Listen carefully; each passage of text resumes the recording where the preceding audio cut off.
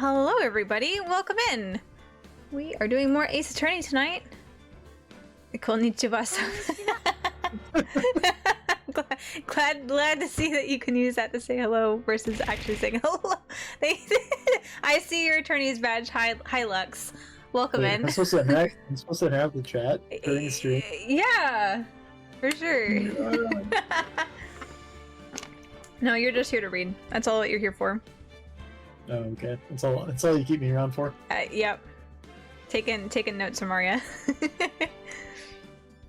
But yeah, we're back with Ace Attorney tonight. We're going to continue in with the second trial of Trials and Tribulations, where we left it off last time thinking that we were almost done, which would be surprisingly short, but in true Ace Attorney fashion, murder has to happen, right?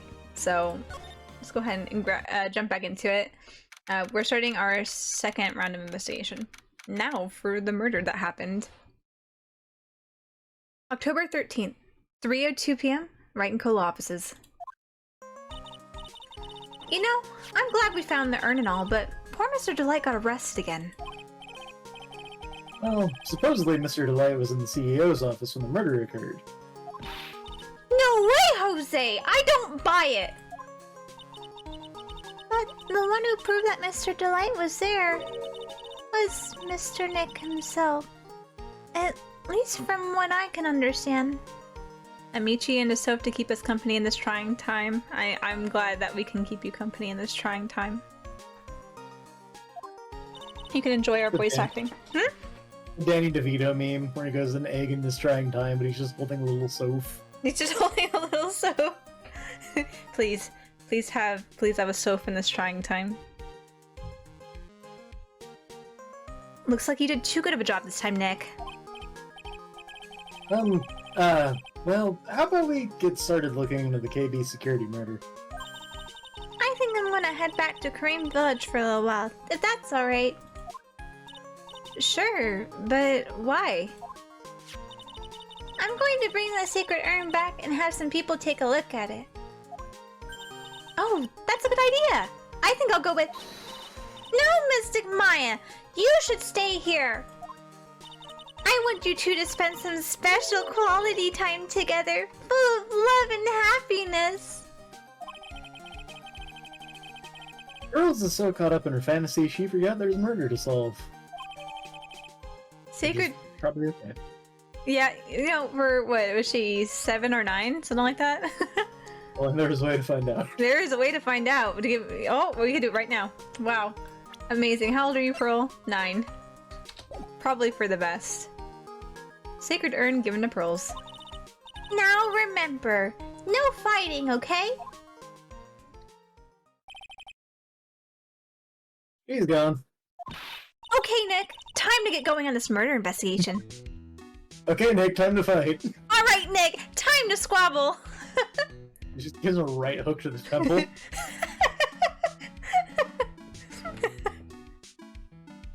She's ready to go. She's like, alright, Nick, I take this as a challenge. So, where are we going? Can we even get to KB security? Probably go this way first. Well, either way, this is where we need to go. October 13th, Mask to Mask Hideout. Oh gosh, how did I do her voice? I don't remember. Hi Quacky! Welcome in! Oh, Nicky boy. Maya. Miss Delight. All I wanted to do was help my dear Ronnie. Thank you for the honk, Quacky.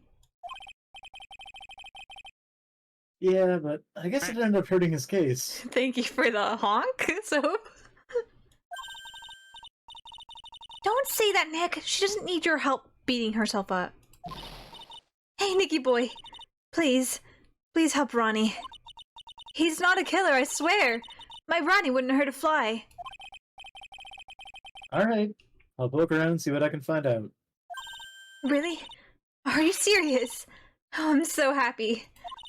I knew asking for your help was the right thing to do. I don't know what I can do to help anymore. I had no idea Miss Delight had such a vulnerable side. Gotta save up more points to honk every time? Yeah. Thankfully, it's only 100 channel points, so not too bad. Not too bad, not too bad. Also, I'm pretty sure I changed her voice and she's starting to fall southern. That's usually what happens. We all drift that way eventually. We all drift that away eventually, especially whenever you live in Texas. Listen carefully, Nicky boy. My Ronnie would never ever kill anyone. It's just not in him. I don't think he would either, Nick. Yeah, but you have to admit, he's got a bit of a temper to him. It's not that hard to imagine him just snapping and screaming, "Please die!" He would never say that! Anyway, Miss Delight, he might not be a killer, but he's still going around saying that he's a thief. I already told you that's just a fantasy for him. It's like, I hate to say it, but you're the only one living a fantasy world. What? How dare you say that to me, Nicky boy? I know everything about my Ronnie. We don't have any secrets between us. Ronnie isn't the thieving type. He's so honest that he wouldn't even sneak a nap. He's so honest that he wouldn't even steal a glance. A thief! Ha! The very idea. I guess I just don't get it. Huh? Get what? I just can't understand how they can be so different, and yet be such a happy couple. Sometimes that's how it fucking works. Sometimes opposites attract, you never know. Yeah, they sure are different. Come on now, Nicky boy. It's not that mysterious, is it? It was love at first sight. For me, anyway. What? For you? Well, we'll get to that in just a second. Let's talk about this guy. I hate these kinds of people more than anything. You mean ace detectives? No, I'm fine with ace detectives. Oh, so then you must mean thieves? No, they're alright too. I just hate thieves that pretend to be ace detectives. There's nothing I hate more than cowardly men. By the way, why did you go to Detective Atmey's office anyway? Well, as the trial went on, I started to get more and more anxious. I went there to try to find out more about the real criminal. The real criminal? Yes, obviously the real Master Mass is not my Ronnie, right? Yeah? And Detective Atmey knew more about Master Mass than anyone else. They mentioned him on the Great People Around Town segment on TV. So then, you went there to ask him some questions? That's right. I'll do whatever it takes to save my man. His secretary said the ace detective isn't in right now, but I forced my way past her and into his hideout. I wouldn't exactly call that office of his, hideout. That bag was sitting right there on top of the table. Oh yeah, we saw that bag there yesterday too. Lady, have you seen how your husband acts? Sometimes you got those rose-colored glasses on. There's nothing lower than someone who would try to pin a crime on someone else. Talk about KB Security. Miss Delight, do you know about KB Security? Don't be silly, of course I do. That's where my Ronnie works. He thinks he still works there, huh? And yet, according to what we heard today... Oh gosh. What did I do? Did I just go really deep with his voice? That's probably what I did. And even still, for me, that's not very deep. I remember you saying it took a lot of air. It took a lot of air, yeah. Come on. Don't tell me you didn't know. Ron DeLight was once an employee. Well, sorry, excuse me. Let me emphasize this, since it's red. Ron DeLight was once an employee of KB Security. He was a professional security guard. Base boosted Michi. Base boosted Michi. It's not very base. Ron quit. He doesn't work there anymore. It looks like Miss Delight doesn't know. KB Security is only about 20 minutes away. By motorcycle, that is. Larry told me it takes 30 minutes by car. Well, I have to admit, I tend to fly pretty fast on my bike. Make the KB security that fast, are you sure you aren't literally flying? Why don't I give you a ride sometime? Or better yet, how about now? No. I'll pass, thanks. But why don't you just tell us where it is and we'll go ourselves? Haha, what a scaredy cat you are, Nick. Mr. Light told us the location of KB security. She's like, moving on. Okay, let's head over there right away, Nick. Let's talk about this first, though. So, was it really love at first sight when you met Mr. Delight? Well, maybe not at first sight, but Ronnie saved my life. Saved your life? I was at work one day when 2 robbers suddenly rushed in. Well, I'm not the kind to just curl into a little ball in the corner, so I fought back. Robbers? Yes, they took me hostage. I was so frightened. They were both carrying these huge knives, and I broke down into tears. Yeah, I would too if I were in that situation. Oh, I think I get it. Did Mr. Delight come running to save you? Yes, exactly! I remember he looked so handsome in that guard uniform of his. He went right up to those 2 knife-wielding robbers and screamed in their faces. Please, stop it! He screamed. I could see the robbers' faces turn pale. That high-pitched shriek of his does have a surprisingly strong effect on people. It's like what's the word? It's not, it's the audio version of a flash bomb. I can't think what they're called. I mean, those will still ring your ears. True, yes, but this one, there was no optical repercussions from it, only audio. Then crying and swinging his arms like crazy, he attacked the 2 robbers. All by himself. He just windmilled at them. He just goes in and starts screaming and sends the arms flying. Closes his eyes and just goes for it. All by himself. He came to save me, a total stranger. All by himself. He was so scared that he was crying and shaking, but he still risked his life for me. Wow, that's a great story. Yes, he may not look it, but in a tough situation, there's no one better. That's why I fell in love with him like I did. That's so romantic. I fall in love too, I guess. Nick, I hope you'll do the same for me if I ever get taken hostage.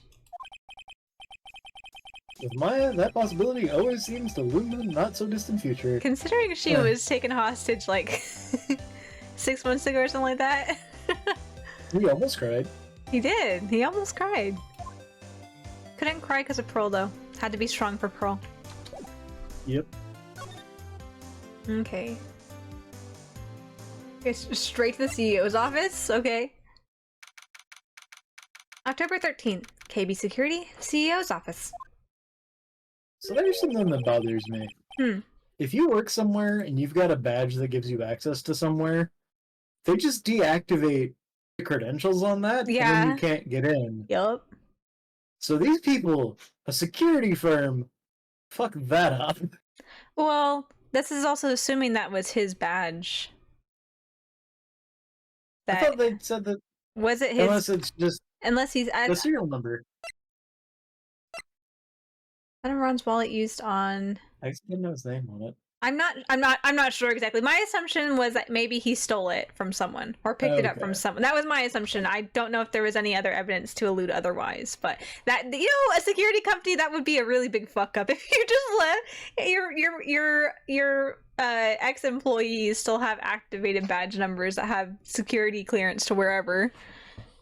I mean, it's still kind of a fuck up that whoever had it just let the kid have it by one way or another. Or it wasn't reported lost and then deactivated.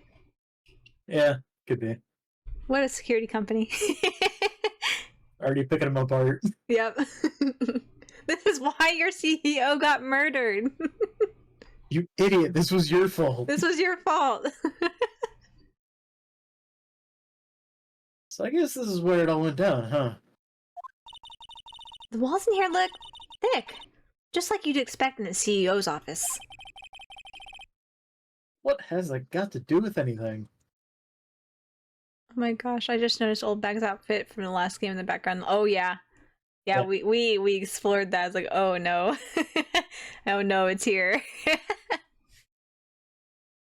The alien outfit. Quote unquote alien. She haunts me. Yeah. Unfortunately, I can't see too much further into the future, so I don't know if she'll show up again, so. Hey, it's you guys! Oh, it's Detective Gumshoe. Today was a real train wreck for you guys, huh? Thanks for pointing it out. Sure was, pal! That prosecutor made real fools out of us! No, Mr. Delight kind of fucked up the entire thing. Yeah. Yeah, I feel for you. Wow. That's not like you at all. I thought you'd be more like, oh, that was great! You guys got what you deserve, pal! Ho ho ho ho ho! Or something to that effect. Did I really sound like that to you, pal? If the gumshoe fits! Well anyway. The point is I can tell when someone puts their heart into their jobs. And I can sympathize when things don't go your way. Sometimes I feel like wrong is the only way things go for us detectives. Wow.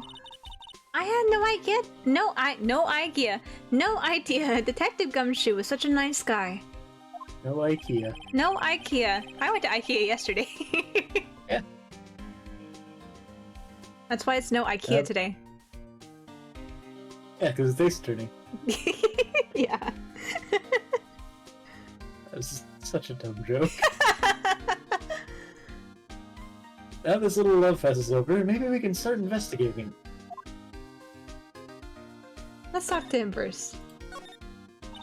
Detective Gumshoe, tell us what you know about the murder. Okay. The thing is, I'm really not supposed to. But you're going to anyway. Hey, come on. What about how we put our hearts into our work? Things are really working against us right now, and we need help. Okay, I'll tell you. Just don't start crying on me, okay, pal? Okay, I won't cry on you, pal. Victim's name is Kane Bullard. Bullard. He's the CEO of KB Security, and a pretty big fella in his own right. His corpse was discovered at 9 this morning.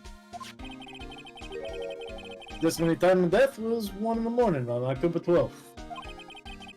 Cause of death was blunt force trauma to the head. Play an object in this room. It happened at exactly the same time as the mask was stealing the air. Huh. Autopsy report added to the court record. So, why did it take almost an entire day to discover the body? There's a good explanation for that one. Bullard's body was stashed away inside that safe.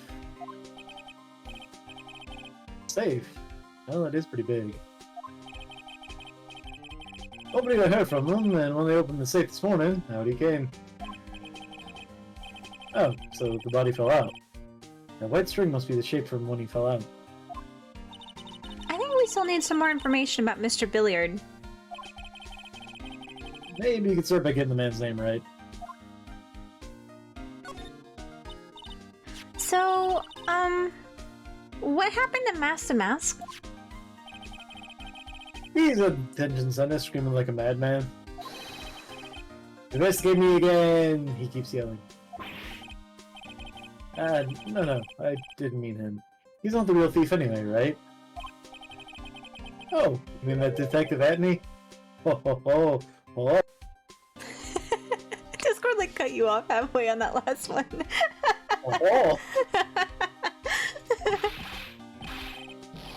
Oh, that's great. That guy got what he deserved.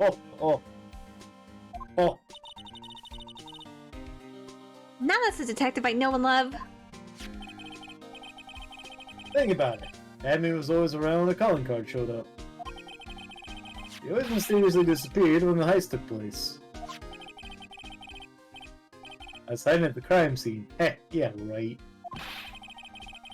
That's the lamest thing I've ever heard. That's how you just knew he was the thief. That would explain how he was able to retrieve the stolen item he keeps bragging about. Yeah, he just did that to make himself look like a great detective, that's all. But there's one thing I can't figure out about his first heist. His first heist? Yeah, the Theater of Emanon case. There was a witness on that one. A witness? Yeah, I said the newspaper clipping. There's gotta be a newspaper clipping. There's a newspaper clipping that I keep in my pocket at all times that happened 6 months ago. Since the thief is already under arrest, you guys can keep it.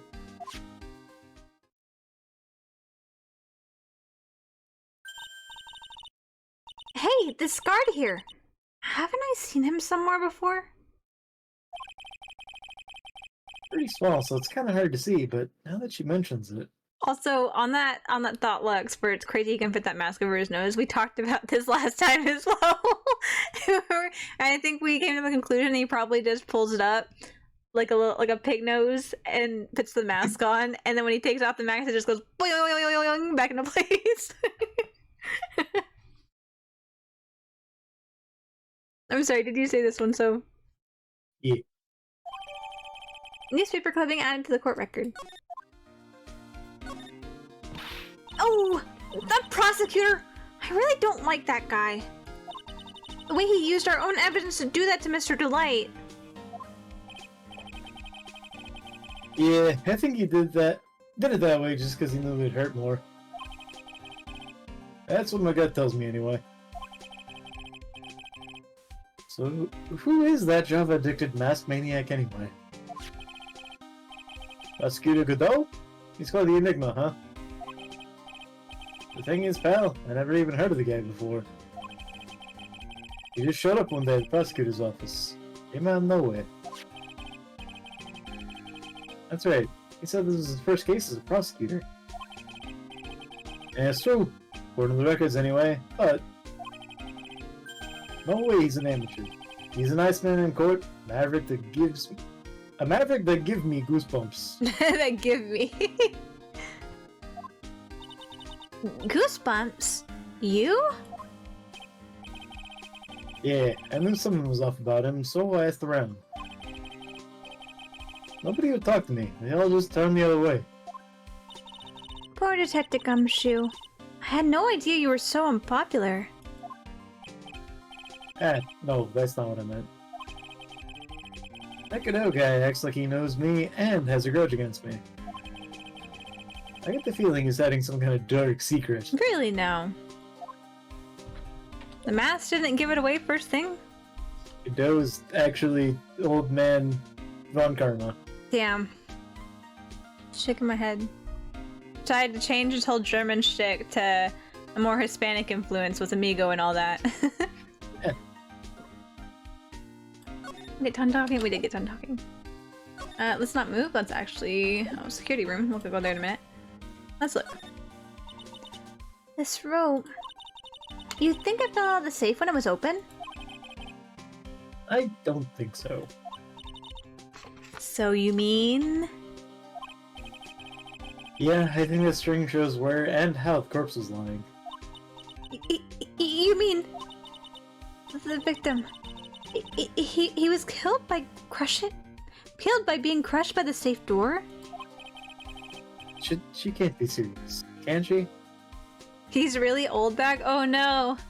The return of Old Bag with a vengeance.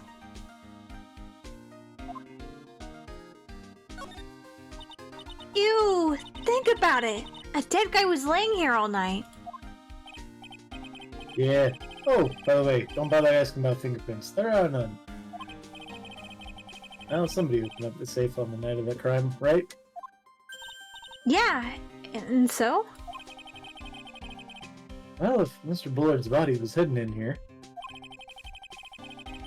It must mean that it was opened by either the killer or the victim, right? Yeah, I guess so. Ho ho ho ho! I got some bad news for you, pal. Are you ready? Okay, shoot. Opening this baby is no piece of cake. There are only a few people who know how to open this safe, pal. Yeah, and? Everyone that knows how to open this safe had airtight alibis, I checked. Everyone except one, that is. I'm almost afraid to ask. Former security chief, Ron Delight. What? Ron Delight? He was a security chief? Ron? So he knew how to open the safe, huh? Yeah, sorry for raining on your parade there, pal.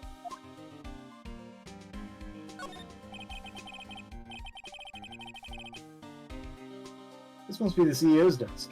It's a lot simpler than I would have thought. Hey, that looks like a super soft chair. Let me try it out just for a second. Ooh, nice. I feel just like a CEO. Hey you, whip me up a coffee with some really expensive import tea and some scones. Move it. This is a life. The victim sat in that chair before he was brutally killed, you know. Ah!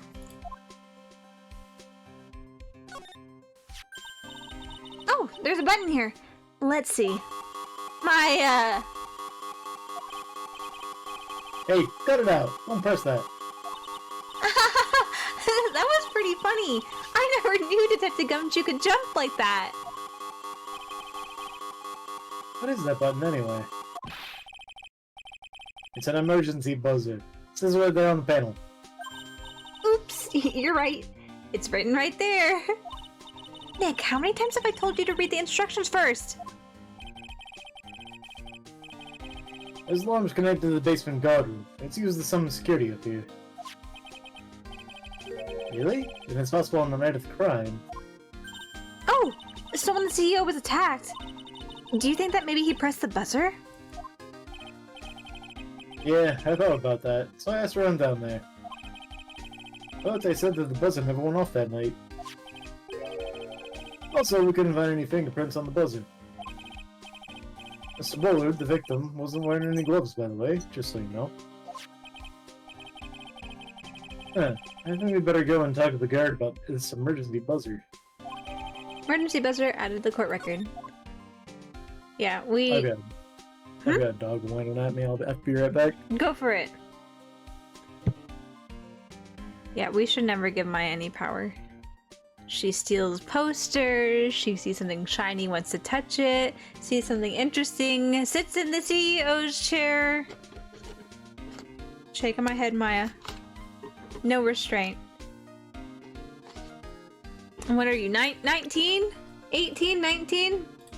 19 years old, Miss Faye. Please show some restraint.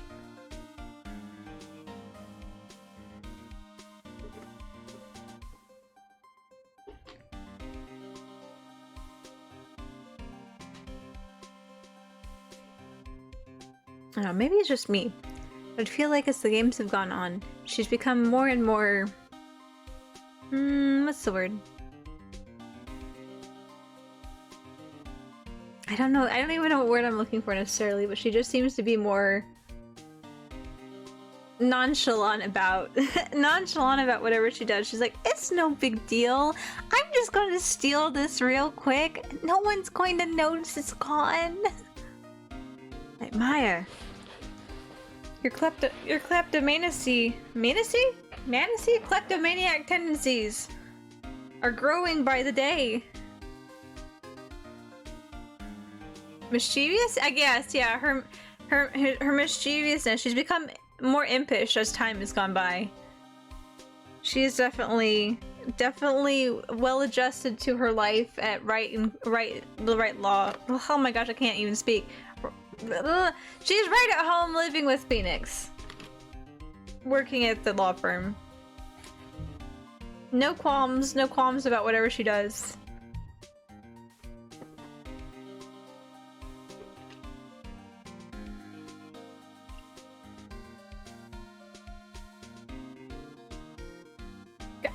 I'm Nick's right-hand man. I can do whatever I want. And we'll make Nick pay for everything that comes up. What? That's Nick's wallet. Yep. That's something Mo would do. 100%. Like, be like, alright, and everything is on Nick tonight. You just hear in the background Mo playing wah wah wah wah. Okay, we good to keep exploring? Yeah. Alrighty. Buttons needs to learn about ad breaks. Hmm? Buttons needs to learn about ad breaks. Yeah, we do them every hour, so. Check out this big, thick binder here. Leave the heavy lifting to me, Nick. Reading files isn't exactly backbreaking work, just a little hard on the eyes. Ah! Oh, that's not my line. Yeah. I don't think Discord picked it up anyway, to be fair. It's okay. I don't know, I saw Maya's face go, ah! So I was like, ah, yes, Maya's going, ah! Nope, it's not. What did you find out, Nick? File. It's not about any sort of security operations or anything. This huge file is all about mask to mask. It's filled with info on them. What? What kind of info? It's filled with incredibly detailed information about his methods and crime scenes. Hey, Nick. Look at the last page. It's a list. Let's see. Tier of Emanon, 100,000. This looks like a list of all the treasures that Mask to Mask stole. So then, $100,000 is the value of the stolen item? I don't know. That number sounds kind of low to me. I think I'd better secretly make a copy of this list. You know, with my pocket copier. Yeah. Kane's list added to the court record.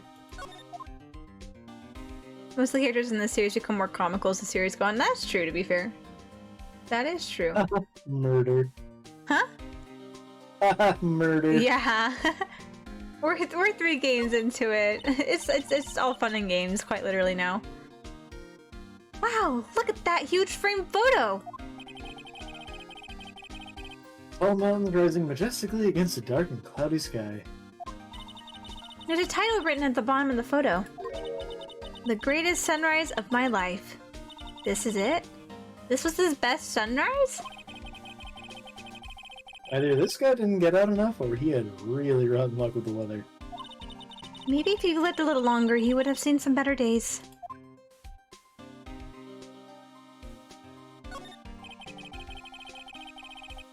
These look like some kind of bookshelf/rolling cabinet hybrid.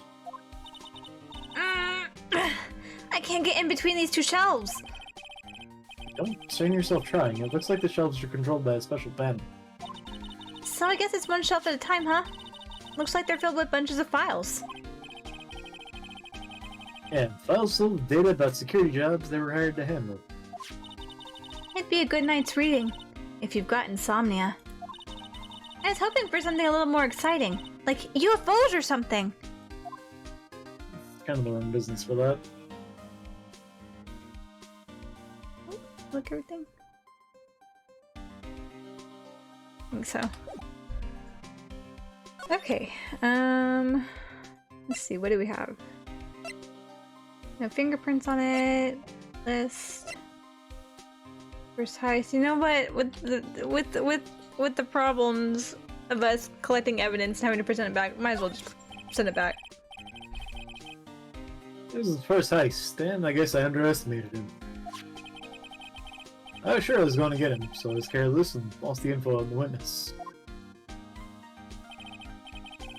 By witness...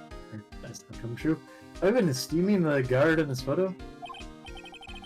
Yeah, he and the detective worked together to try to catch him mask to mask. But he got away anyway, huh? A guard. I got the weird feeling that I've seen him around lately. Remember when Gumshoe saved you from the mafiosos? Now he's mostly just a punching bag. Gumshoe, to be fair, has always been kind of a punching bag. He's the comedic punching bag for the game.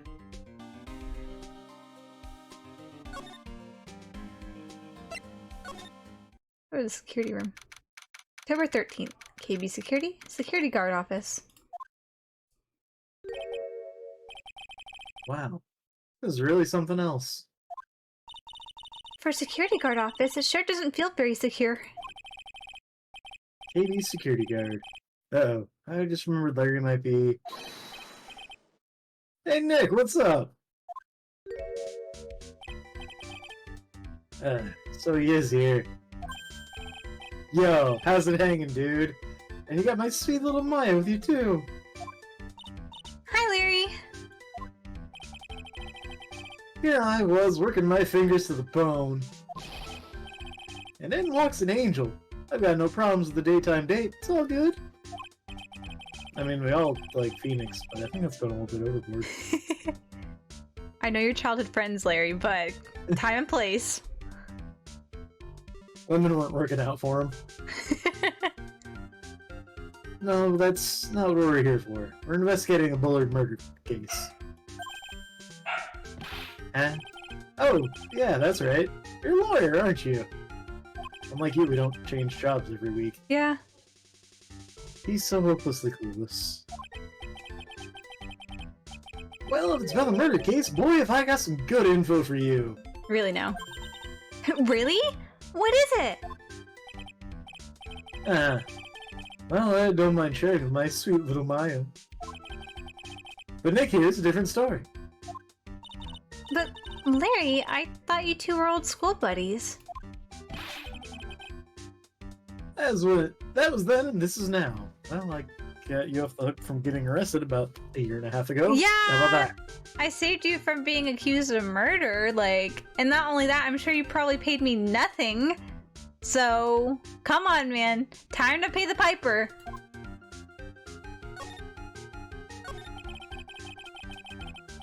So what's this good info you were talking about, Larry? Hey, I heard a pro. I can't just give away information for free. You want some bribe? I thought professionals were more, I don't know, honest? Can you talk to him, Maya? Larry, tell us already. What's the good info? Hey, I like that. This kitten has got some claws. Okay, you really want to know? That was Yes, claws. yes! Maybe she said it with more emphasis. I did not read the forcefulness on that line, so... Yes! So tell me! Okay, so the thing is, Rhonda Light was an employee here. And naturally, since I'm a pro, I looked into his background. Follow me? Yes, you're a pro! I follow you! Go on! Well, 1 year ago, Rhonda Light was fired. And there was no warning at all. It just happened all of a sudden. I know this is a small company, but I think that was pretty awful. I guess he must have done something bad, or... I guess he must have done something bad to have gotten fired like that. Like, maybe skipping out of work to go pick up hot chicks or something. No, that's just you, Larry. No, that's just you. Wow! It's like I'm clairvoyant. So, what is it like to be a part-time security guard? Let me tell you, it's tough. Well, you know me. I get by alright, I guess. First, I have to keep my eye on those monitors all the time. Unless someone's getting murdered. Or unless I'm going to make a house call that is not part of my job to a pretty lady's house. Monitors? There are security cameras in each room around the building. It's It's really hard. Sometimes I feel like my eyes are gonna fall out. Oh. And if I see something suspicious, I have to contact one of the teams. What teams? The security teams for this company. They're supposedly the best in the business. But I'm no amateur either. So if it's something small, I don't bother calling them. In other words, you basically watch TV screens all day. Much. You were in this office when the murder took place, weren't you? Why do you say that? It's just a part-time job for me, and I can't operate the equipment, and I'm dumb. Even if it is a part-time job, and you are dumb, you're still in charge of security here. Hey, give me a break. Don't try to pin the whole thing on me. That's not fair, Nick. Huh? I don't think you can expect someone like him to take any responsibility. Anyway, the point is you were here that night, right? Larry. We're old pals. Oh, but this is this is this and then Zen. Yeah. Oh no, I knew something smelled bad, and it was the butts after all. Well, it's like I always say. That was then, and this is now, okay? Damn! It's like I could write Phoenix Wright. Yeah. Looks like I'm gonna have to break his psyche locks after all. Alright, Larry. Larry Butts fanfic 1. Oh my lord. Never. Never. If I were to write about Ace Attorney characters, Larry would not be one of them. I know. Night of the crime. Well, night of the crime. Were you working hard like you were supposed to? Were you a good little security guard? What? Huh? Of course I was.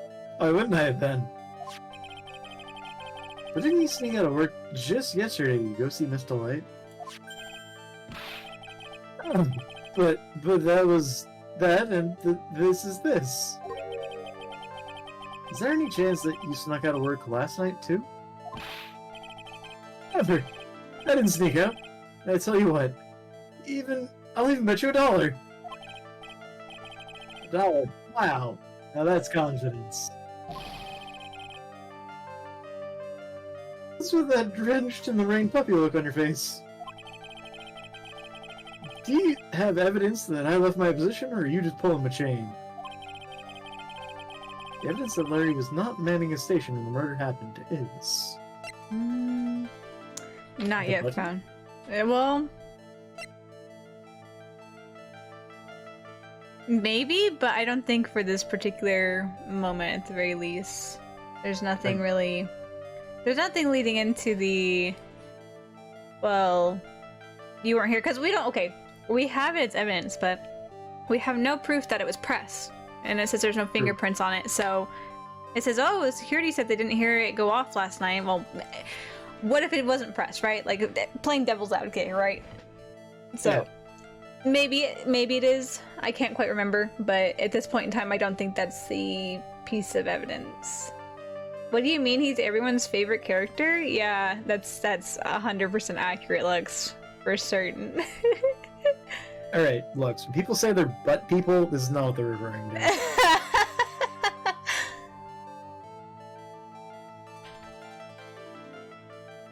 I don't think we have evidence. I don't know where else we'd find evidence. And then we'll have to go dig around somewhere. I don't think I have enough evidence yet.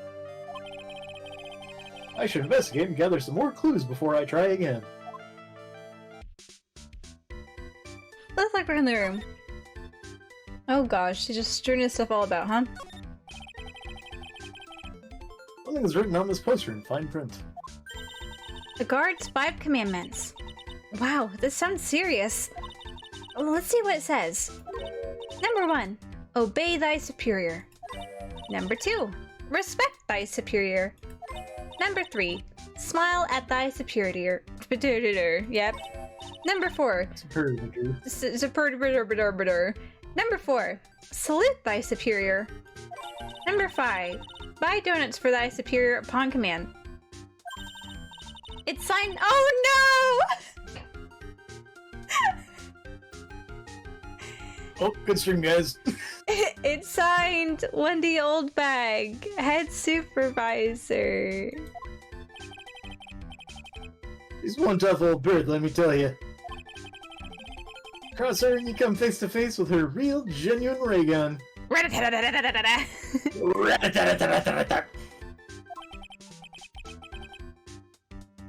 Yeah, sounds scary, alright.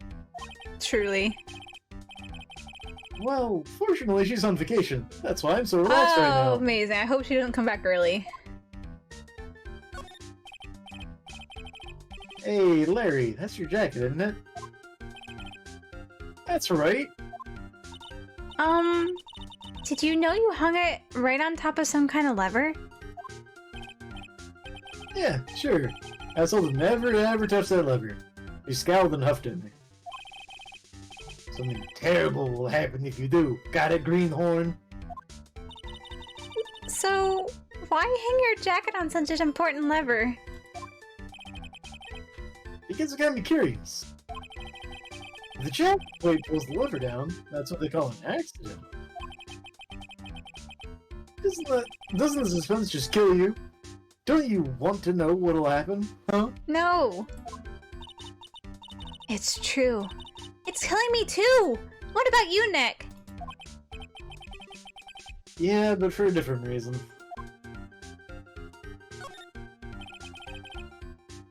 That's my partner's seat.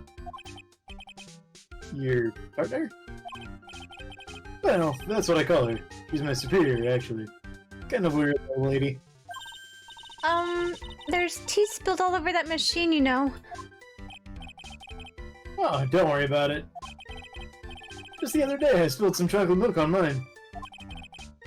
Still works fine, more or less. They really know how to build them, I guess. Sticky workstations. Flashback to when one of the interns ate pancakes with syrup at my desk and I came into work and it was everywhere, man. Keyboard was sticky, the desk was sticky. Somehow got it on like the phone cord because I have what's the word? I have like, you know how there's like wireless phones now? We have those in the back, but for the front I have a corded phone and it was all stuck up in the coil. I was so unhappy that day. Sticky workstations. Sticky crummy workstations. I'm gonna kill you, Larry. You will be the next one found dead. Those screens there show what's going on all over the building. Everywhere. It's my job to keep a steady eye on them. All of them. I wouldn't sound so smug if I were you. Can you watch regular TV on these too? Anyone would sit here and watch TV instead of working, it's Larry. Yeah. Hey, I'm pro, okay? Besides, you can't get regular TV on it. And how do you know that, Larry? Because that was my first bit of investigation, if you know what I mean. I know what you're thinking. It was a professional investigation, alright? The green monitors just look like old Game Boy games. That's my workstation. Pretty cool, huh? I keep a steady eye on the monitors and use that mic for communicating. Look at all this equipment. It must be hard to operate. No biggie. I think there's an instruction manual around somewhere. This room. Somewhere? Instruction manual? What are you going to do in an emergency? Well, I guess I'd start by calmly looking for the instruction manual. During that time, my partner, the old lady, would calmly look for her reading. That's what us security professionals call teamwork. Even Maya and Pearls could run this place better. Hey! What's that supposed to mean?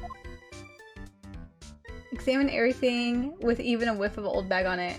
smells like old bag achievement. Great. Awesome. Awesome. Just what I wanted. Wow. Take a look at that. Take a look at these things here. Hey, Larry. What are they? I don't fucking know. Huh. Did you say, huh? Hey man, so I got to know what they are to do my job. I always thought they were just some kind of decoration or something. Oh boy. How did this guy ever get a job here anyway? Okay, we looked at everything.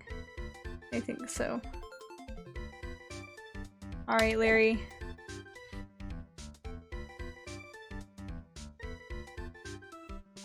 I don't think he really gave us any hints, did he? Don't think so.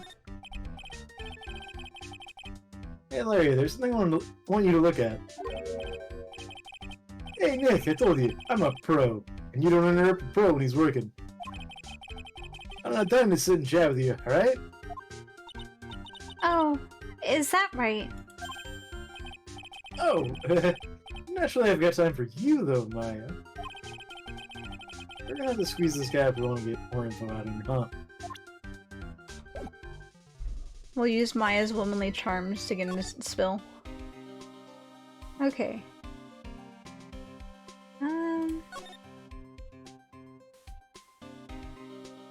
Where would we go? What would prove that Larry wasn't doing his job?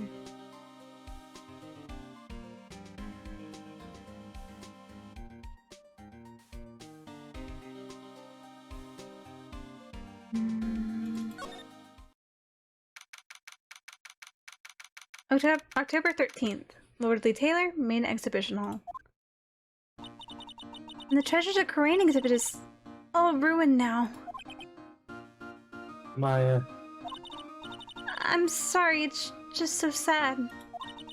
This is our big chance for everyone to learn about spirit channeling. Maybe I can cheer her up somehow. I'm sure you could cheer her up if you buy her a hamburger. Well, now they've got the Sacred Urn back, maybe they can reopen it. Really? Sure. Maybe we can label it the Urn of Mask to Mask's Desires. That'd probably attract a lot of attention. Whoa. Whoa! Whoa! That's brilliant, Nick! We could clean up and be filthy rich. Woohoo! Wow, that was surprisingly easy. Enter everything. It's new, but is it really though? I don't think so. Here, actually, you know what? We're coming up on the hour. Let's go to the basement. Let's take our ad break here real quick. And we will continue on from there. So, hang tight and we will continue exploring around, hopefully finding where Larry was slacking off.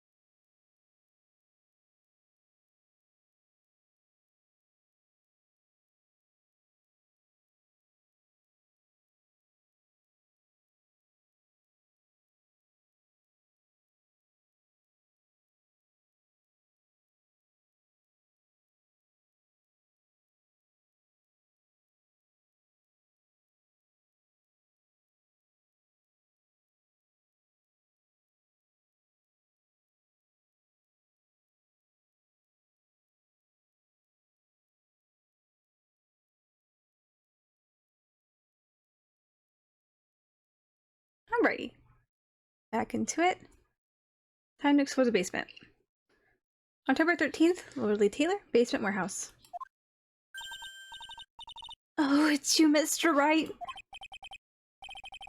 Miss Andrews, what's she still hanging around down here for? How is it going? What about the sacred urn? The urn? Oh, that. It's been taken care of already. What do you mean, oh, that? How compared to murder? Taken care of? Did you mean it's been found? Yes! It was brought in during the trial today. Wow, really? You really are the greatest, Mr. Wright. Mr. Wright had nothing to do with it. It was Master's wife that found it. Well, anyway, I'm so relieved. I just heard all about it on the news. So that detective was actually the thief all along.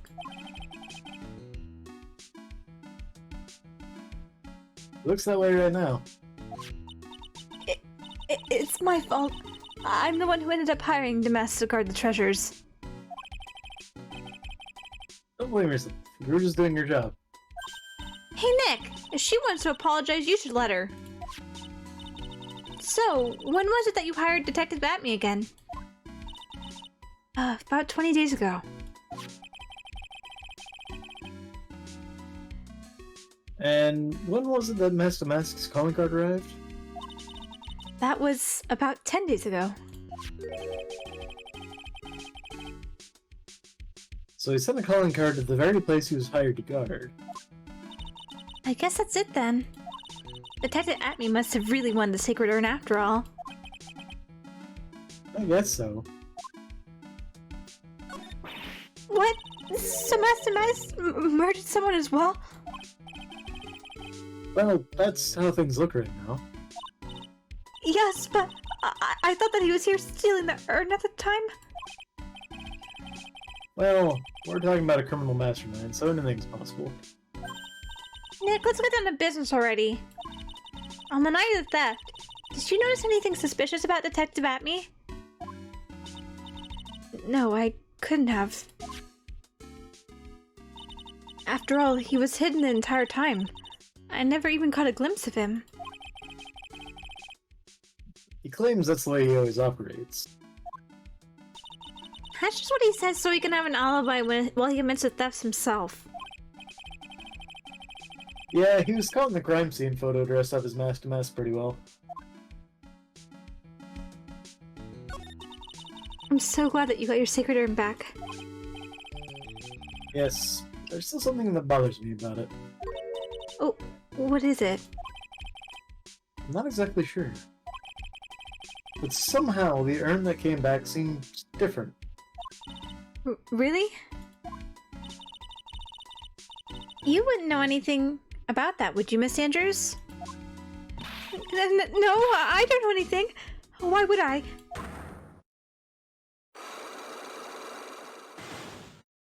So many psyche locks.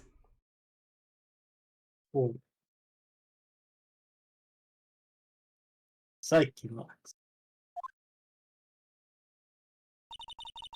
What do you think this means, Nick? It means the person that holds the secret to the mystery of the sacred urn is our very own Miss Andrews. Don't you remember I picked apart your psyche locks last time? That's not what I wanted. Okay, what do you need from us? She has 2 locks too. Sacred urn.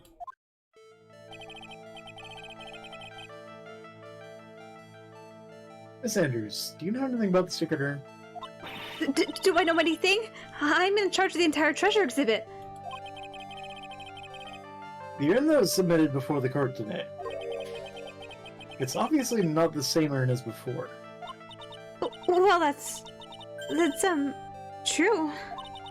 Maybe it isn't the same. It could be a fake. A fake? You're the ones who said it wasn't the same, so that's the most obvious explanation. Do you have any evidence that the urn that was submitted through trial was genuine? Do I? Oh, no. Oh, shit. Oh. I scare myself every time I do that.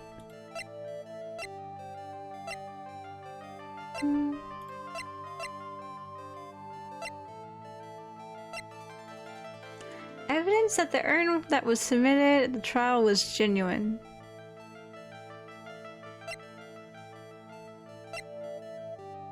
I don't know, Adrian.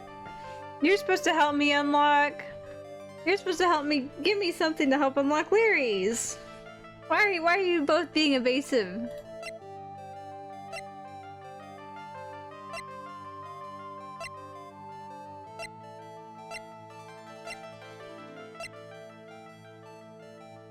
Give me a letter.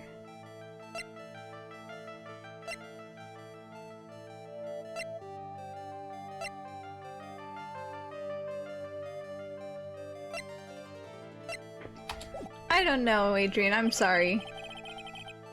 You win this time. I don't think I have enough evidence yet. I should investigate and gather more clues before I try again. Part de. Adrian. Has anything changed? Organ. Organi. Bird. And bird. Oh, obviously. Well-known portion of spaghetti. Yup. Looks like a big part of the signboard. All I can read on it is the bird. Ha! I've got it. Maybe it's supposed to say hamburger. It's the same dialogue. Yep.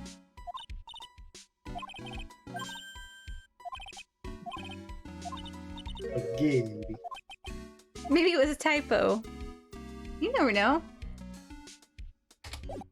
It's Burgetti. Burgetti. Where is there to go? Here? October 13th, at Me Detective Agency. Oh, this place is literally crawling with cops.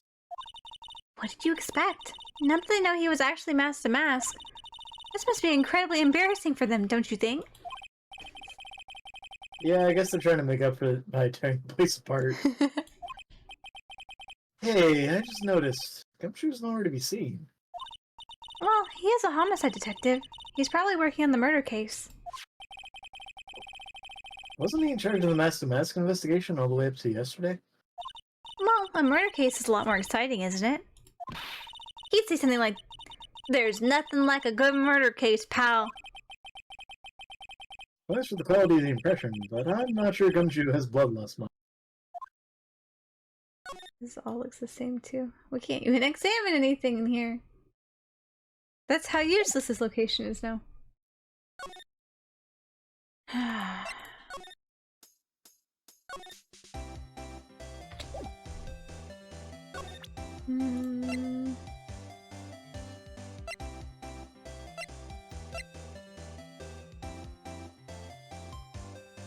Does the article tell us anything?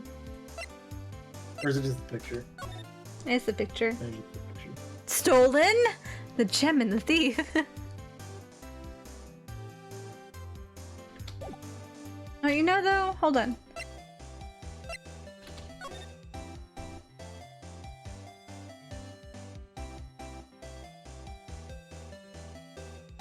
Red diamond.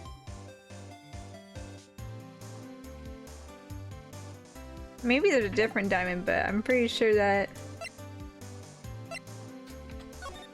the gem was blue. Well, it said the other day, too. True. That gem would have been stolen That would 6 have months been, ago. yeah.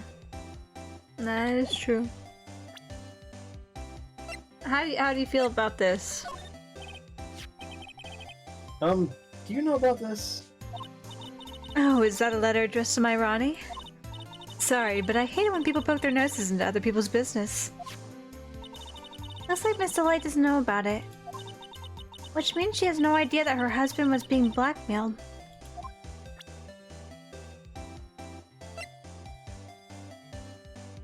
How do you feel about this? Nope.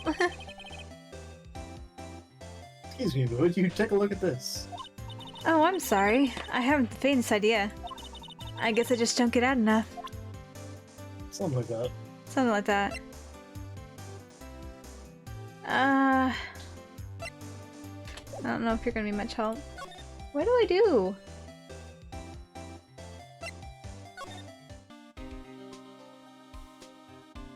What do we do? How much? We might get another topic out of him.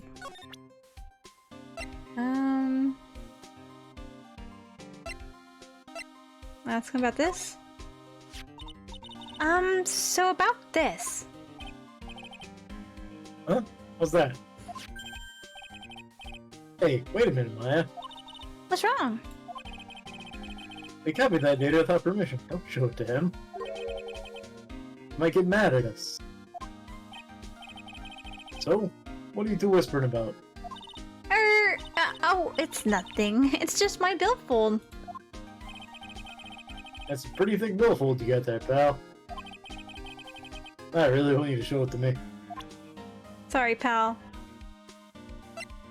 Talk about Kane? Detective Gumshoe, about this right here. Sorry, it's hard to believe, but there's a limit to how much my brain can hold. Gumshoe. I got 2 ears and 2 eyes, but I only got 1 brain. I can see your eyes and the ears. The jury's still out on the brain thing. Or Gumshoe. Hey Nick, if you have something to say, just come out and say it. What about the profile then, Kane? Hmm? What about Kane's profile? True.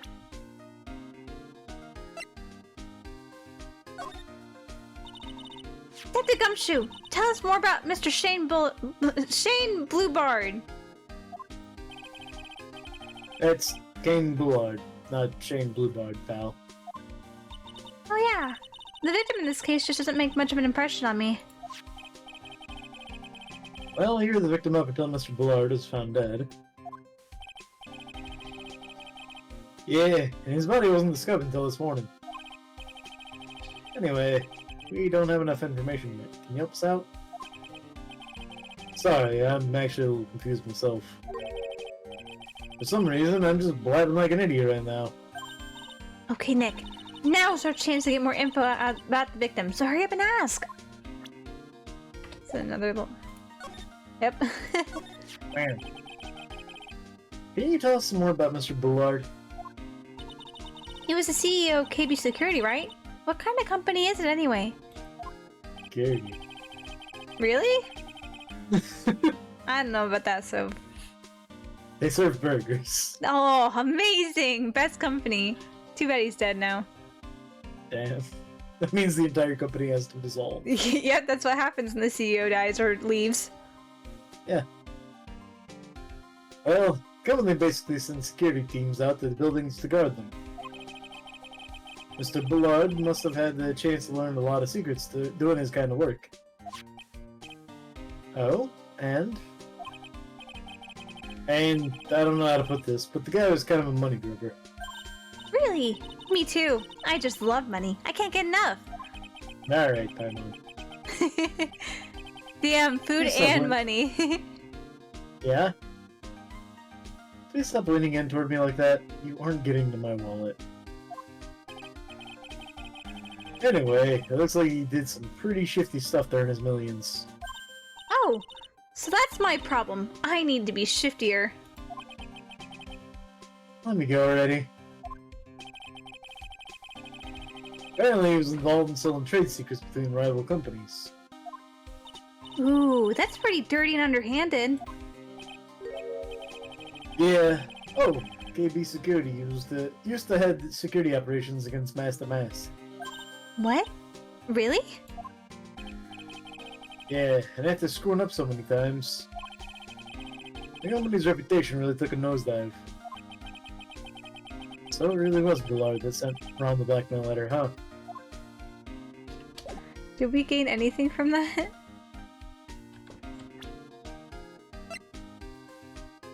Nope.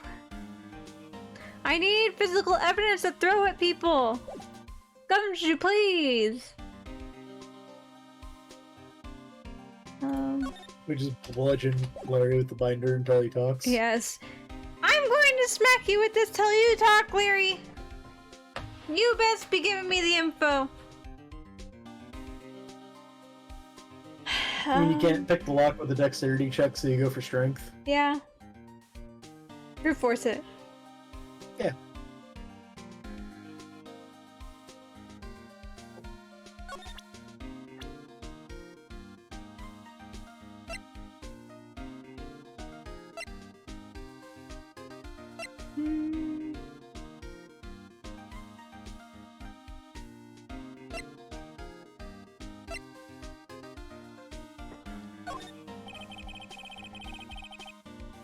I always knew there was something suspicious about this guy. And I was right. Turned out the mask was really that ace detective in disguise. You really thought that? Huh? Of course. It's the stone cold truth. Sooner or later, a guy like that always shows his true colors. Yeah, well, I think we saw a little too much of his colors today.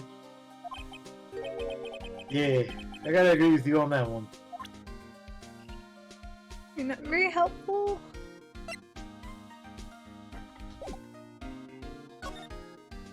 Okay. So we gotta prove that Larry was there.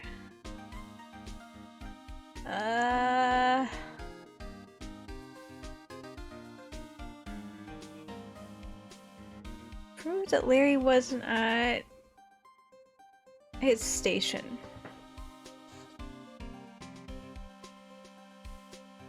Did we go talk to? Prove he wasn't at his station, and we gotta prove that the urn was or was not fake. We have to, yeah. We had to have evidence to show whether or not the urn presented during trial was genuine.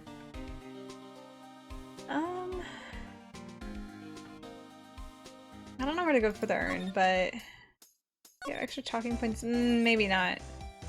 What if we show her the newspaper clipping?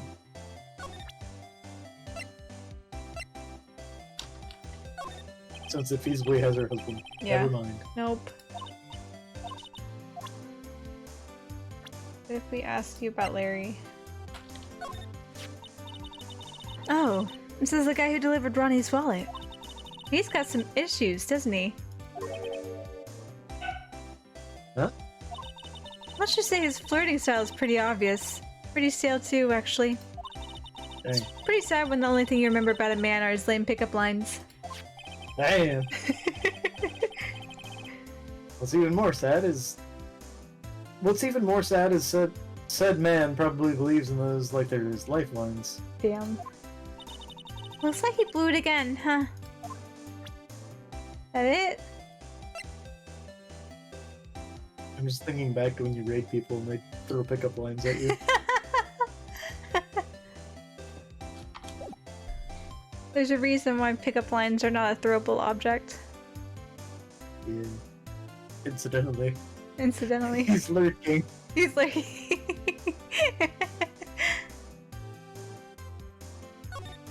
starts sneezing.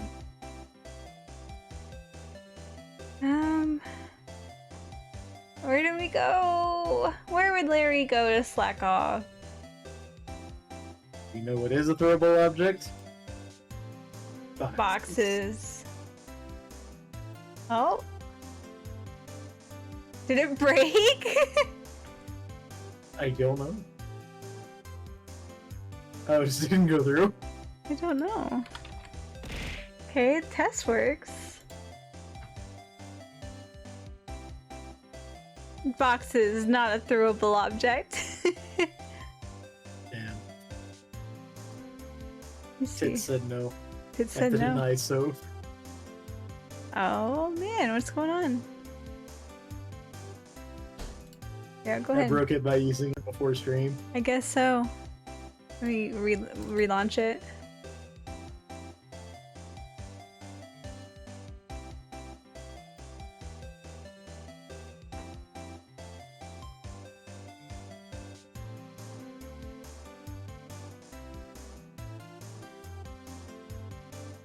Said no boxes. No boxes to be thrown.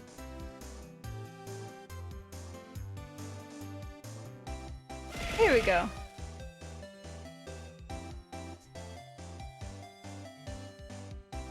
Now boxes can be thrown. Thanks. Oh no. Yeah. Here we go.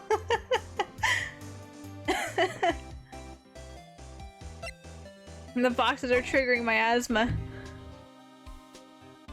What? I was just laughing and then I kind of wheezed a bit and coughed. Gotcha. Some really dusty boxes. Okay, Larry. I thought that was the other day.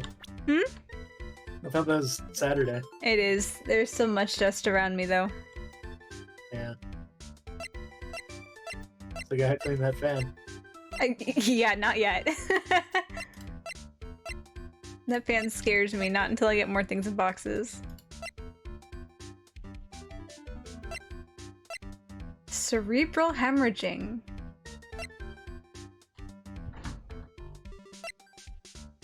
Prove that I wasn't at my post last night. Prove I wasn't at my post last night. Left hand of Hades. Wow.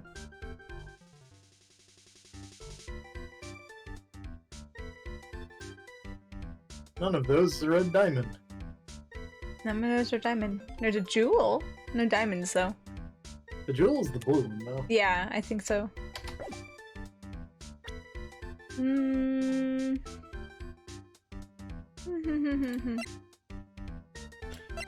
Prove that I was not at my post last night.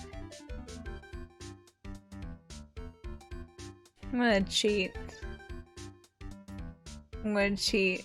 Get a small hint when I need to go look at. Okay, Sacred Urn. Talk to Desiree about everything you can. CEO office.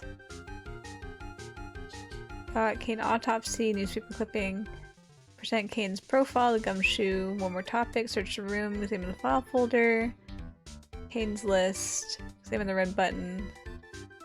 Office buzzer, mood security room. Chat to Larry about all 3 topics. One of them leads to Psyche Lock.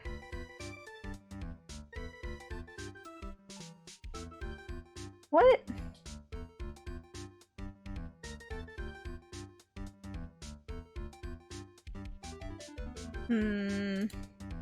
Did we miss something? No. Oh.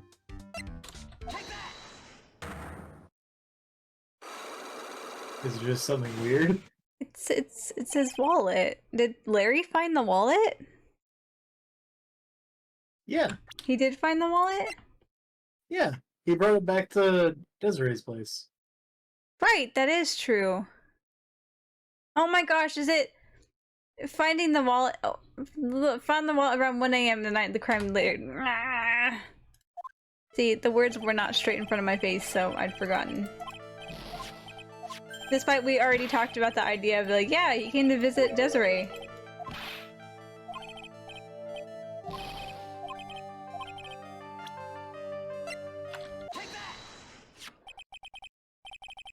This wallet. You know about this, right? I've never seen it before. Liar. You hand-delivered this wallet to Miss Delight just yesterday. Give me a break. You can't expect me to remember every little thing that happens. Well, I do expect you to remember something that happened just yesterday. What time was it when you found this wallet? I guess it was around 1 in the morning on the first floor of our company building. 1 o'clock in the morning? That's right. In other words, Larry, at the time of the murder, you were away from the security guard office. Yeah, but there's something you didn't think about. What's that? My shift that day didn't start until 10 p.m. The murderer might have snuck in before then. What do you mean by that? If the murder had snuck in before 10 p.m., then it wasn't my fault. It was the fault of the guy whose shift was before mine. Why do I have the feeling that he still doesn't get the seriousness of this? Listen up, Larry. I'm gonna break your knees. Oh no. Do not beyond a shadow of a doubt that the killer snuck into the CEO's office after 10 p.m. during your shift. Because the card reader chart was the thing.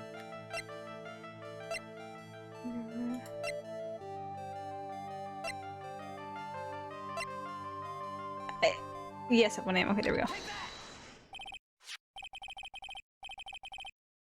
Larry, when you use this key card, does it leave a record? Yeah, it does, but I can't show the record to just anyone, you know. That keycard data was already made public in the trial today. What? I didn't know that. Any kind of request for info like that is supposed to go through me. Boy, does that sound a bit arrogant coming from a part-time guard. Anyway, according to the data, the door to the CEO's office was opened with this card. Furthermore, it was most definitely used at 1 a.m., the time of the murder. No way! Yes, someone used this to get into the CEO's office. What happened at 1 a.m. on the night of the crime? Right in the middle of your shift. Oh. Larry, you can't duck your responsibility this time. Yar! No! Somewhat pirate-esque. Hmm? Yar was somewhat pirate-esque. Yeah.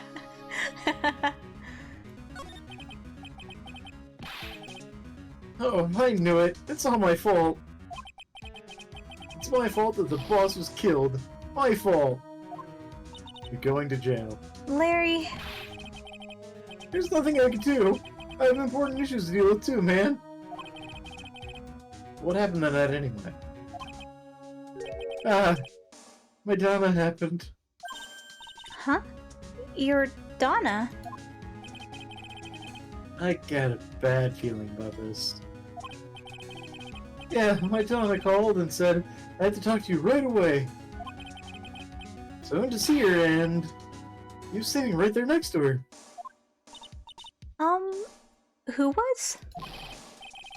Her new boyfriend. It was like some horrible joke.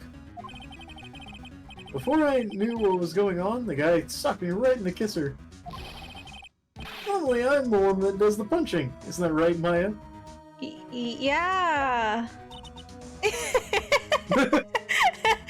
Yeah. So that's why you left the security guard office?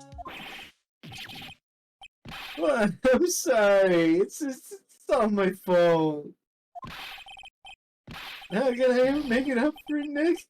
What can I do? What? Oh, why? Oh, why? He's curled up on the floor crying like a baby. Oh boy. Nick! Is there anything I can do? Anything. Just name it. I'll do whatever I have to do to make up for it. I swear I will. Larry. Hey Nick, as long as he's offering, why don't you show him the evidence we've got? He's right. Maybe we'll get at least one bit of useful information from him. Nick! Alright, what are we? The list?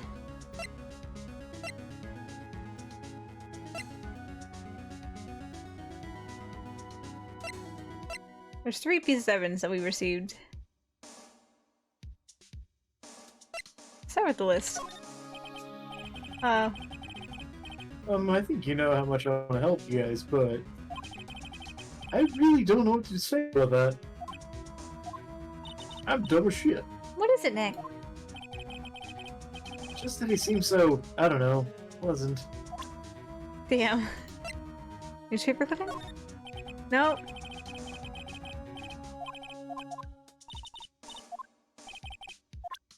Buzzer? There we go. The buzzer in the CEO's office is directly connected to this room, right? That's right. Just my heart is connected to yours, Maya. Oh my lord. Huh? Go ahead, Maya. Press the buzzer in your heart. I promise I'll come running to your rescue, like the professional guard I am. Ignore the fact that the CEO's dead. Wow, that was pretty good. Thanks, I try. Would that work on you? No. Good. Absolutely not. I put all my effort into voicing Maya, not me in that instance. I'd be a little concerned. It's like I don't even know you. You think you can tell us about the buzzer now? Yes, please. Please tell us. Okay, I guess so. Prepare to be wowed.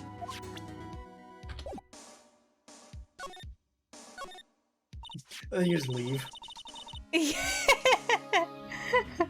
My day's gotten 10 times more amazing the second I leave your presence. I accidentally pressed the buzzer earlier. Yeah, I heard it. So that was you, huh? You're a security guard, aren't you? Why didn't you come to the CEO's office? Well, this is the third floor of the basement. The CEO's office is on the first floor. I thought it'd be a good idea to, adopt a wait-and-see approach. Plus, there's a police detective here, right? I just didn't think it was necessary. It's as if he's trying to win an award for the laziest person on the planet. Let's go back to talking about the night of the murder, okay? Is it true that the buzzer didn't go off that night? There must be a record, right? You must have had a look at it, right? Of course I did! And I couldn't possibly have made a mistake earlier. Yeah. Okay. Do you think you could take just one more look for me? Pretty please? Oh, okay, I just can't say no to you, Maya. What do you think, Nick? He's probably right. I don't think even Larry could... Wow, Discord liked that reaction. Well... Oh, what is it? What's wrong? I made a mistake. Huh? But how? It can't be. It's impossible. Okay, enough already. What about the records? That night, it went off just once, in the morning, at around 1 a.m. 1 a.m.? That's when the murder happened! Really? Are you serious? It's terrible, it can't be. Would you have been able to fucking stop it anyway? Would you have done anything about it if you heard it anyway? Yeah. Buzzer record added to the court record. Thanks, Larry. Okay, what do we got? Do we have anything for Adrian?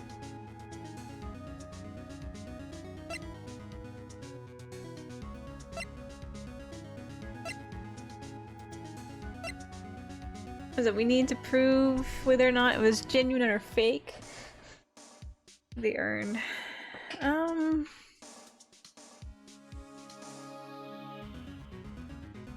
Hopefully we haven't encountered somewhere else now that we've finished talking to Larry. Hey pal, you got some more info for us? Hey, bada bing, bada boom. You got some evidence? Don't think so.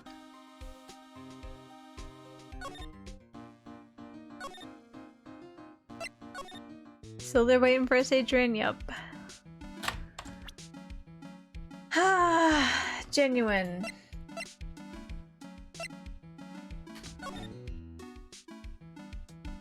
Genuine article. Prove whether it's genuine.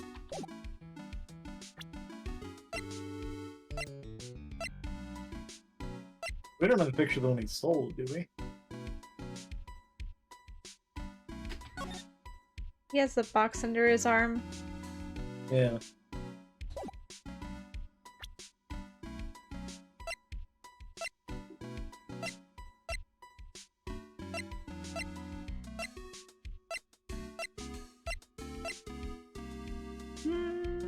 We don't even have a picture of the current one.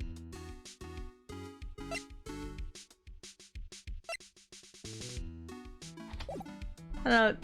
Logic would dictate. This is the box the urn was in. This box is covered in pink paint.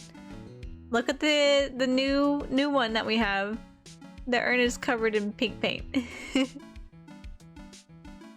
I want to know where all the pink paint came from. Like, I know it came from a pink paint can, but I want to know why. Yeah, it had to be involved at all. Why did we have to have a Danganronpa murder scene happen? I don't think it even got talked about. I think it was like, oh yeah, there was some paint. That was about it. It wasn't relevant to It wasn't relevant. anything. Mm-mm.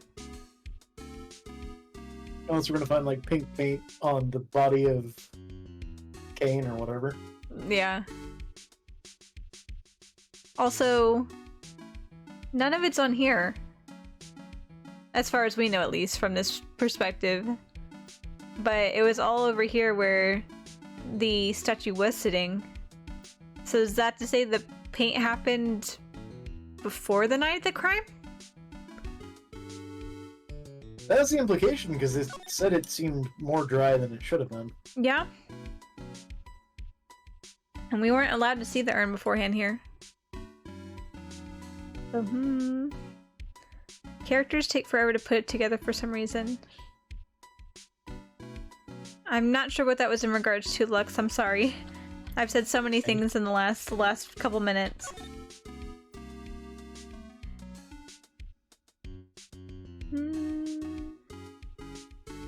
Authorized personnel only. Okay. Who will we talk to? Find something genuine. Pearl, bring that urn back to us!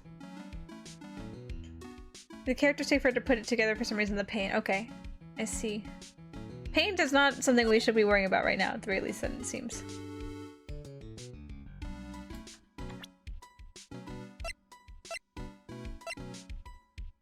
Heist. Statue. Move the night of the crime. Browse camera. Security photo camera. Vent Shishido. Sorry, Shishido. Got my letter. I can understand it from right either. I don't know, for whatever reason I want to say Shishido, which I'm trying to remember if that's a word for something. Shishido feels familiar, but I can't put my finger on it. So that's why I saw, ah yes, S-H-I-O, Shishido.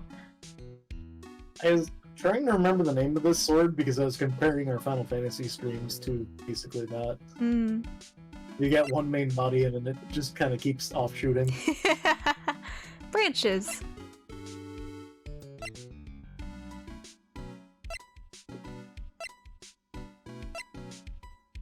How do we put together it's a genuine article? I'm gonna cheat again, because I'm tired of not knowing. Okay. See, you buzzard. Now you have to move. What? You first have to move back to see. Okay, there you go. Adrian, Sarah, talk about all three topics. Psyche Lux. Okay. Okay, alright, alright.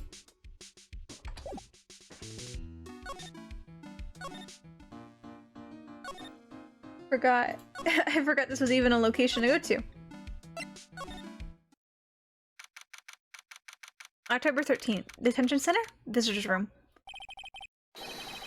I already told you, it's not me.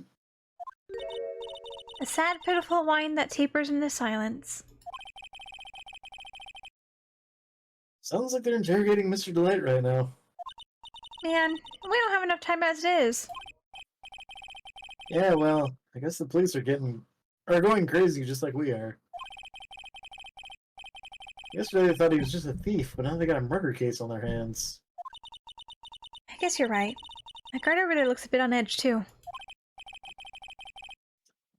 Come on. We'll just have to come back later. Okay, let's go check out some other place, Nick. That's not what I wanted. What have we missed? What have we missed? Oh no! It does right by everything you can see. Oasis. Autopsy report, newspaper clipping. We talked to Gumshoe about Caden's profile. Searched the room, found the file folder, got Kane's list. Examined the red button, got the CEO office buzzer. Went to the security room, tapped Larry, psyche locks. Ron's wallet, CEO card, broke the locks. Talked to Larry about the new topic, present the CEO one final topic. Add buzzer record to the court record. Main exit. Go to the main exhibition hall. You'll have to first move back to the CEO's office first. From there, move to the basement warehouse. Andrews is there. Talk about all 3 topics. There's some psyche locks you can't break yet. Go back to the detention center and talk to Ron about all 3 topics! We've done everything in line, haven't we? I think so.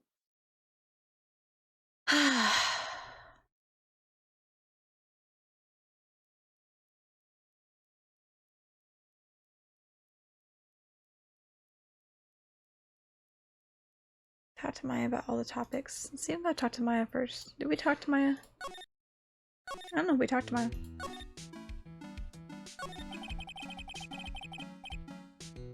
You must be relieved we got the chicken run back, huh?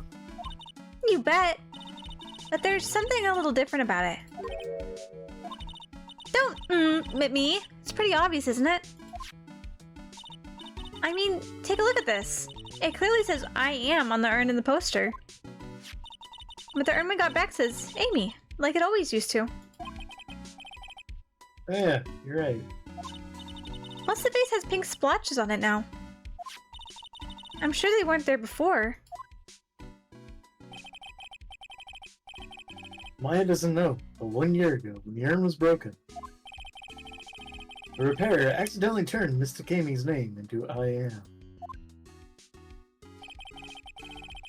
And that repair was one mechanically unskilled little Pearls. Poor Pearl. But still, I don't remember ever seeing pink splotches on it. Is it possible that urn is a fake? Is it fake? Did I choke on my own breath there? Good job. I'm sure Pearls will find out about that once she gets back to Crane Village. Yeah, I suppose. Now that I think about it, why hasn't been back to Crane Village in a long time? So I guess people still go to Crane Village to do their training, right? Yep. If you want to become a spirit medium, you need to undergo severe training. So why haven't you been training lately, Maya? Well, lately I've been thinking of heading to a channeling dojo to do just that. A channeling dojo, huh? Sounds pretty serious, whatever that is. If you're going to train, you have to be serious.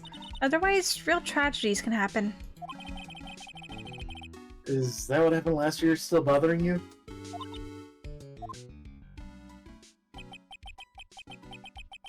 That murder in her village. It happened because the power of channeling was misused. When a medium uses the... Sorry. I assume he was continuing his I explanation. I understand. I understand. He's narrating and suddenly it's Maya now. When a medium uses the Crane technique, she temporarily loses her own will. So an especially strong spirit is summoned. Spirit medium can get taken over and even forced to commit terrible crimes. What's worse, in those cases, the spirit medium has no memory of what happened.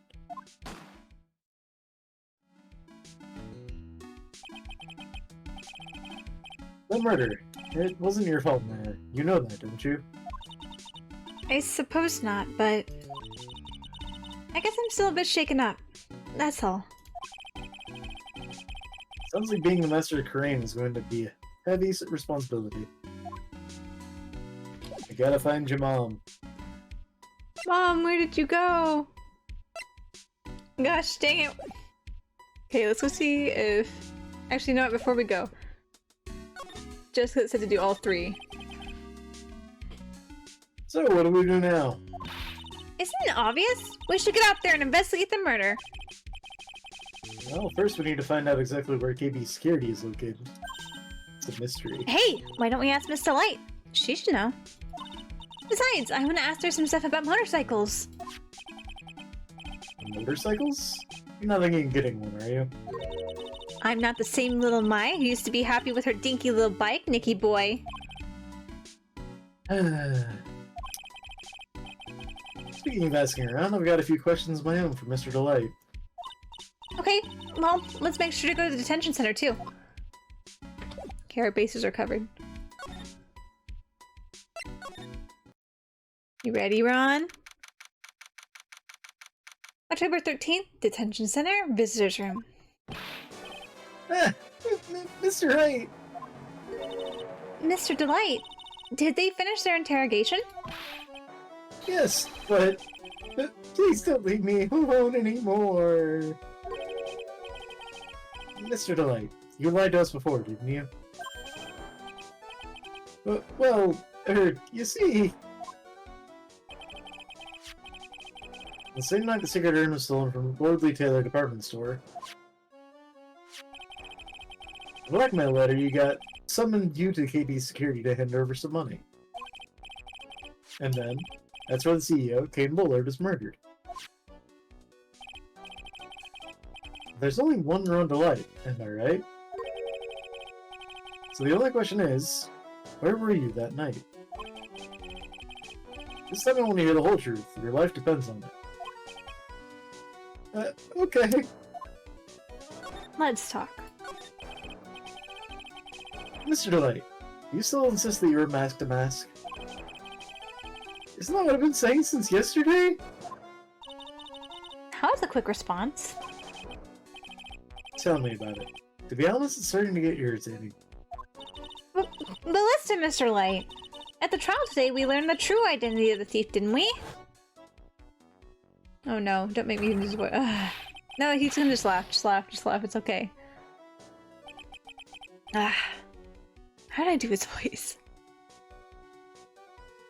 Take a good look, everyone! Unable to find a rival worthy of my genius, I was forced to create one by myself. Here I am, the tragic clown! I guess that's true. I wasn't the one who stole that urn. Of course not. After all, you were at KB Security at the time. So the person dressed up as mask to mask on the photo. It's gotta be Detective Atme.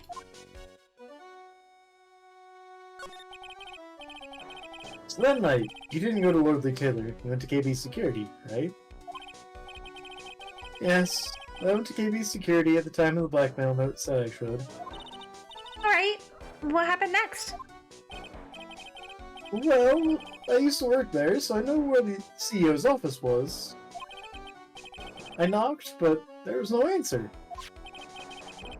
So then I used the keycard to unlock the door. That's probably when he dropped his wallet.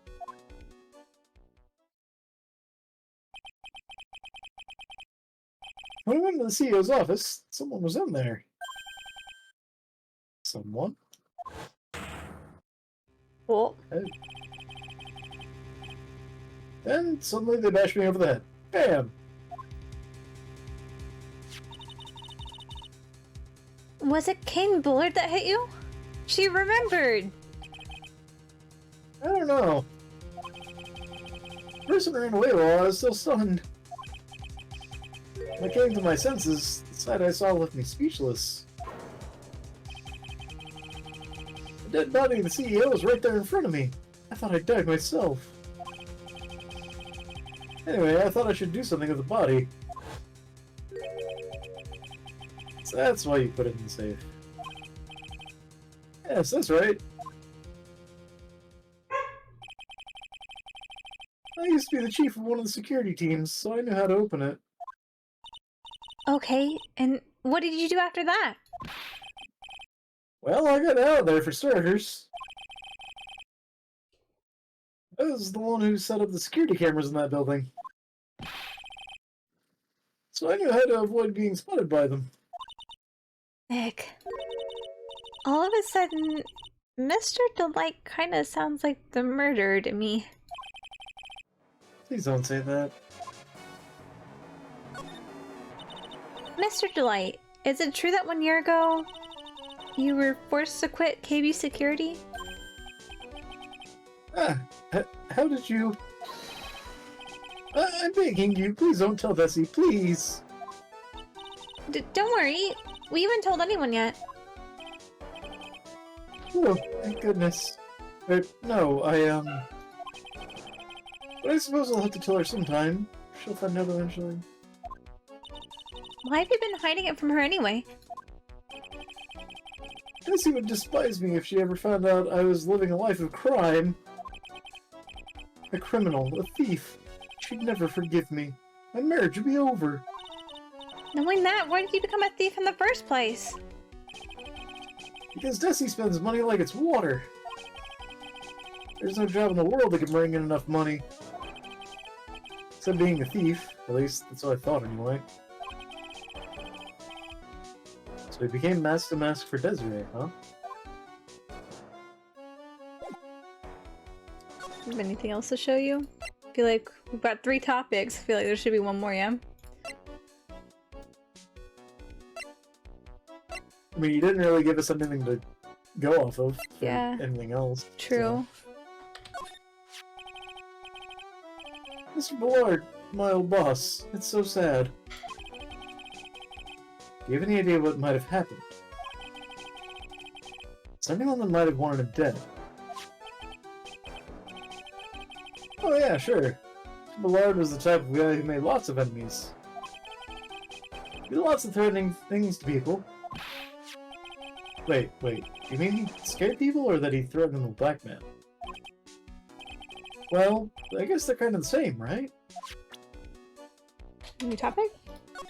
Nope. Beautiful. That's a record. Do you know anything about this, sir? This list. We found it in the office of the CEO, Mr. Bullard. Hey, this list of all the things Master Mask stole. And that's the value of each item listed next to them. $100,000, $150,000. Are you sure that's the value of the stolen items? The numbers seem a little low to me. Even on the black market, the prices should be at least 3 times higher than that. I guess he knows his stuff. Knows about that stuff because he used to be a security guard. Oh, what's happening with this? Hey, this is an article about my debut heist. Boy, that was a tough one. Before I knew, they were hot on my trail. But Master Mask, he must have gotten away, right? It says in the article that he disappeared. That's right. I got a sudden burst of inspiration. I hid my Master Mask costume in a nearby plastic bucket. And I quickly changed into my security guard uniform. Pretty clever, eh? Wow, awesome! Hey, hold the phone! The guard in this photo. Is it you, Mr. Delight? That's right. Nice trick if I say so myself. Nice and easy to figure out. Even pearls can see through it that in a heartbeat. Updated. Cool. But as you might expect, Detective Abney found the disguise. He truly deserves the title of Ace Detective. No, he doesn't. Detective Abney found the Master Mask disguise? Huh, that's interesting. Yes, and I heard that he brought it home with him. So that's it. That's when Abney got his hands on it. Thanks to that, I got a chance to remake my costume. That must have been really time-consuming, huh? Yes, it took quite a while to complete. Anyway, a few days after that, I received the first of the blackmail letters. Blackmail letters? You got them starting when? Tell me more, now. Hey, calm down, don't get so worked up. Now do we have a topic? Now do we have a topic? Yeah. This blackmail letter. Is this the first one you got? No, of course not. This is the first one that ever called me out to a specific location. So, did you start receiving blackmail letters after this incident? Yes, just a few days after the Tier Feminine heist. At first letter, it said, I know you did it. So someone found out your true identity? Just like that? Ah, it's not easy being a master thief, you know. Got proof that it was you, so give up, it went on to say. So in the end, I had to give up the treasure. In the end, I had to give up the treasure I went through all that trouble to steal.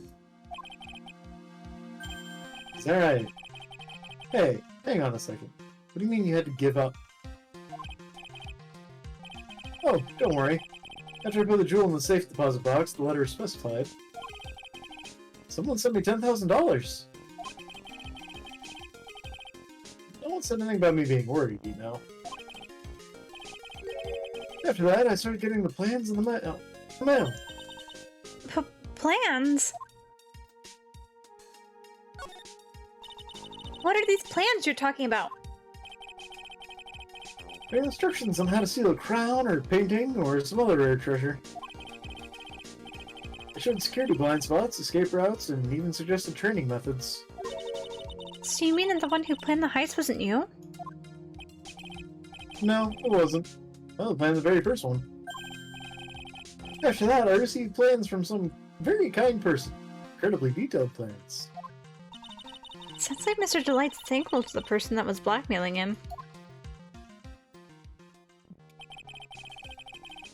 So Ron Delight was masked to mask after all? But someone else is behind the thefts. Someone who planned them all out in detail.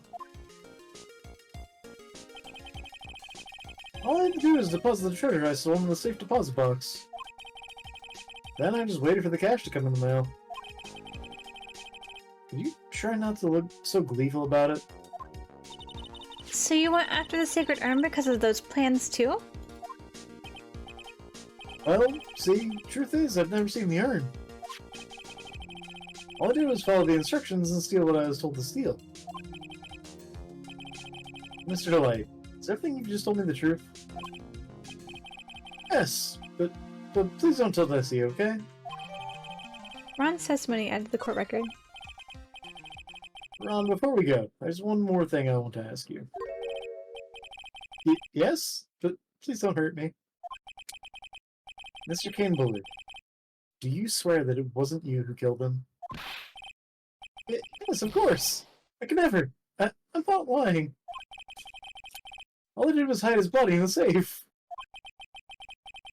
But then I was afraid they'd discover what I did, so I turned myself in yesterday. Why? Well, if the judge had ruled that I was guilty of robbery, then I'd have an alibi, right? I guess so. You're really clever, Mr. Delight. I guess I have no choice but to take Mr. Delight at his word. Mystic Maya! Hey, Pearly! I'm back! Hey, Brills. So, what have you been up to this whole time? A secret urn, Mr. Nick. I took it back to Crane Village to have it examined. And? What'd you find out? Well, there's no need to worry. They said it's the real urn. Phew, that's a relief. I was really worried. But there's one small problem. Problem? These cute little pink splotches. They said that it's paint, and that they were put on the urn recently. Why are we talking about the pink splotches again? What's the big deal? What's the big deal? We've got to find out what they're... we've got to find out how they got there. That's the big deal. Yes, Mr. Nick. We've got to find out how they got there. Okay. We'll go find out how they got there. Such a mystery. Such a mystery. But please don't forget about me. Sacred urn refiled in the court record. Cool. You know what we're not going to forget about? 3-minute ad break. 3-minute ad break. We gotta do our hourly ad break, so we'll be right back.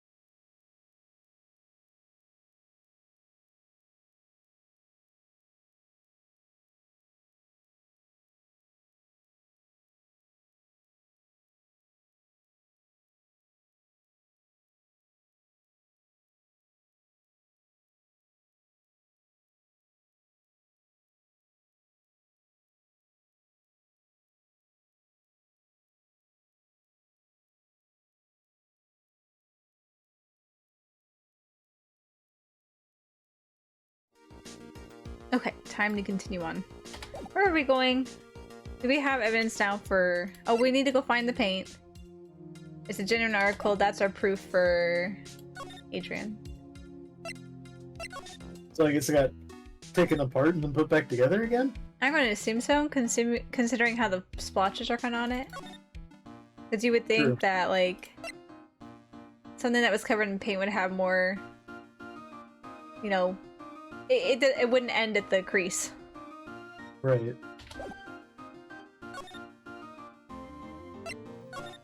Alright, Adrian. Oh!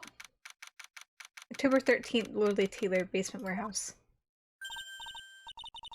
Oh, Pearl. How nice to see you. Hello there! I haven't seen you around lately. What have you been up to? Well, actually, I was having this urn examined. I see.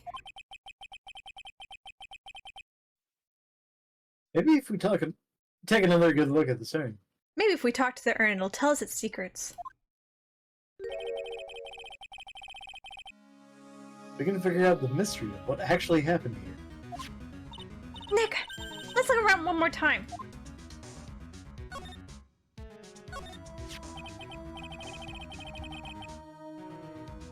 This box, there's something about it that's bothering me. It's pink. That's the box the sacred urn was in. It looks like there's some pink paint on it, too. And it's definitely the same color as the stuff on the urn. I think I know how the paint got on it now. Alright, let's investigate again, Nick. Urn box added to the court record. Let's look at the paint splotch. Looks to me like it's been dry for several days. There's something suspicious about this paint mark. The bottom left part of it is shaped oddly, and it's shocking pink. Mr. Nick, could it be that this odd shape is... Yeah, I'm pretty sure this is it. Ah, that's the box the secret room was in! If you look here, there's a little bit of paint on the box as well. Wow, you're right! Look, it matches! Way to go, Nick. And you see where the paint comes from? ¿Dónde está? Oh gosh. Oh, pull this information from my brain. Oh no. El Painto. El Painto. I was trying to remember the word for pink. Oh. I can't El remember. Pinko. El Pinko. I can't remember. Which I feel like it might be a different word, but I can't remember what pink was. It's been a hot second since I've gone through my basic Spanish vocabulary. Oh, Urn Box, tell me your wisdom. What is it, Mr. Nick? it's all turning out exactly as I thought it would. Paint marks added to the court record. Calm the fuck down, Phoenix. I think it's all starting to become clear. It's all coming together. All according to Keki. All according to Kiki. Kiki is a different thing. I said Ukeki. Oh, Ukeki. Ukeki. Oh, okay. Am I saying it wrong? It's well, okay. If you're, I'm not sure if there's a butchered version of the meme that's making fun of it, but the word is Kikaku. That's yep. I just forgot it. It's okay. I wouldn't put it past someone to make it into a meme where they switch the syllables around, though. I wouldn't put it past someone. All according to Keikaku. All according to Kawaii Desu. Oh my gosh. I'm gonna take the potato chip and eat it now. Was that a laugh? Yes. We're that much closer to solving the mystery of what happened to the urn. Now, if only I could figure out this goddamn murder. Yep. Too bad it's not Danganronpa, then we would have this settled right here and there, because that would be blood. Yeah. The statue wasn't where it is now when we first came here, right? Yeah, it was right next to the door, wasn't it? Well, if someone moved it, it was probably mask to mask. Maybe he didn't like being watched by Mystic Amy while he stole the urn. Hey, cut it out. You're giving me the creeps with that kind of talk. Mystic Amy I is don't know why I watching gave him a you. really goofy voice for this sequence, but You're feeling sprightly. I just thought he was being kind of weird. Detective Atme said he got hit on the back of the head with this by the thief. But that was obviously a lie. Because it turned out that Atme was the real thief. It's still hard to believe. Looks like Adrian feels really bad about it. I'm going to take full responsibility and fix that sword myself. I know I don't look it, but I have complete confidence that I can fix it right up. I promise I'll fix it so you never knew it was bent in the first place. But please be gentle with it. Apparently you don't have to be. I'm sorry, what? Apparently you don't have to be that gentle with it if you can fucking clock a guy in the head with it. I guess, okay, but do we know a guy got clocked in the head with it, though, is the thing. Yes, Phoenix did. Oh, right, that is true. That is true, I've forgotten he's been bonked by Maya. Alright. Do we have enough for you now, Adrian?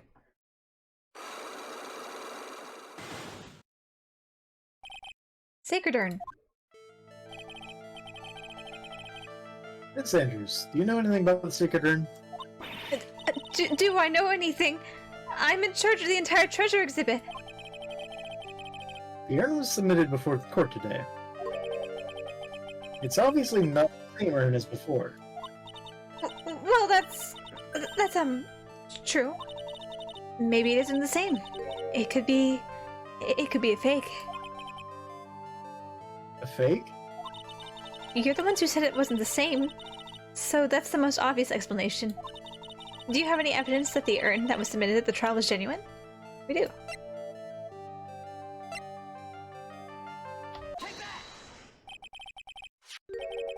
Sorry to break it to you, but that urn is the genuine article. Girls went back to the Korean village and had it examined. Is that right? That's nice, but I don't see how... What she discovered was that the urn had been broken. Again. Did you say... again? Yes, it was broken once a year ago. And now it looks like the same thing's happened. And quite recently, too. Recently? Are you saying that this urn was broken recently? Yes, that's exactly what I'm saying. Why do you think it was broken recently? How do you know? Look at the promo art. I was thinking paint, but... Oh, yes, the paint. Sorry. I was thinking the promo art had the I am urn. True. That probably makes more sense. This poster has made recently, right? Poster? The poster for the exhibit. The time when the photo was taken, the urn said, I am on it. I almost said 1 a.m. 1 a.m. Well, we have I am and 1 a.m. kind of circulating, so that's fair. Yep. But now, for some mysterious reason, it says Amy. When the urn was fixed, the letters were transposed. I am? What does it even mean? I don't know anything about that. I wasn't even there when the photo for this poster was taken. That was a mistake. Now, tell the truth. Wait. Or? Even if the urn was broken, I had nothing to do with it. Huh? Yes, that's it. It must have been one of the people at the photo shoot. They probably dropped it, and I'm sure that's what happened. Huh. Looks like she's not going to give up that last Psyche lock so easily. Did you have any proof the urn was broken here at Lordly Taylor? Now it's the thing. Now it's the paint. I hope either one works. Paint stains on it.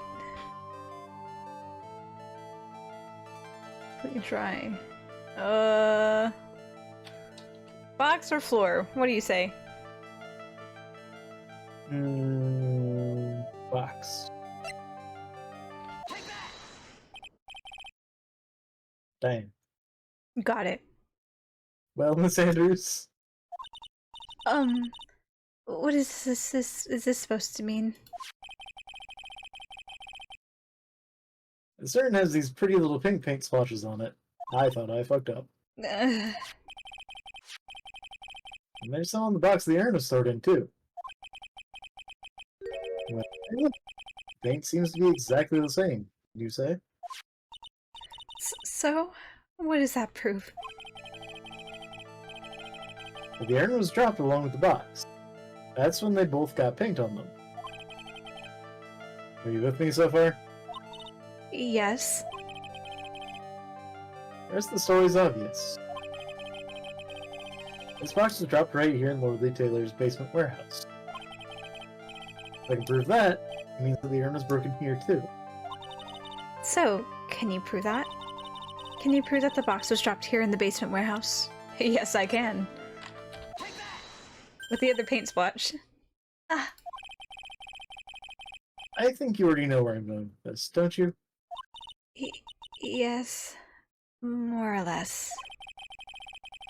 There's pink paint splattered all on the floor and walls of this basement warehouse. There's an odd shape in part of the paint stain, am I right? Yes. You put this box into the impression of the paint, you can see it fits perfectly. Which means this box is dropped right over there. And that is when the urn is broken. Because as everybody knows, if you drop a wooden box on pink paint, it cleans up that paint. Yep.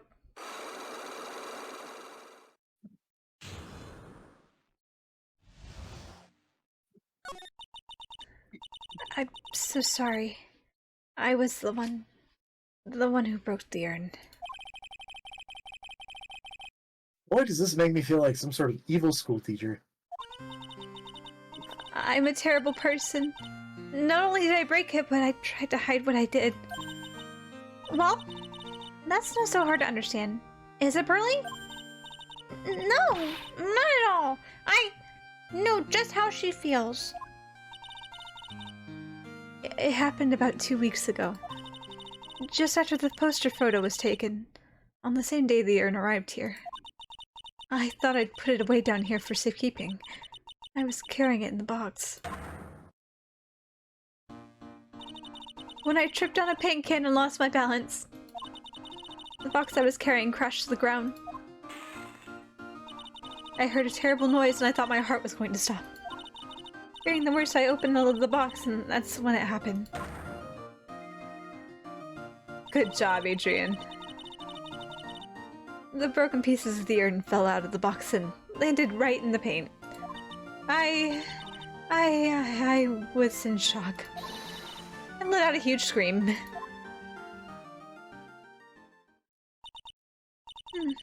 I can totally see how that could have happened. Yeah, as clumsy as she is, I'm sure Maya understands. Well, I knew it was the most important treasure in all of Crane Village. So I tried as hard as I could to fix it. Fortunately, the shards were pretty big. And that's when the I am got changed to Amy? I didn't know how it was originally written. But any sane person fixing it would have assumed it said Amy. Any sane person? Really? No, Pearls is insane. Or Pearls. Oh, Pearls. She said she wasn't very good at spelling. You know, I'm kind of curious now to know what it was in Japanese. Like, how the character got morphed into what character it changed. Do we look that up later? I think she spilled the paint and the box kind of at the same time.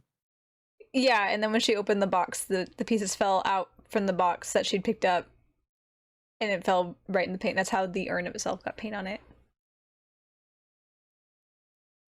Anyway, I put the urn into the storeroom and no one had seen it since then. Sacred urn updated the court record.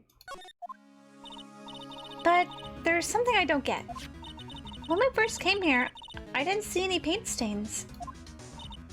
Well, that's because it was so ugly and embarrassing. I used the golden statue to cover it. The Amy Faye statue. Aha! Because we don't have mops here. Nope. First time that we came down here. It was on the night that the sacred urn was stolen. But Mr. Nick, there were no paint marks on the walls or floors of the warehouse when we were here.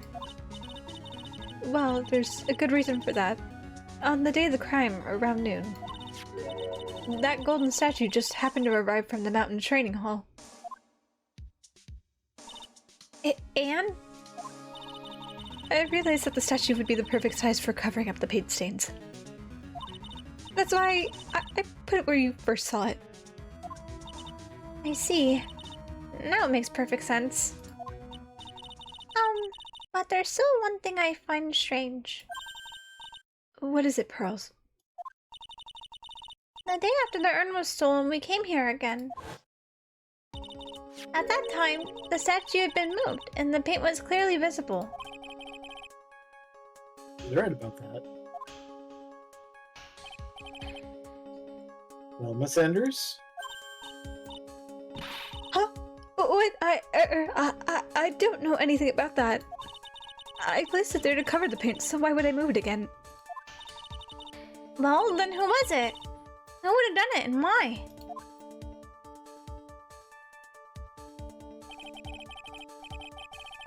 On the day before the theft, the statue was definitely closer to the door. And the next day it was moved, but why? Amy Faye's golden statue updated in the court record.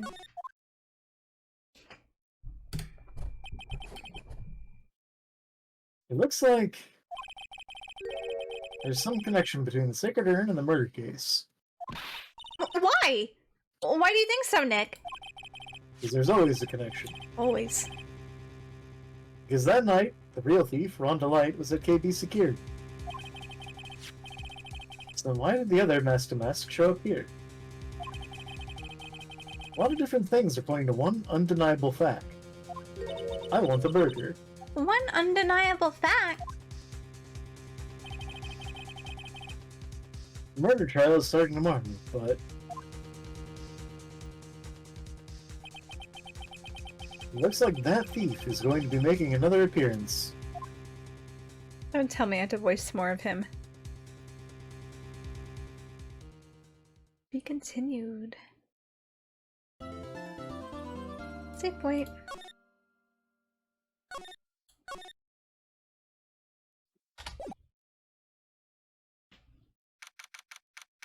October 14th, 9:41 a.m. District Court, Defendant Lobby number 4. Hey, Nick. What is it this time? You won't believe how many people are here for the trial! Well, it is a murder case. What are you talking about? They're here for the trial next door. Next door? Why don't you know this, Nick? They're having Detective Atmey's trial today. Detective Atmey? They say they're going to try him as mask to mask. Already? That was fast.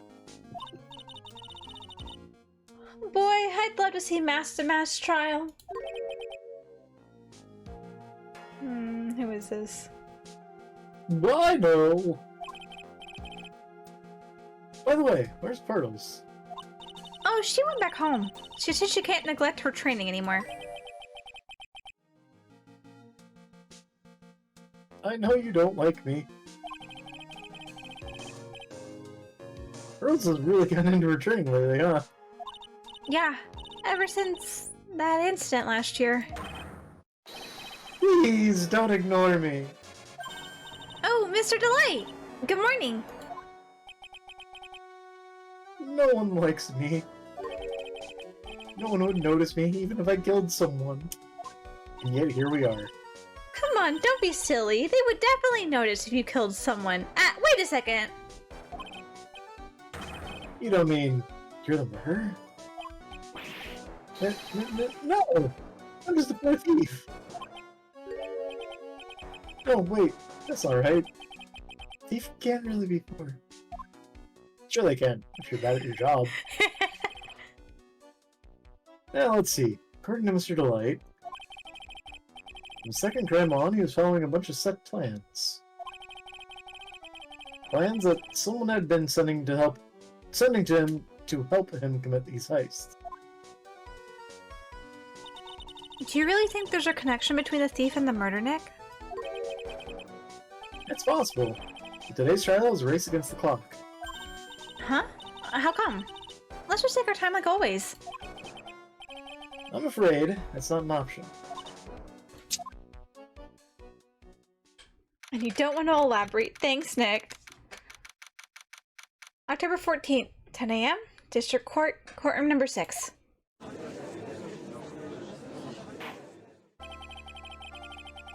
Orders now in session for the trial of Mr. Ron Delight again.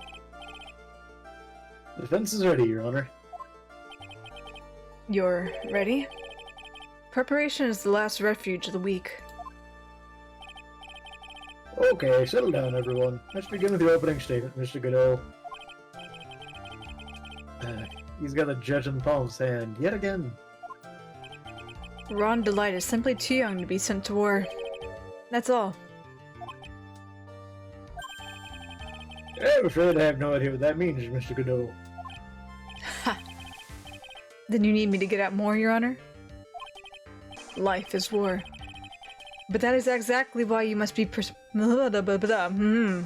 that is exactly why you must be more precise in your wording. That's all my statement means. You understand now, right? Yes. Well then, let me briefly summarize the details of this case. Wow, the judge is taking charge like he knows what's going on for a change. Oh, wow, amazing. Amazing, Goo. Yes. Amazing, Goo. Thank you. You're welcome. Also, yes, Godot. Godot is our opponent for this trial. Old Godot. Oh, Godot. The victim is Caden Bullard, CEO of KB Security. His body was found in a safe at approximately 9 a.m. in the morning of the 13th. However, the time of death was estimated at 1 a.m. of the previous day. And that's when our little lost kitten dropped the ball. That little lost kitten is, of course, the defendant. Very well then, Mr. Godot. Please call your first witness. It's this cup of coffee. I never drink more than 17 cups of coffee during any given trial. But the first one is always the best. How are you not dead? Mr. Godot, your witness? Okay then. Let's hear what the defendant, Mr. Ron Delight, has to say for himself. The defendant? Mr. Wright, does the defense have any objections? Maybe a bit of a disadvantage having the defendant testify, but... Is Godot okay? I don't think so. But with the way that he talks, I don't think so. This man has got a deep brooding past, I'm sure. A brooding past? Yes, Brewdong.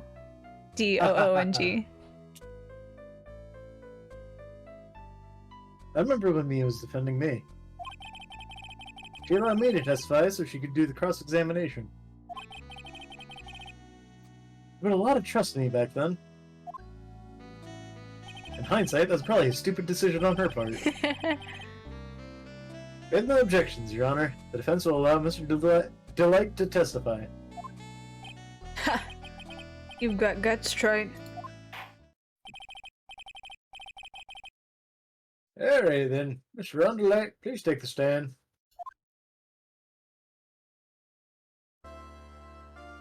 I keep thinking that Godot is the Marshal from Rise from the Ashes. Yeah! I don't know how that would be, because Rise from the Ashes was created after this game, if I remember right. True. Okay, I'm not sure when the addition was tacked on to the original Phoenix Wright Ace Attorney, so I'm not sure. But at the very least, the cadence of the speaking is different. True. The writing seems a bit different, so if it is Marshall, then they've definitely changed him up a little bit. Yeah, he doesn't call you Bambina every 5 minutes. Yeah. Well, Emma's not around, so maybe... Can't figure out who the fuck he is. You know, that's probably part of the mystery. Yeah, especially being thrown here with Gumshoe also being like, yeah, nobody wants to talk to me when I ask about him.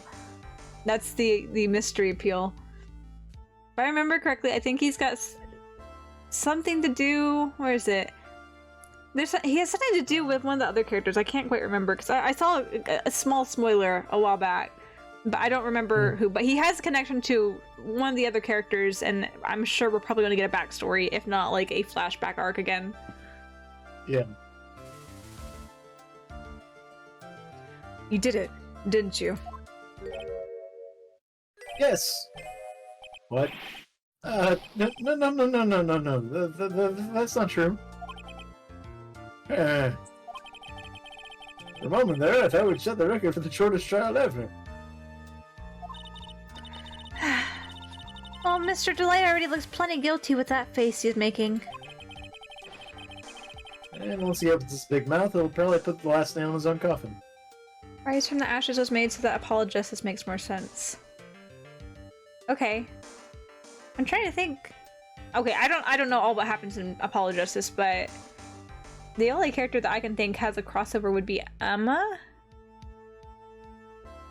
The only thing I remember is that at some point during the next trilogy, there's a mood board as your new special power. That's all I fucking know. Oh my gosh. Yeah, I dipped my toe into Apologesis just to be like, I want to meet Apollo. I would love to meet him. I didn't get very far. I think I met Apollo and I met Clavier. I maybe saw an Emma, but the only character that I can remember having a crossover, I believe, is Phoenix, Emma. That's about it I can remember. Emma's the main connection? Okay. Like, Emma lore for your Apologesis. I'm sorry, did you say this line, so? Once he opens his big mouth, he'll probably put the last nail in his own coffin. Very well. Now then, can you tell me something? If you didn't kill Bullard, why'd you go to KB Security? Well, it's kind of hard to say. Boy, I wish I could go home. Now then, let's hear some testimony about what happened. Because she says she's worked with Phoenix? Alrighty. Soon we will learn. Once the Apologesis trilogy drops for PC in 2024.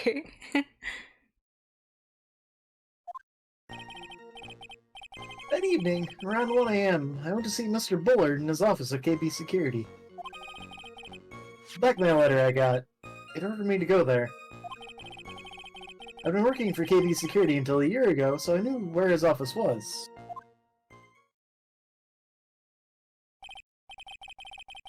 "1 a.m., the exact time the murder took place." The weak get washed away by the tides of fate. The strong drink it up. Ha! It's bitter today, too. Just like my destiny. You'd never know that from the way he's chugging it down. Mr. Wright, your cross-examination, if you please.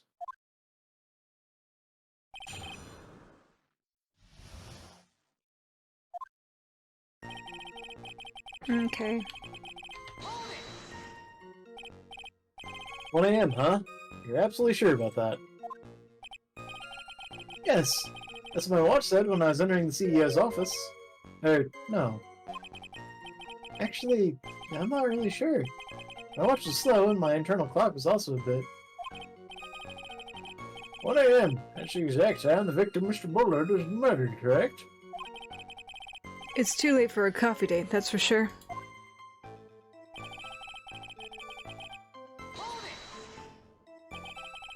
I actually played a bit of a visual novel called Coffee Talk. Mm-hmm.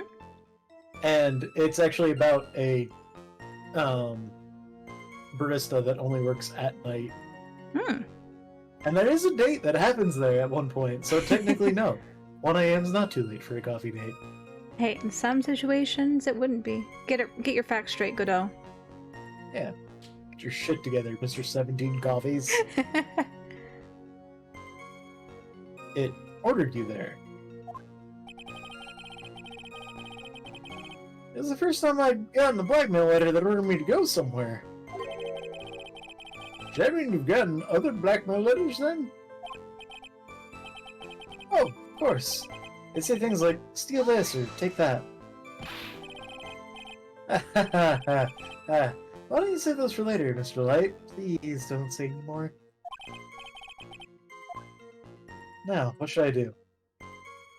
Press harder. So what did the blackmail letter in question say? It said to bring 50,000. Money, eh? A perfect motive for committing murder. Oh, but wait. Never intended to pay that money anyway. Oh? Is that right? After all, we had nothing to hold over my head. I had nothing to be afraid of. Important point indeed. Finish. Let's have that added to your testimony. Yes, sir. A muddied mud skipper in outer space has a better chance of surviving than I do.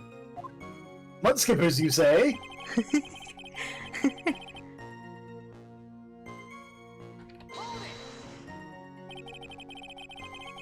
Just what are you being blackmailed about anyway?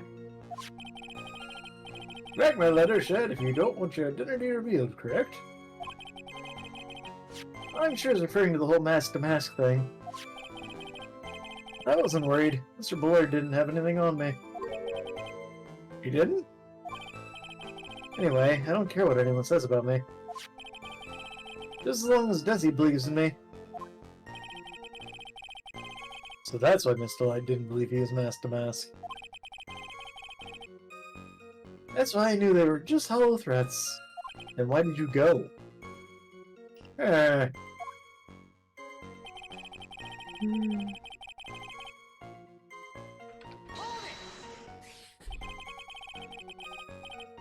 You used to be a security chief for KB Security, right?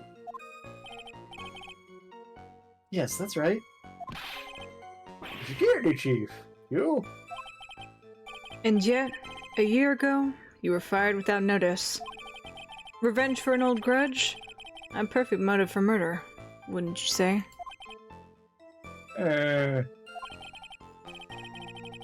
This isn't good. Maybe I should change the subject.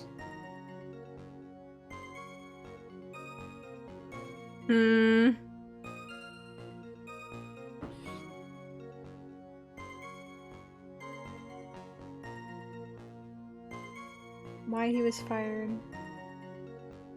Let's start from the top. Can't hurt us. What did you do after being fired from KV Security? I spent a lot of time looking for work. Then I decided I wanted to start something myself. An entrepreneur. No, a thief. Not good. This is going from bad to worse. So I started looking at books, TV, and movies, learning all I could about masked men. Masked men? So you wanted to try drawing a comic, right? About masked men? Oh no, that's not right. I'm going to become... Mr. Delight! Your Honor, let's move along, shall we? Would you ask the question? You're being quite odd today, Mr. Wright. You bring the spinning buzzsaw one notch closer to your own neck, Ace Attorney. There wasn't much to his testimony, was there? Sounds like he's avoiding something. At least, that's what it sounds like to me. Uh-oh. I've got a bad feeling about this. We better be careful. But if we don't find a way to make him spill the beans, we'll never get closer to the truth. Yeah. You mean to tell me this man's full of beans? Is he? What kind? Pinto? Navy? Kidney? He's just full of a bunch of kidneys. Yep. He stole them all. He stole them all. They fetched a good price on the black market. What was that? I got ordered there. It wasn't going to cause me trouble or anything. But we have this. Kane's list has all of those there. I want to save, but that's suspicious to me.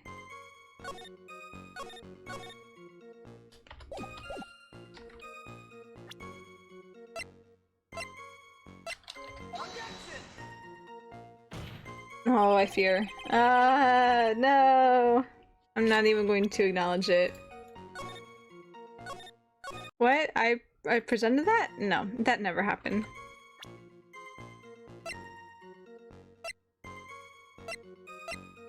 I call the time being to the stand. Who? I don't recall anyone being up to the stand exactly.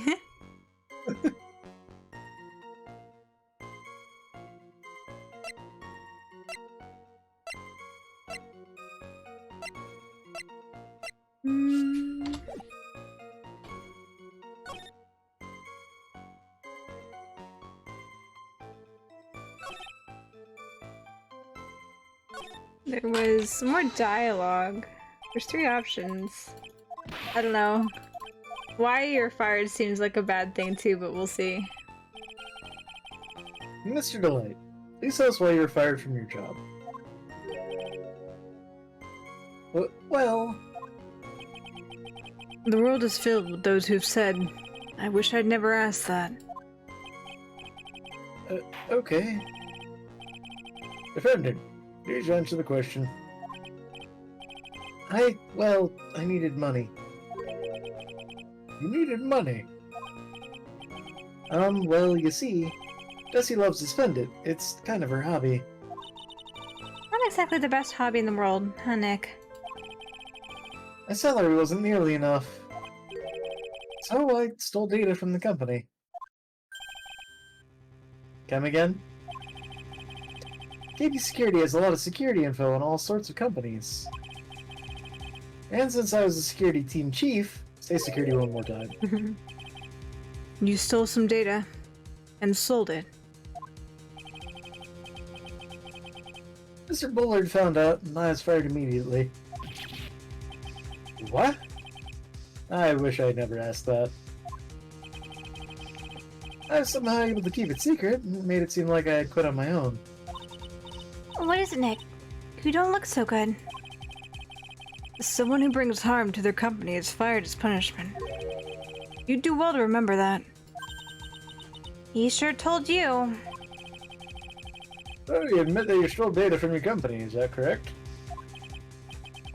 Yes, I'm sorry. Here's a very important fact. Please add it to your testimony. Oh man, this whole thing just took a big turn for the worse. Crashed and blew up. Oh, that's a different case. Yeah. It's gonna take the jaws of life to rip this case from the clutches of disaster.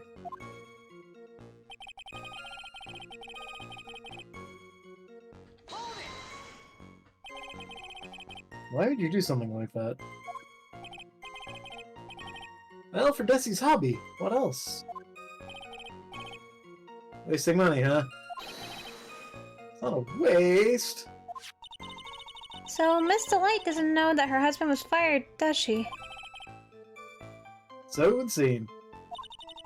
I'm not sure what to think about couples who keep secrets like that from each other. I can't believe it.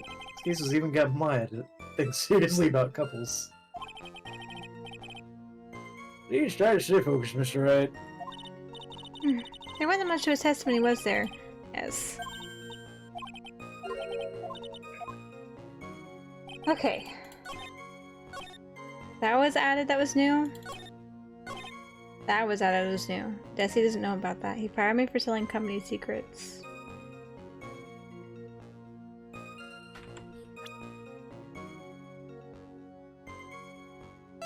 If you're in a relationship and you're spending beyond your means, you need to have a very important conversation about that. Yeah. Not resort to burglary. Yeah! I feel like if you're skirting that kind of conversation, then you've got bigger things waiting for you than debt.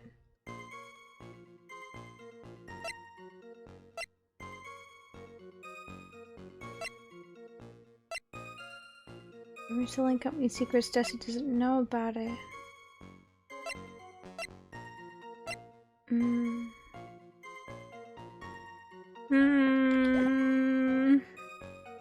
Is there... No, it was just the press for more or say no for the other one. Fired me for selling company secrets, but Desi doesn't know about that.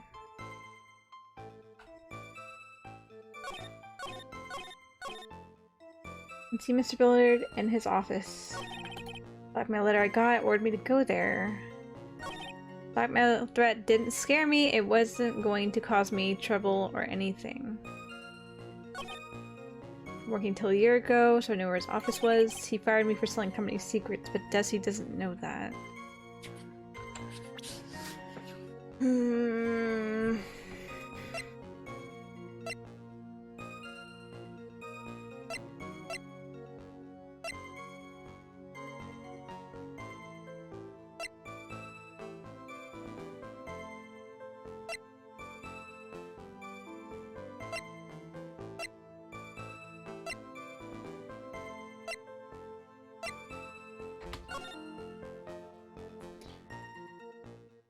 Give me security 1 a.m. on the 12th and bring $50,000. If we don't, I'll take that red diamond you received the other day instead. Oh no, yeah!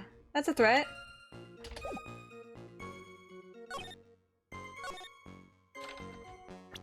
That is a threat. No! Phoenix, why? Why have you done this to me, Phoenix? I didn't save, did I? Nope. Whatever.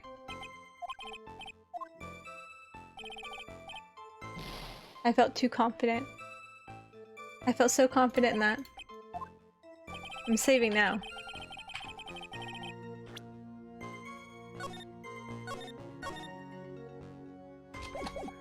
It wasn't gonna cause me trouble or anything. The blackmail didn't scare me. If you don't, I'll take that red diamond you received the other day instead.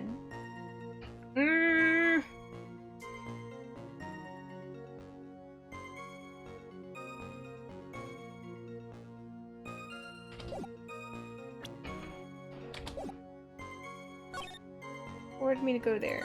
Blackmail didn't scare me. It wasn't gonna cause me trouble. I've been working for KB Security until a year ago. Where his office was. Did we press?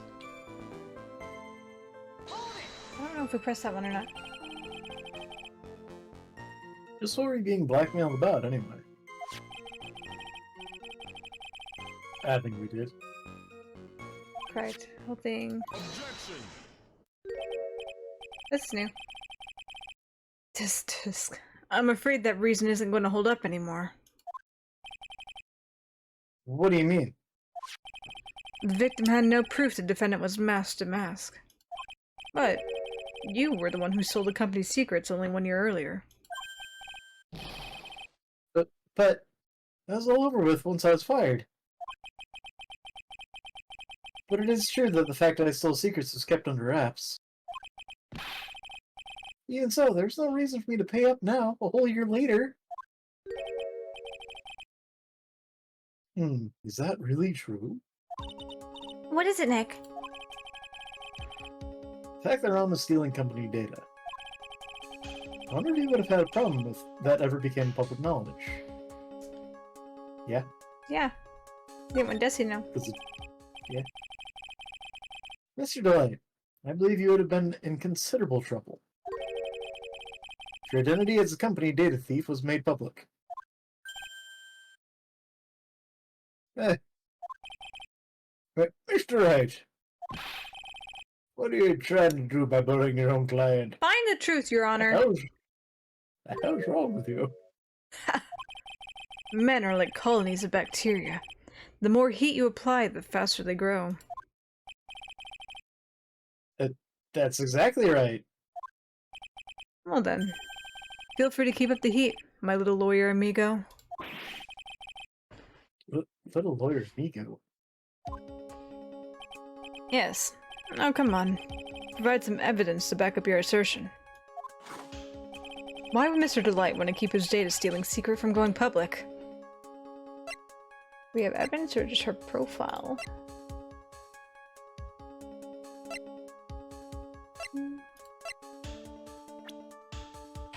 Can't save. I'm gonna go with her profile.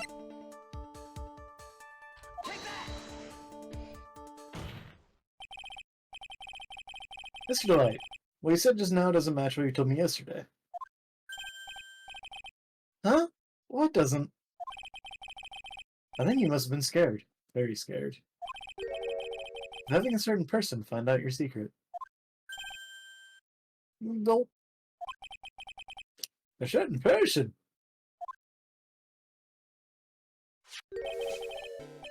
Miss Desiree Delight, defendant's wife. But I... But listen to me. My Desi, she's... Looks like if I just sit back and relax, the fun will end before it truly begins. Godot. Yes, we know. It was all your wife's fault. What do you mean? Miss Delight stole company data to pay for his wife. Mr. Delight stole company data to pay for his wife's spending habit, for which he was fired. Unable to face his own wife, someone used his dirty little secret to blackmail him. And that is how this murder came about. Oh. No, everything is falling neatly into place for him. Don't talk about my Desi like that. Or you'll be sorry! I'm gonna murder you too! Windmill's arms! Ah!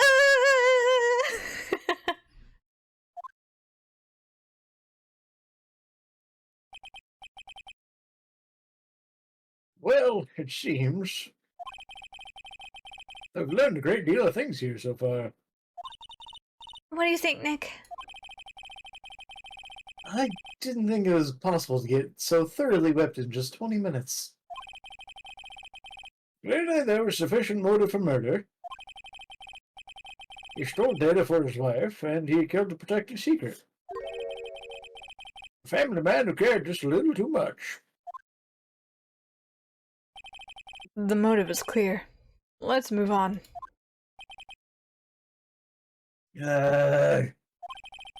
What happened at the crime scene at 1 in the morning, Mr. Delight?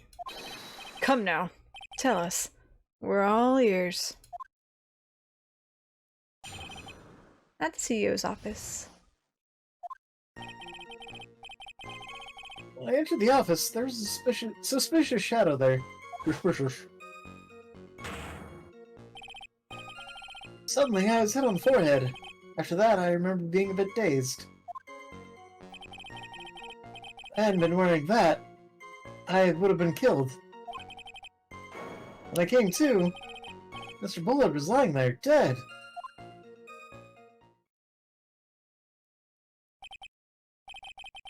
I see. Suddenly hit on the forehead, huh? I believe the detective from yesterday provided similar testimony. He said the master struck him on the head from behind. Of course, since Sammy turned out to be the culprit himself, that was all a lie. Ha! No one's going to believe a pathetic lie like that. What are you saying? I really was attacked. We'll find out if what you say is true or not during the cross-examination. Got that, Mr. Trang? Don't go easy just because he's your client. If I see any sign that you are, I'll treat you to another cup of my special blend. You don't need to worry about that, Mr. Godot. I have faith in Ron. I know he didn't do it. He couldn't lift anything heavy enough to actually kill the man.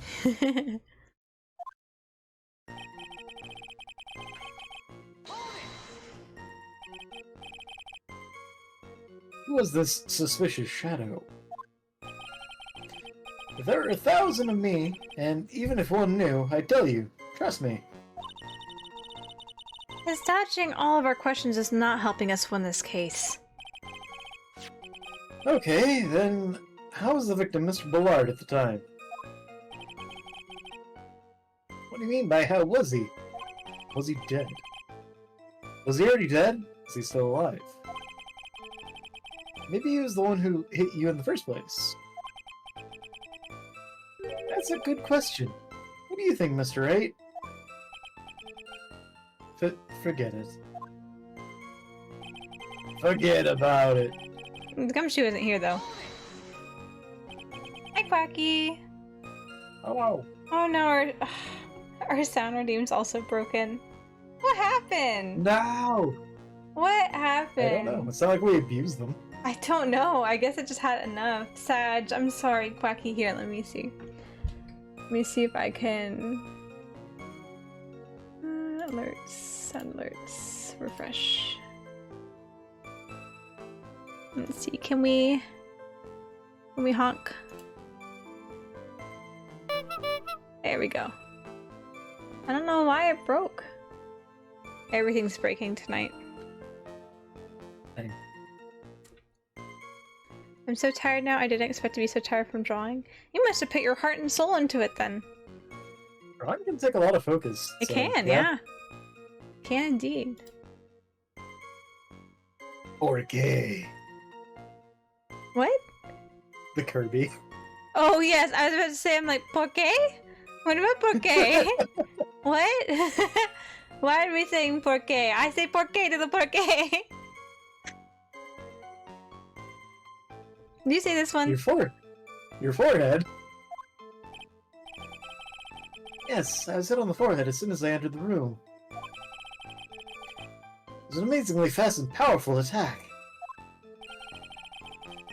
Do you remember anything about who hit you? Well, like I said, it was a fast and powerful hit. So I think I was a little dazed for a while. I don't think Mr. Delight even grasped what you were asking. Yeah, I'd like to show him a fast and powerful attack myself.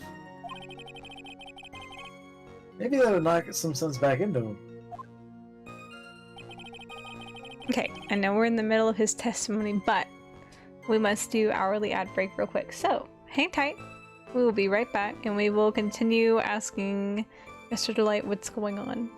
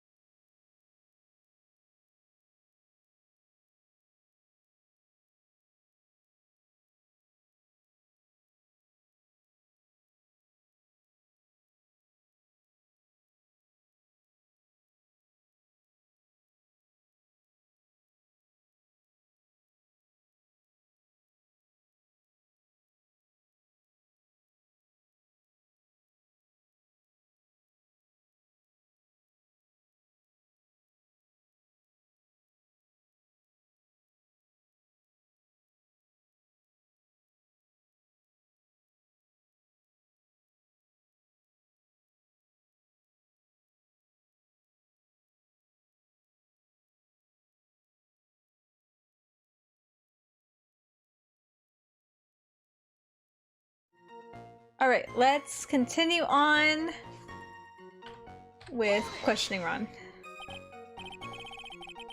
That? Could you please clarify what you're referring to? Why, my mask-to-mask costume, of course. Wait just a moment. Mask-to-mask? Huh? Oh, did I forget to mention it before? Just to be on the safe side, I dressed as mask-to-mask. And then I descended upon the office of the CEO of KB Security. Oh no, why'd you phrase it like that, Ron? What? Nick, did you know about this? You never told me this. I don't recall him ever mentioning it to me either. Even I didn't know that. It seems our little friend really likes to keep secrets. I'm sorry, I just never had a chance to mention it up till now. Wait. That's not right. You know how sometimes things just slip your mind? My 6th cup of coffee is staring up at me coldly. At any rate, we can't ignore this new piece of information. Witness, please correct your testimony.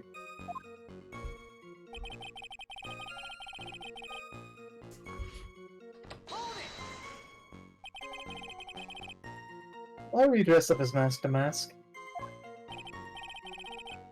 Why, because I'm mask-to-mask, of course. What are you talking about? Mask-to-mask's trial is being held next door. That's a copycat phony, Your Honor. Ah, yes, I guess so. Anyway, at that time, thought I was being blackmailed over the mask-to-mask issue.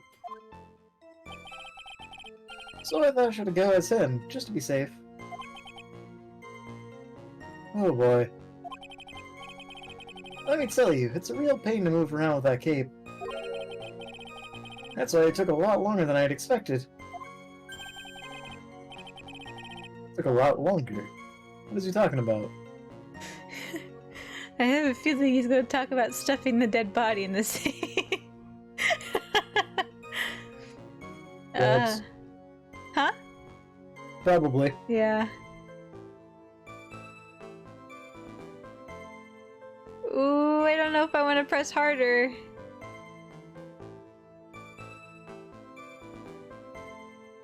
It's not gonna hurt. Logically, I wouldn't want to, but it's not gonna hurt. What do you mean by took a lot longer? Oh, opening the safe, of course. My kid got caught on the safe door, you see. This all happened when I was hiding Mr. Buller's body. Yep. What was that? Back up a second. Yes? You're the one that hid the body in the safe? Well, yeah. Inconceivable! Not the right series. Why? Just... why?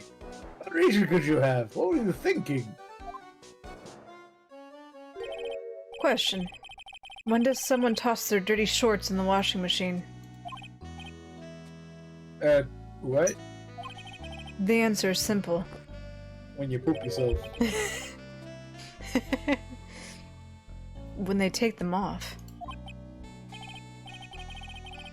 Why do we have to have this smooth, sexy jazz while he's talking about taking off people's shorts? It's great, though! I'm living!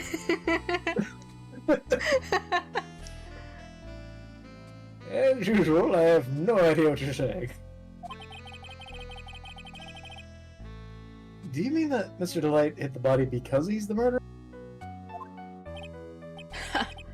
So you're not as stupid as you look. This metaphor this time was really obscure. Mr. Wright, you don't mean... You knew about this whole safe business, do you? Well, yes. Why am I the only one not in the loop here? Witness, make sure you add this to your testimony. Yes, sir. Uh-oh. Looks like a storm front is moving in over the fair weather judge. About 10 minutes.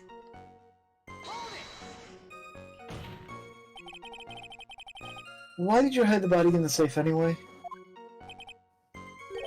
Well, because it wouldn't fit in a drawer. That's not exactly what I meant.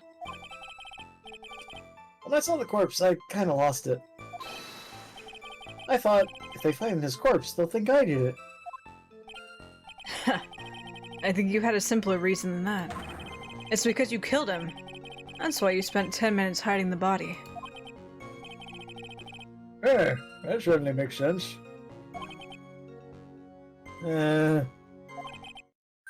Hold on. 10 minutes? What is it, Nick? I just had a thought. Under those circumstances, would you normally try to hide the body? And spend 10 whole minutes to do it? Under those circumstances? What circumstances? Oh! Hey, Nick! If you think his behavior was so strange, why don't you present some evidence that would show just what those circumstances were? That's it.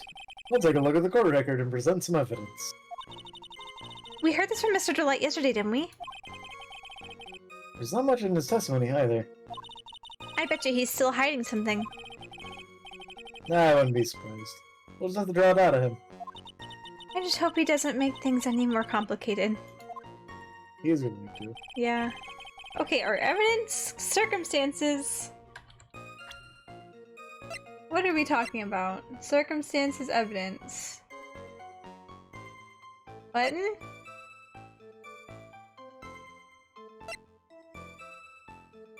Circumstances, evidence. Circumstances, evidence. Michi, you can do this. You can use your brain. Circumstances, evidence. Under those circumstances, would you really spend 10 minutes? Circumstances, evidence.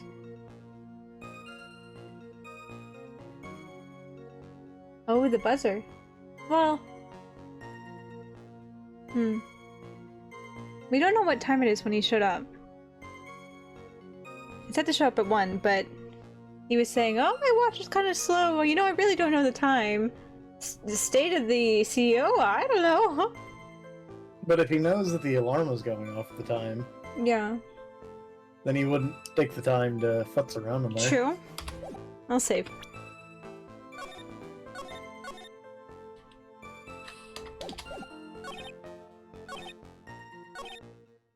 Line, they're dead.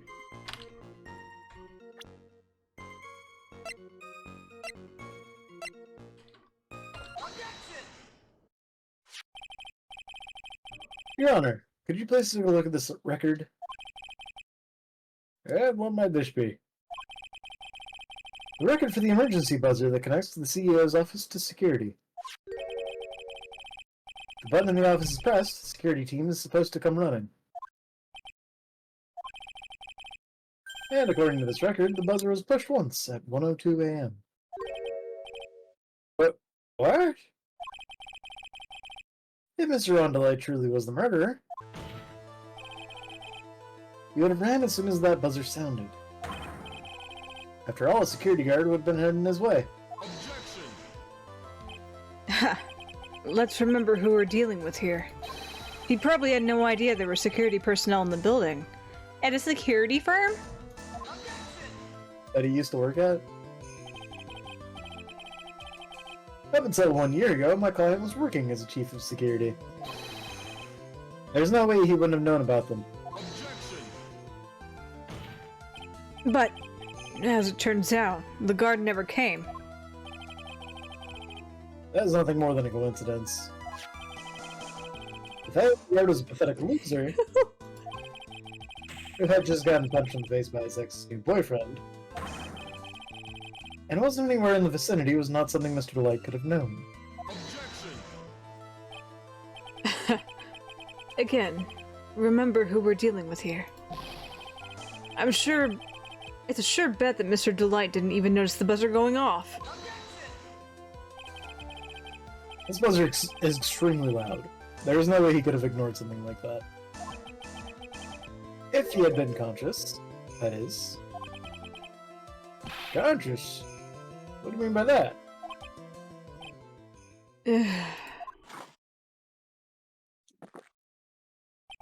Fine.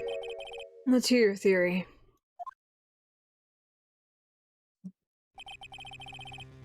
Recall the defendant's testimony. The moment he entered the victim's office, someone attacked him. Mr. Delight said he felt dazed. I'm willing to wager that he was knocked unconscious for at least a few minutes. Unconscious? So he fainted? That's why Mr. Delight didn't know that the buzzer had sounded. And that's why he thought he had time to hide the body. So what are you trying to say? Mr. Delight was knocked out, and the buzzer went off soon afterwards. Now, unless my client was able to hit the buzzer while he was unconscious, it could only mean that there was another person in that room. That's right. Whoever it was, they knocked out Ron Delight and pressed the buzzer. But order in the court. That's right. This is... This is preposterous. It was this kid. Ron Delight is the one who killed Kane Bullard. Then who pressed the buzzer? It was... the victim, of course. He pressed the buzzer when the defendant attacked him. He didn't die right away. He must have held on long enough to push that button.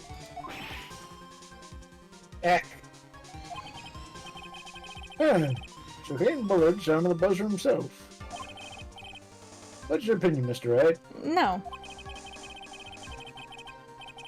I need to prove that the real criminal was there at the scene. But how? Can I prove that it wasn't Kane Bullard who sounded the buzzer? I'm pretty sure because... Look at the autopsy report.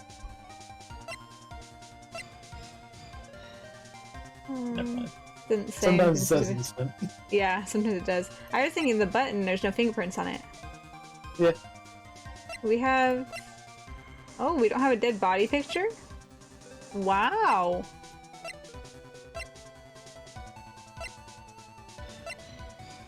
Because he's in the safe. Yeah, but I meant when he tumbled out. I guess. But... They had the string up, so I thought maybe they might take a picture. I forgot there was no picture though. I was gonna be like, this man doesn't have gloves on, Your Honor. If he touched it, he would have left fingerprints. It wasn't Kane Bullard who sounded the buzzer.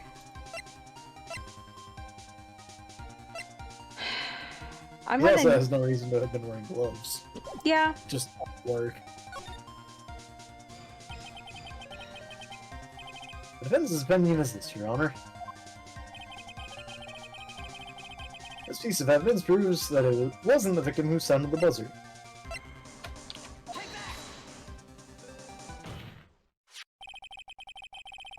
I believe this is the piece of incontrovertible evidence you were looking for. Here's your $20 word for the day. Yep. Gotta get it in. What? Emergency buzzer? Is there some kind of clue on it? Oh, Your Honor. It's the exact opposite. There is no clues on it. Absolutely not. Hey, come on now. At least give some thought to what you say before opening your mouth. The fact that there are absolutely no clues is itself a clue. Now I'm the one who's clueless. This button has no fingerprints on it. If Mr. Bullard had really pressed it himself, naturally he would have left his fingerprints behind.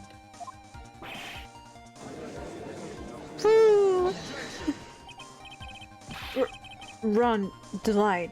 Obviously wiped them off. Why would he? The guard could have come in at any moment. He touched that button. I know he did. The defendant, Mr. Delight, was dressed as Mask to Mask. And Mask to Mask always wears gloves. What reason could he possibly have to wipe the button free of fingerprints?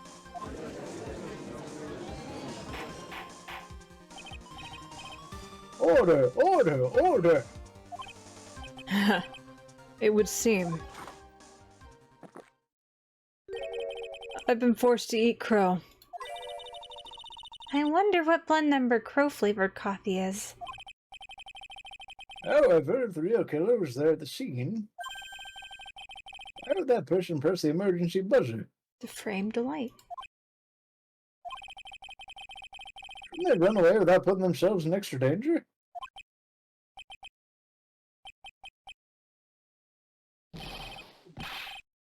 What is this awkward silence all of a sudden? It looks like you're fresh out of parlor tricks. They're on you, Nick. Just give me a minute to collect my thoughts. The real culprit killed Mr. Bullard around 1 a.m.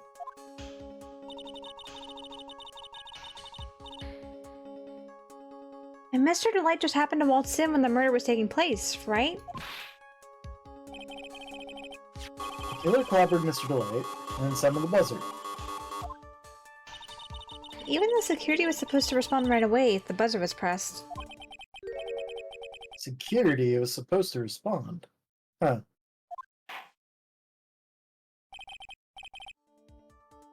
Time's up, Mr. Wright.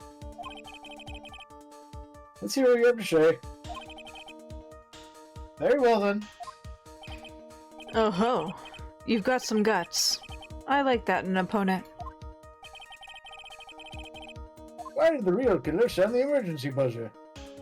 To find out what it did. Oh,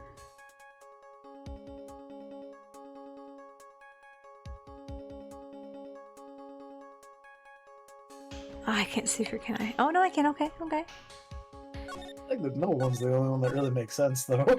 The which one? The middle one? Yeah?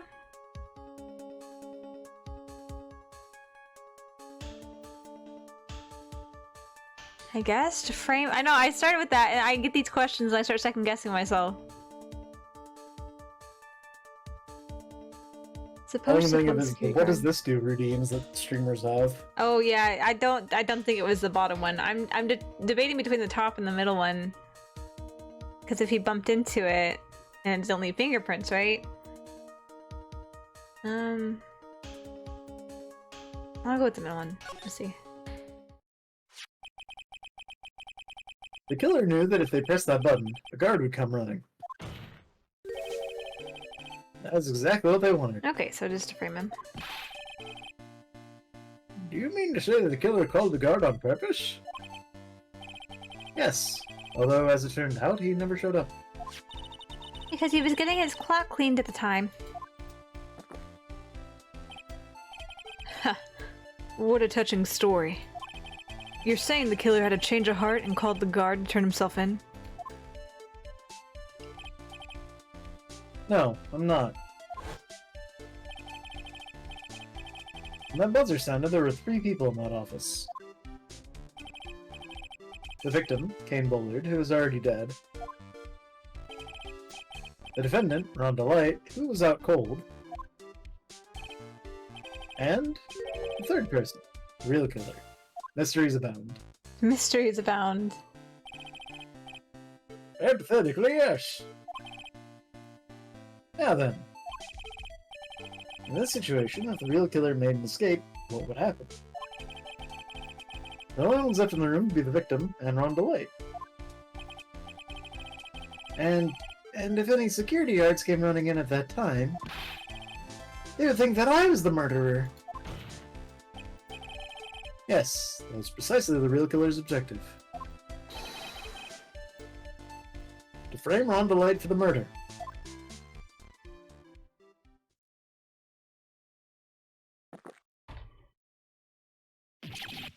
Ooh. Order! Order! Order! It would seem.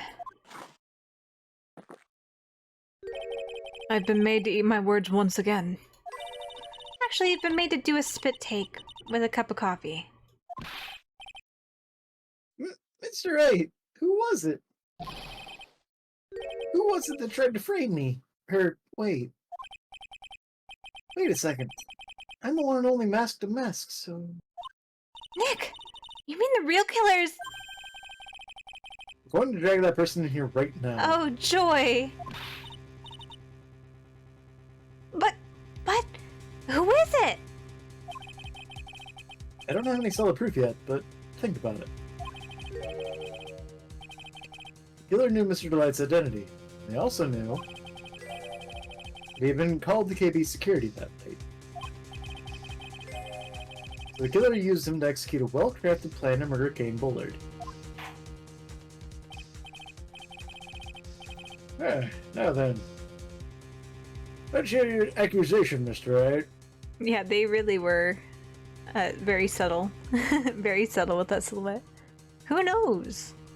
Who knows who that person could be? It's a silhouette.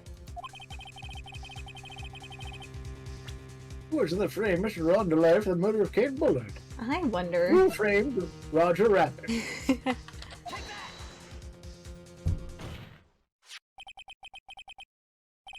Detective Luke at me.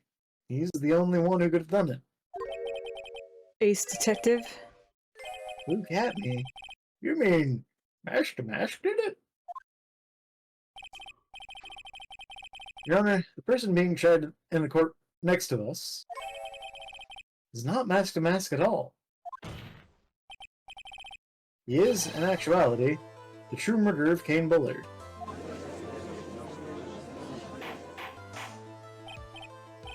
Order! Order! Mr. Wright, explain yourself. Theft and murder. What is a more serious crime? They're not even close. Murder is a more serious crime, of course. It's a capital crime, subject to a capital punishment. Yeah, his name is Luke at me. Look at me. Please remember the trial from yesterday, if you would. Oh dear. Well, I can have the voice him again soon anyway. Yeah. When Luke at me confessed, there was a huge commotion in the courtroom. Of course. The famous detective was unmasked as... well, as Mask to Mask. Instead of being convicted of murder, he was found guilty of grand larceny. That was his true objective all along. He was found guilty. Mask to Mask had the perfect alibi for when the murder took place. He was stealing the urn at Lordly Taylor. In other words, being found guilty as Mask to Mask was Luke Edmey's airtight, watertight, and unassailable alibi.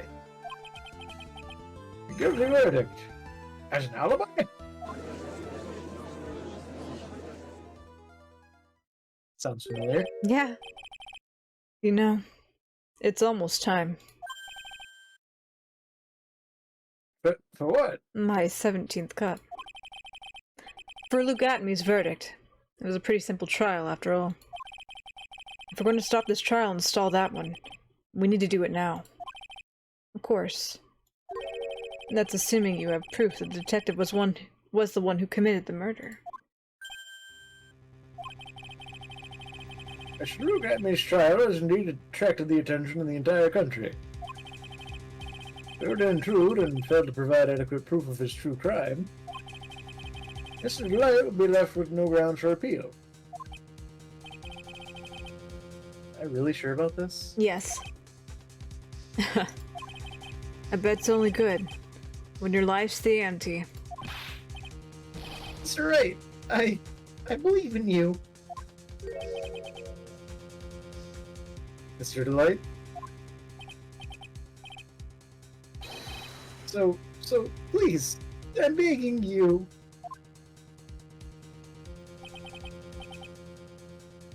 Thanks, but my decision will determine the rest of your life. Can I really risk your life like this? Phoenix.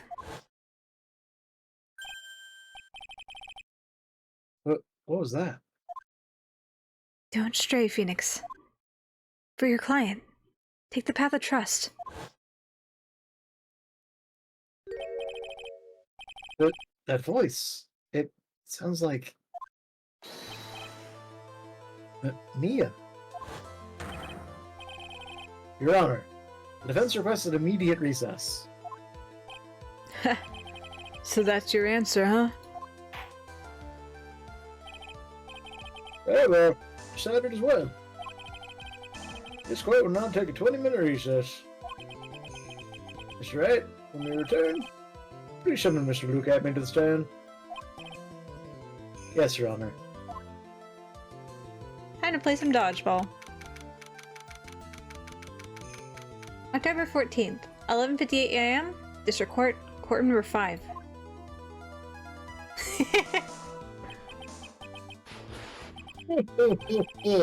Well, sir, Detective Atlee.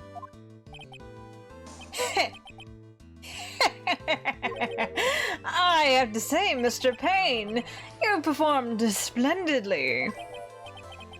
Oh no, sir, Detective Atlee. You were the one who... That's enough. This court sees no reason to further prolong this trial. This court finds the defendant, Luke Atme. Objection!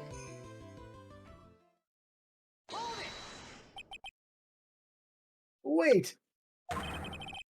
Don't hand down your verdict yet, please. Well, well, sir lawyer, welcome to my courtroom. Who's this hoser, eh? It's a face. That is a face. My name is Phoenix Wright, attorney at law. I wish to file an accusation against this man, Luke Atme. An accusation? You accuse Mask to Mask? That man is not Mask to Mask. He's just a ruthless murderer. That's all. That's all. What? I'm losing my fucking mind right now. Can you see the state of my eyes? They're about to pop out of my head! To be continued.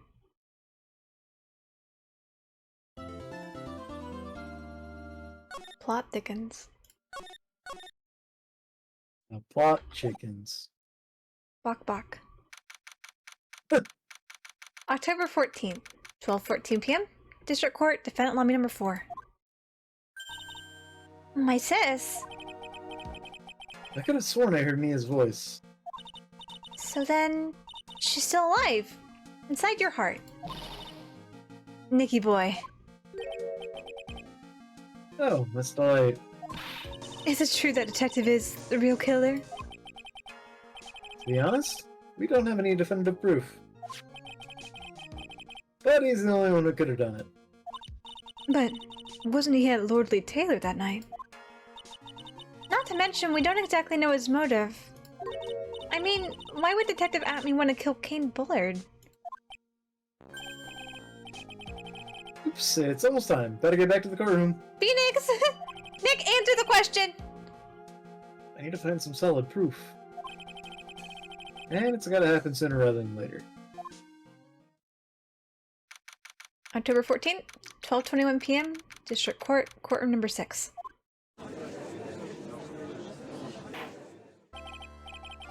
Now then, this court is back in session. Mr. Luke Atme, please take the stand. Well, well, how do you do, sir lawyer? I never would have thought to see you acting so recklessly. I couldn't let them hand down your verdict just yet. Not when it would have given you the perfect alibi. An alibi by the name of Mask to Mask. I'm sorry. I'm afraid even the greatest Luke Atme has no idea what you mean.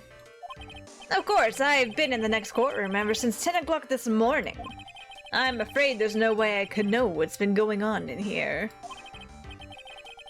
You've been in the defendant's seat all day long, correct? Being tried as Mask to Mask.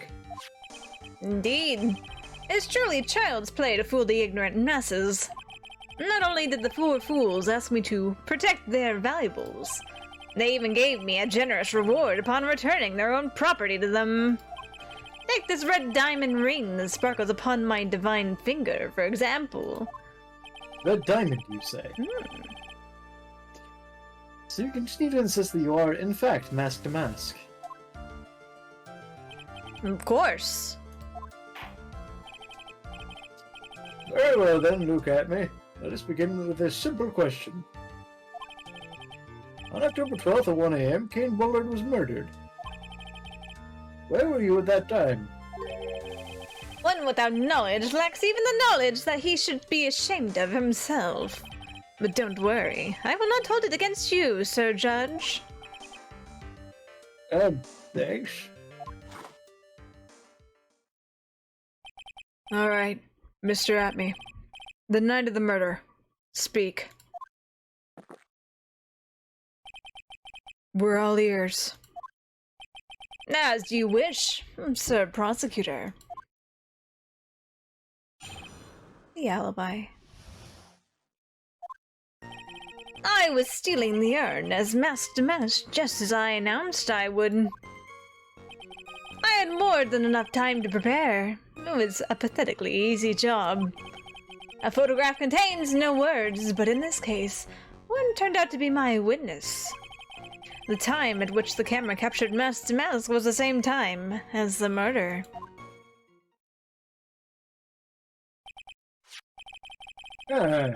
His main point of discussion will be his photo of the crime scene.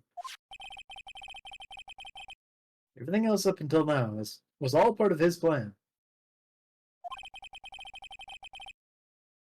There has to be a secret to this picture as well. Even the great mask to mask cannot be in two places at once. Now then, if you'll excuse me, I have a verdict to receive. Unfortunately, Mr. Atme, we still have to do your cross-examination. A fool is too foolish to know that he is a fool. You're the wrong character to be saying these words, Mr. Atme. You're not a prosecutor. I think he's trying to say that you're full of it, Nick. The only thing that's full of it is his alibi. Get to it. I remember next to nothing about this trial except that I hate Atme. I think we all kind of hate Atme a little bit inside. Just at the very least a little bit. I don't know. I know we don't have a way of bringing it up now, but I know it was mentioned at one point that the only thing that Atme provided in terms of the security system was the software for the photos. Yes.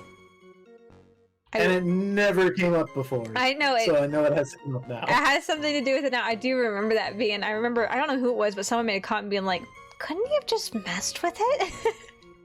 Yeah. And it was the last time it was ever heard about.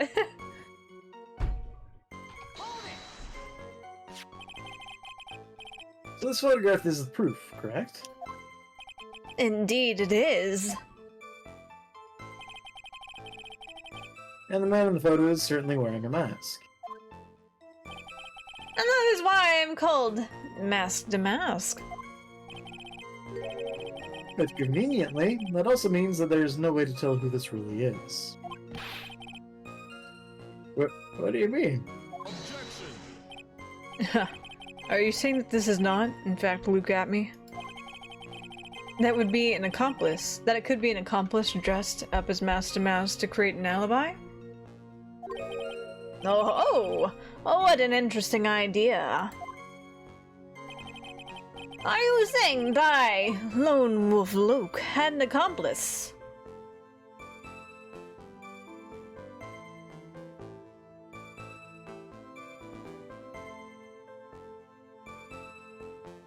I don't know. I don't think so, because there's no other character that should have. My leaning is no. Yeah. I don't have any. There's no other characters that seem suspicious. That would be, like, on the same side as him.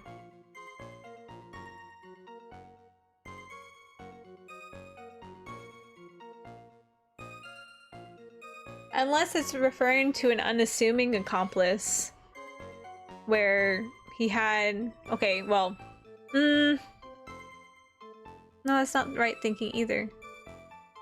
Because... Ron was only at KB Security. But... Atmi would have had to have been at KB Security and the basement of the museum. I don't know, I'm just gonna say give up for now. If Luke Atmi was at KB Security during the murder, then the mask in the picture has to be a fake. Then there really was an accomplice! Right now, I have no idea who it was. I don't have any idea right now either. Baseless objections are just a way to get what the guy wants. There's got to be another way, and I'm going to find it.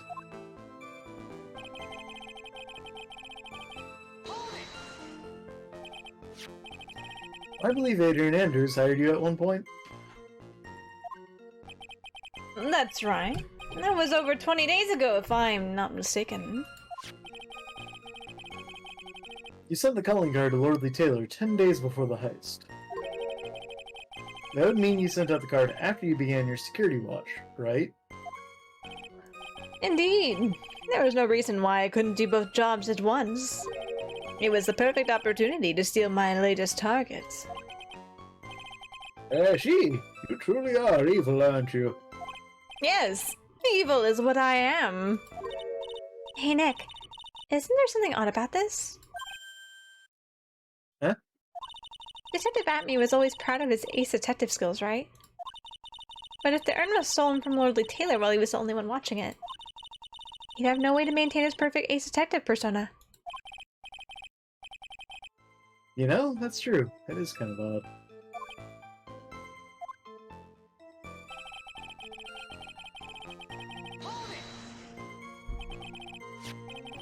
So by photograph, you mean this piece of evidence here. Is that correct?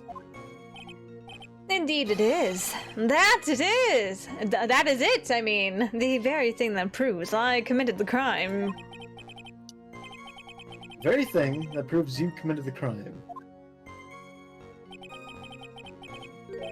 When you think about it, it's really odd. You say that almost as if you had this picture taken on purpose. He was simply caught by the very camera that he had set up. Yeah? We all have days like that. No? Indeed. It turned out that there was no such thing as the perfect crime after all. Life is truly an ironic thing. A sad blue melody. Looks like I'd better gather more information for now. He's surely the killer. There's gotta be something funny in that photo.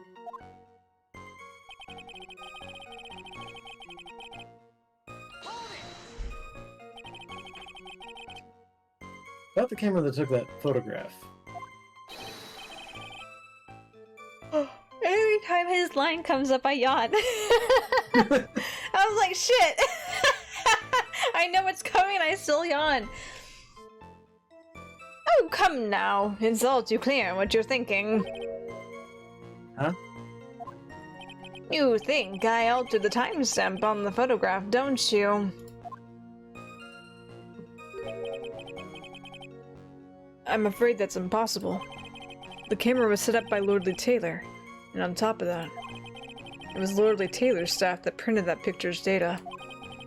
Unfortunately for the defense, there's no way that picture could have been altered. She. Looks like I'd better find something else that would be suspicious. So, this alibi's false? It has to be, or he couldn't have killed Mr. Bullard at the KB Security. But I'm not really spotting anything unusual. There are two possibilities. Either the mask in the photo is a fake, or the photo itself is.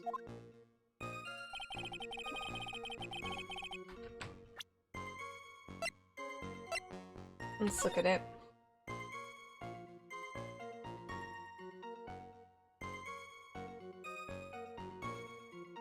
This was taken 12:58 in the morning. 43 seconds. Statue isn't there. Paint splotches seen. Oh! Wait. Maybe he's just holding it a different way, but there's no paint on the box.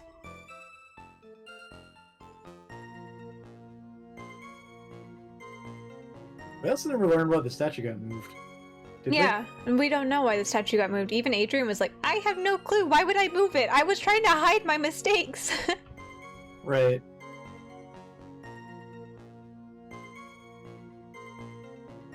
Okay, what did he say again? I was stealing the urn as mathematics I announced I would. I had more than enough time to prepare. It was a pathetically easy job.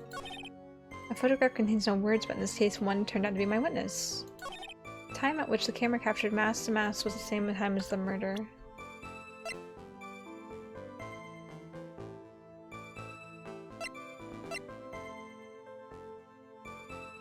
It was actually 2 minutes earlier. It was. You drove very, very fast to KB security. Yes. Jumped in. Killed Kane Bullard. Smacked Ron Delight across the face. Knocked him out.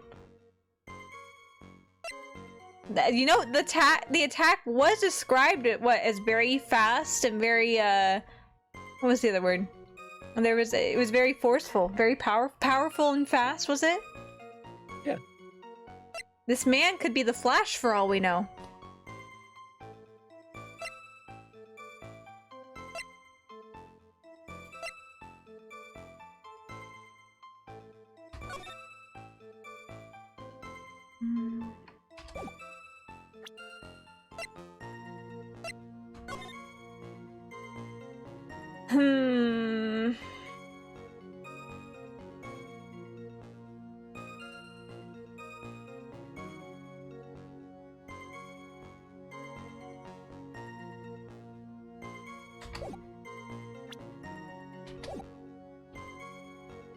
Time in which the camera captured mass to mass was the same time as the murder.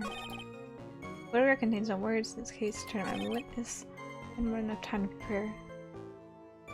It was a pathetically easy job, but it still caught you? Yeah. I don't know what I would present against it, but it makes you be like, huh. Did we come back to this one again since we... Oops. Steve is one of those weird ones that cause you to loop back. Yeah. Let's see.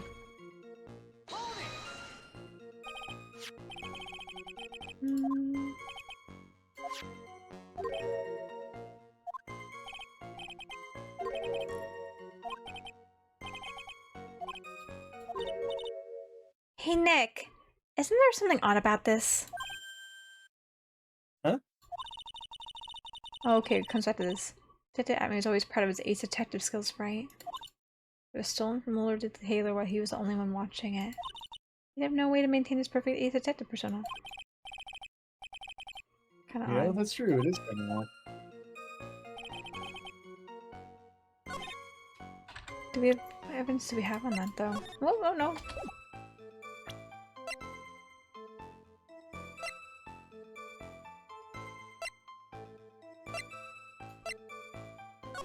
Oops. Go back. Camera data.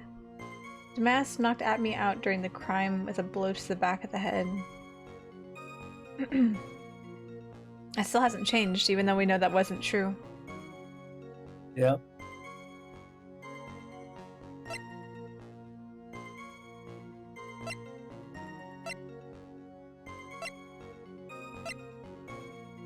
Looks like it was torn off of some clothing. Found the shadow of Amy face statue. Looks like it was torn off of some clothing. I had more than enough time to prepare. It was a pathetically easy job. The photograph contains no words, but this case turned to be my witness. At the same time as the murder.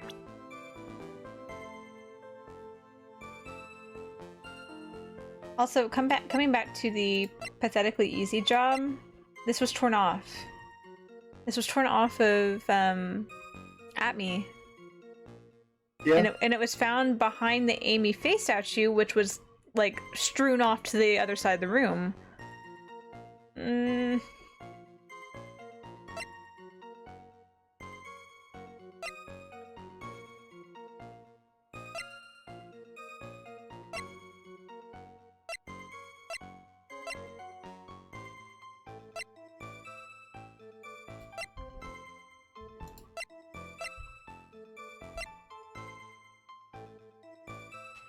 Use the night of the crime at 1 a.m.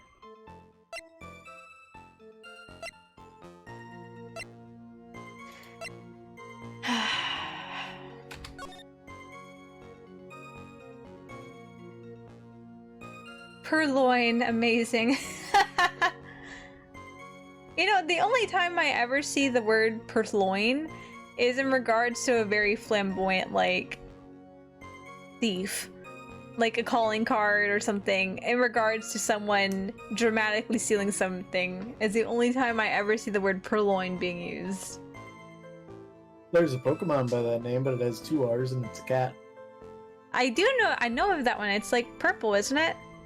Yeah. I know some Pokemon.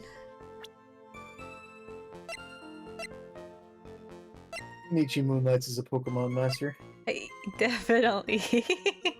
You know, because you have time and energy to moonlight as anything. Yeah, even I have like 3 Pokemon games I could play. And I've only made it through a little bit of each of them, to be honest.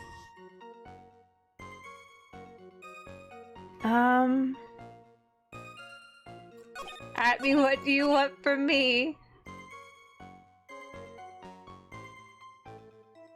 I was stealing the urn as Master Mash, just as I announced I would. I had more than enough time to prepare. It was a pathetically easy job. A photograph contains no words, but in this case, one turned out to be my witness.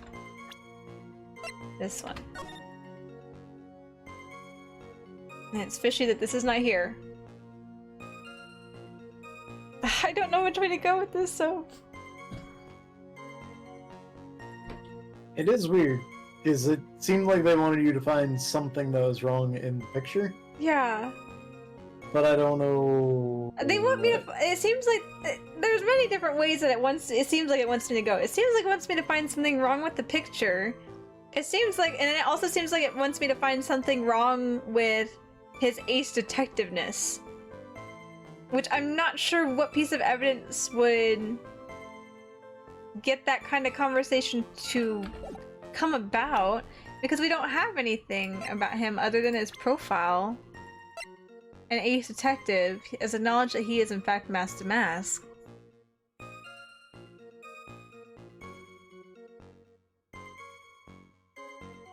He was so proud of his ace detectiveness. Why would he abandon all that? All of a sudden. I don't know. I would try to use my brain, but at the same time, I'm very tempted to just cheat. I don't know what direction it wants me to go with this.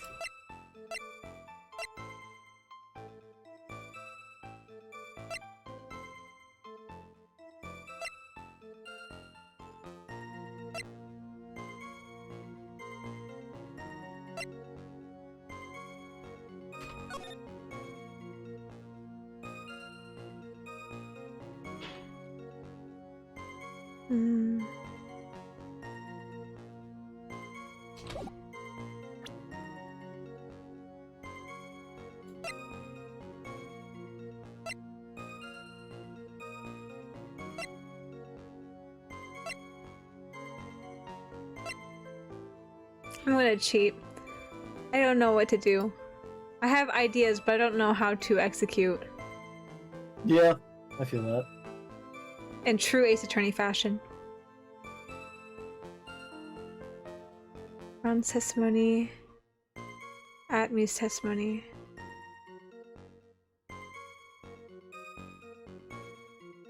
You bet there is.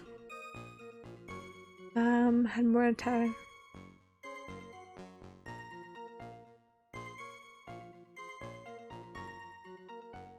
2 or 3.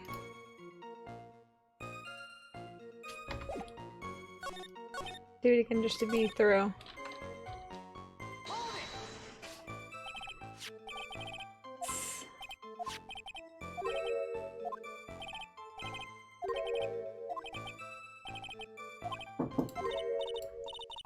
There's something odd about this, yes, here. Give me just a second real quick. Okay.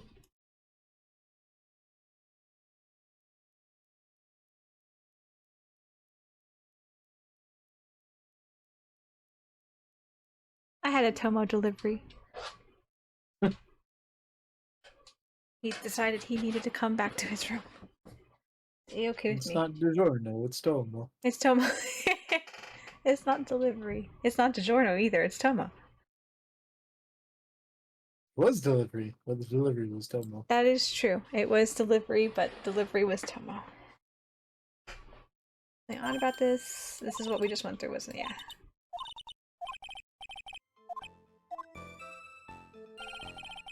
Okay, not this one. 2, 4.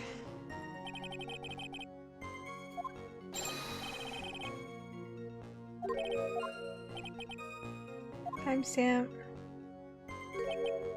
Not possible. Cameras. Da da da da da da.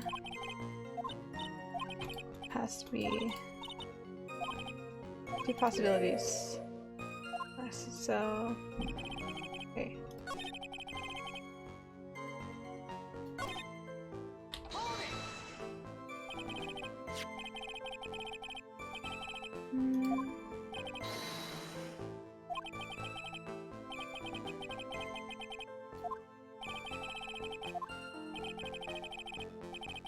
Oh, I could have tampered with it.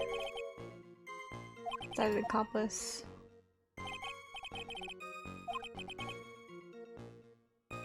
Is the guide saying that he does have an accomplice? Oh no, this is the change. Sorry, that was new content I was clicking through. Oh. I was like, it seems familiar. It seems familiar. I forgot what all Phoenix said, but he's thinking through it. It's he's looking for where's something funny about this picture? Where's the contradiction? Yeah. And the answer to that is you bet there is. Now are you implying this picture is a fake? You bet I am. There's definitely something strange about this picture. We took a look around the basement warehouse that night before the theft took place. There's something in this photo that doesn't match my memory of that night. Very well, then let's hear what you have to say. What about this photograph you find funny? This? Paint? Funny part is right here. Hilarious. Why this is bloodstain. That's Sure. thunder? Scared the shit out of me, sorry. I didn't realize we're supposed to get rain. Gotta check now. Sure enough, oh my gosh.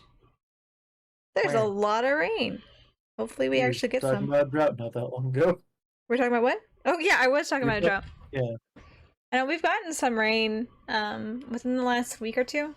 It's been very sporadic though, and for whatever reason, it always seems to like just a big old thunderhead, you know, like a big old storm, nice fat storm where you're like, oh yes, this will be a lot of rain that comes over us, and then it comes over to my area, the Metroplex, and it just like it's like Moses parting the Red Sea. There is no rain that hits us; it goes all around us, and we're like, ah, man. Looks like we should be able to get some of this. I had no clue it was supposed to rain tonight, though. That's a nice surprise. Okay, sorry, you said this is a blood stain. Wrong game. Wrong game, Judge. I do wonder if, like, the paint was red in Japan. I don't know. Yeah, blood. Now this case is getting interesting. Wasn't interesting before?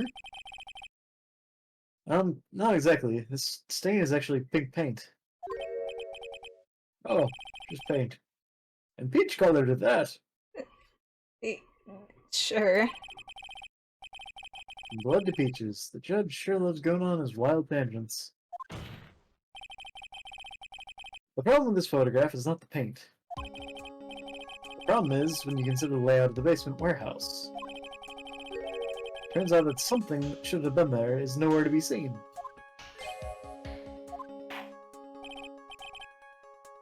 Well, Mr. Wright, what is supposed to be in this picture instead of the paint stains? Before we open that can of worms, let's take our hourly ad break real quick. And then we can continue forth, because I have a feeling once I answer this question, we're going to be thrown into a long conversation that I don't really want to interrupt. So, we will be right back. Hang tight, and we will continue forth.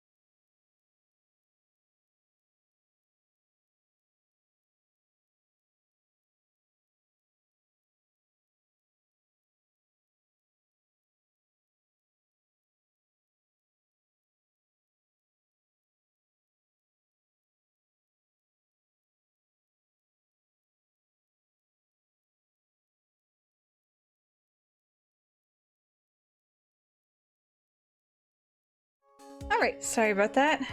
Things have been taken care of. Took my dog out before the thunderstorm came in. So, good thing. Also, hello, Lady Havoc. Welcome in. Enjoy your lurk. What were we doing? So this is supposed to be in the picture instead of the paint stains. Also, hello, Shoujo. Welcome in as well. Hello. Hello, hello. It's supposed to be in the picture instead of the paint stains. This Amy statue, wasn't it? Take that. The supervisor of the treasure exhibit stated the following. Well, there's a good reason for that. On the day of the crime around noon, that golden statue just happened to arrive from the mountain training hall. I realized that the statue would be the perfect size for covering up the paint stains. That's why I put it where you first saw it. I myself was there the night the theft took place and saw the statue in that spot. Phoenix was trying to flashbang you. He about succeeded. If this picture was truly taken on that night, then that statue should have been there. But when I went there the day after the theft, that statue of the old bag was sitting in the corner. Perhaps you were somehow pushed there accidentally? Your Honor, this statue is slightly larger than yourself, and quite heavy.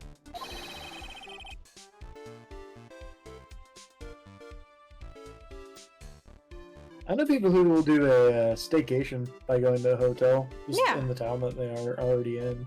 I know. I have a friend too. That she'll do her birthdays at a hotel, just to make it easier to have enough space for everyone to hang out, and also, one, you can be a little bit louder at certain hours, and two, there's a pool. Yeah. So it's not weird. It's yes. It's a fun questions. It's a trip that's only 5 minutes down the road from your house. Yes, and hot tubs where you can ask strange questions. Objection! Objection! It would take more than an accidental push to move that in the distance. Wow, my words good there. It's okay. I've also been going blah, blah, blah, blah, blah, every time I stumble over everything. At least I've done it at least 5-6 times tonight, so. In that case, can you prove it? Can you give us the rhyme and reason as to why that statue was moved that night? Can you do it, Nick? Never mind who moved it. The real question is, why did they move it? Well, Mr. Wright, I hope you're prepared with your answer. Oh dear. Now then, who was the one that moved the golden statue on the night of the crime? Gosh, should we do mask the mask? Is it mask the mask, or do we say at me? Why would he need to move it, though? I don't know. We'll figure that out later, Soph. Okay. I don't know why he would want to move. Why would he want to move? Okay, maybe the question is not why would he want to move it. What the question is, why did he have to move it? Because that seems to be whenever Phoenix is like, I don't know what to do, and Mia's like, hey, Phoenix, stop thinking like that. Don't think about why he wanted to move it. Why is it? What scenario would he have had to have moved it? But even still, thinking like that, I'm not quite sure yet. He's detective. Look at me. Or mask the mask. Can I save? I can't save. Oh no, I can't save. Who was the one who moved the golden statue the night of the crime?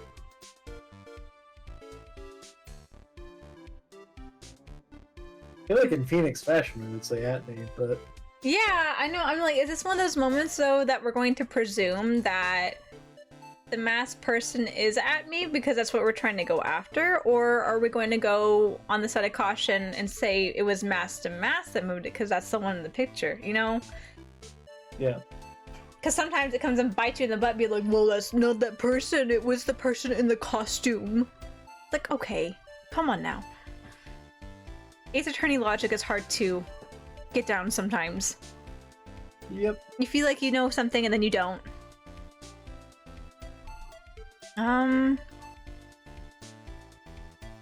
Then who was... Changed the science a little bit on every case. Yeah. I'm gonna go with that me, because we're trying to convict him anyway. Yep. Want to remove the statues, none other than Luke at me. Come now, sir lawyer. There you go again on one of your strange delusions. That's right. What basis do you have for your strange delusions? I'm sorry. I'm sorry, Your Honor. Sometimes I just see things. There's intrusive thoughts in my heads. In my heads? I have multiple heads, apparently. I mean... He is male. He is male. That is true. It's very simple. Witness was the only one in the basement warehouse that night. That is indeed very simple. However, why would I want to move a heavy golden statue? Reason for moving that golden statue. Here's where our battle really begins. Well, Mr. Wright, what reason did the witness have to move that statue? What did he have to reason? What reason? The reason can be found here in this photograph.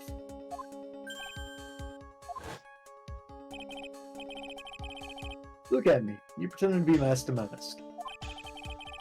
Create an alibi by showing you were at Lordly Taylor that night. This photograph contains a single fatal flaw. If the statue had been there, your lie would be exposed like the cheap film in a drugstore. That is why you had to move the statue. Oh. Okay, are we going on the assumption that he took this photo on a different day? Before the statue got there? And so that's why he had to move the statue the night of? I had that thought, yeah. A single fatal flaw. Interesting theory. Please enlighten us. Just where in this picture does this lie exist? Oh.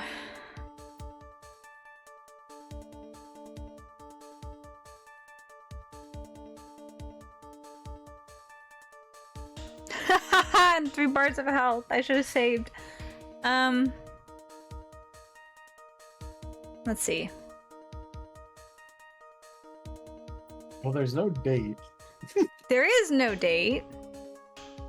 It's only a time.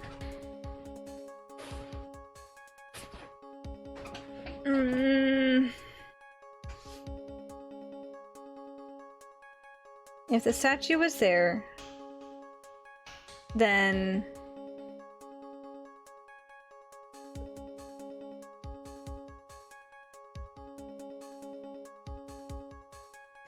if the statue was there, it would expose his lie. If the statue was here, what would be apparent about having the statue here?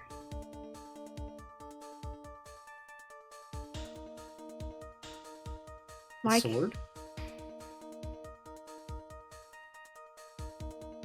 I don't know how to point that out in the picture, though. Same. Where in this picture would the lie be found? The photo got used for something. So. Yeah.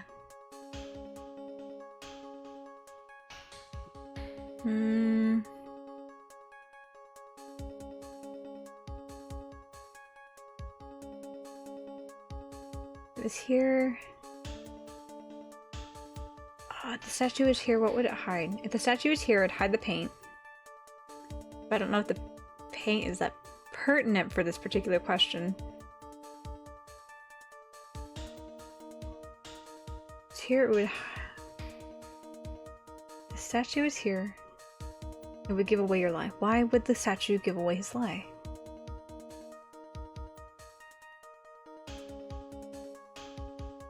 What about him?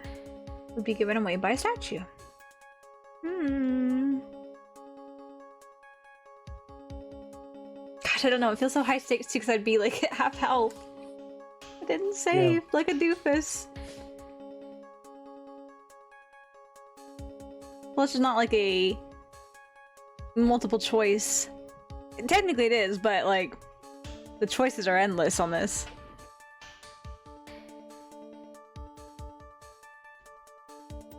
If the statue was here, what would it give away? Statues there would hide the paint. Would hide the paint mark on the ground where the box was. The statue is golden. The statue has a sword. If the statue was there, we go back to the thought of it would give away if he took this picture on a different night beforehand.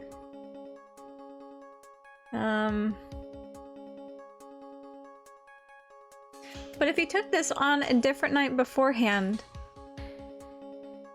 how would he know to take the picture without the brooch?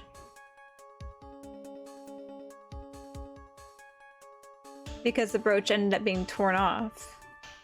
So that doesn't make sense.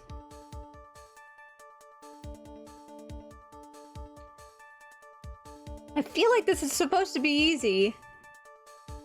At the very least, Phoenix makes it seem like I should know what I'm doing here. Phoenix seems to think he knows what he's doing here. Phoenix always seems to feel like he knows what he's doing. At the very least, he bluffs about it. I know, he panics a lot. He panics a lot, but at the very least on the outside, he's like, I know exactly what we're going to do here. On the inside, he's like, what the fuck are we doing, man?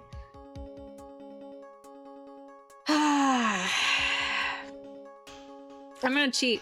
This feels too high stakes. I feel like if I do one wrong thing, then I can continue just to do wrong things and make this a real bad bit here. Are you joking me? Are you joking me?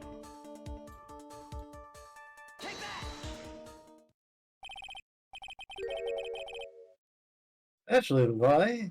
In this photo is the timestamp. What do you mean? I'll tell you exactly what I mean.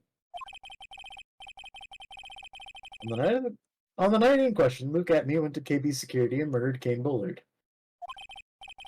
Therefore, it's obvious. It would have been impossible for him to have been at Lordly Taylor at this time.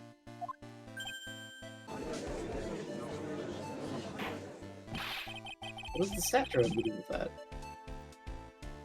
Thank you. Thank you, Judge. What does that have to do with the statue being moved? Remember, if you will, Your Honor. When was the statue placed beside the warehouse door? Well... The statue was taken down to the warehouse on the day of the crime. And it was placed there in order to cover up the pain. Exactly. Luke Atney had already decided on the time when he was going to kill the victim. And so, in order to create an alibi for that time, he took this picture days before the murder took place. What the? Of course, the statue hadn't been brought down to the basement warehouse yet. Ah! So, on the day of the crime, Mr. Atney must have been quite nervous. As nervous as a long-tailed cat in a rocking chair factory, so to speak. But all right. Heard that one. That's a euphemism only Phoenix would use. I've heard it before. Really? It's a thing? Yeah. I've never heard of it. Because if you have a long tail and there's a lot of rocking chairs, there is a high threat of you getting run over. Yes, I understand the euphemism. It's just a strange one, and I've never heard of it before. Well, I'm an old man. Ah, I see. Why? Because something that wasn't supposed to be there had been brought down in place where it wasn't supposed to be. And that That's why the Academy had to move the statue on the night of the murder. He did it to make the room match with the way it had been in his photo. Wah! Order! Order! Mr. Abney, is this true? One moment, Your Honor. Have you forgotten this? What's that? The data for the basement warehouse computer. According to this, the camera did indeed go off on the night of the crime. The camera had been set up by Lordly Taylor's staff. However, the program used to manage that data was yours. That alone would have allowed you to tamper that data.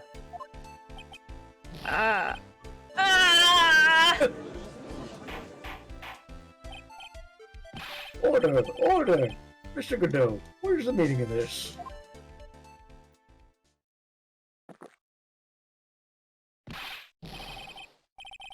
Godot, I warned you about making me wait. Now put that coffee down.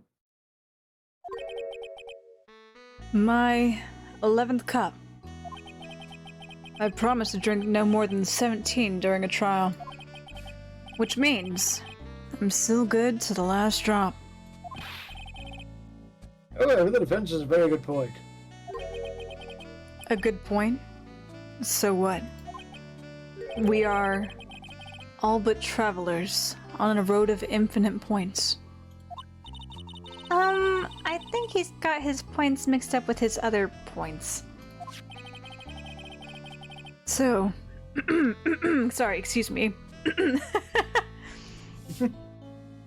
So, you say this photograph was taken ahead of time, and that the statue was moved in order to make it match.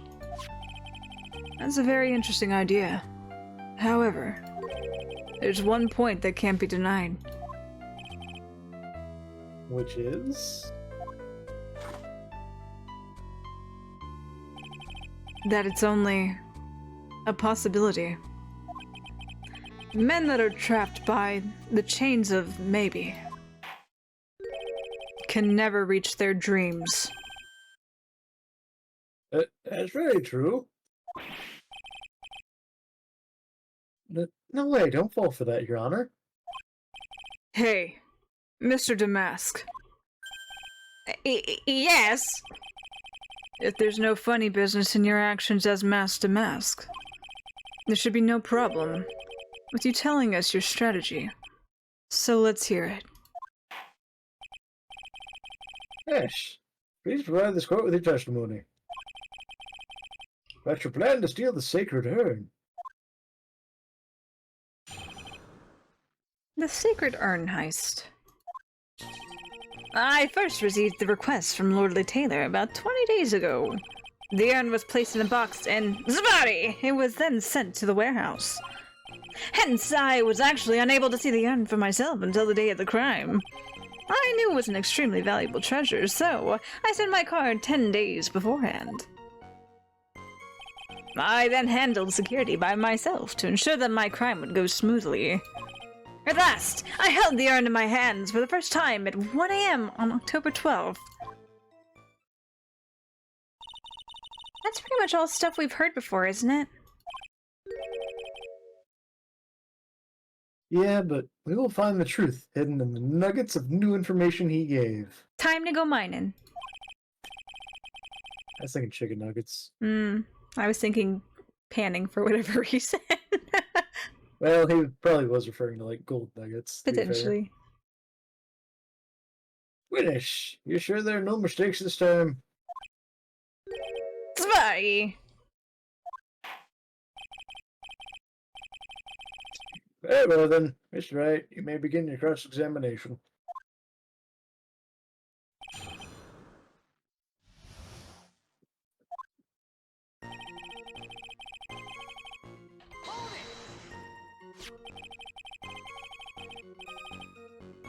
You were asked to guard the urn by Miss Adrian Andrews, is that right?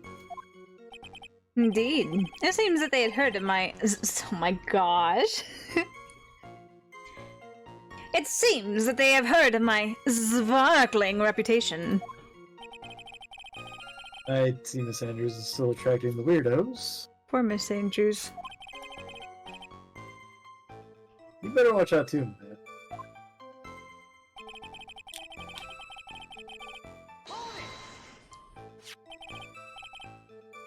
You mean this box?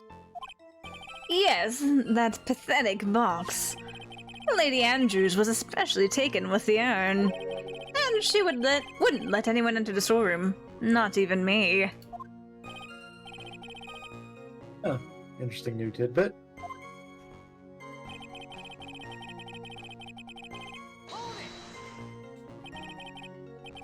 So you're sure that you had never seen the urn before? Indeed. You may ask Lady Andrews to confirm for yourself. My security was focused entirely on the entrance to the warehouse. However, look at me, and let no information whatsoever slip through my fingers. It was extremely valuable. You mean this calling card? That's right! That is, without a doubt, my calling card. I guess Mr. Delight didn't make this after all.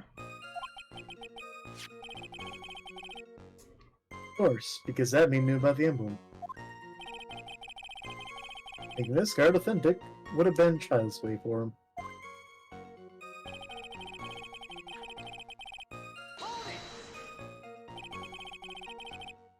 Been known into the basement warehouse? Unfortunately, there were many different treasures being taken there. Thus, for a period of approximately 5 days, people were indeed going in and out of the warehouse. And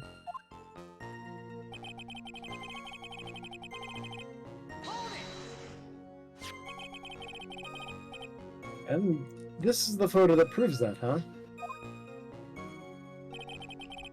Indeed.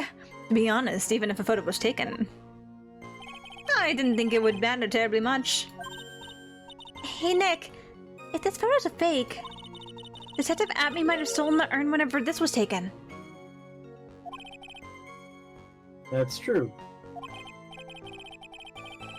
You know, he's been saying that he never saw the urn until that night. If we can prove that he's lying here, we can wrap this up and put a bow on it. I need to take a good hard look at the court record. Not a lot to go on, is there? The detective has been covering his tracks. There's only one thing we need to prove in this cross-examination. They took this photo well before the actual night of the crime. Alright then, how do we do that? There's one thing that Amy stated very clearly. They had never seen the urn before he stole it. We need to prove that he's lying. Easy. Easy. Well, we have that. In its whole glory. I am. I am.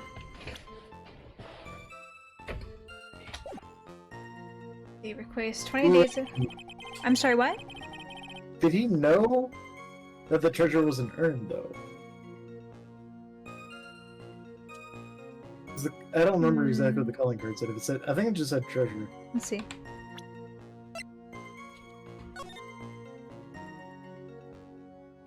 The most priceless work of art on display in your treasures of Karain. Gotcha. Take good care of the speckled... Oh! Speckled urn. What the heck, man? Why didn't I notice this before? Take good care of the speckled urn, won't you? And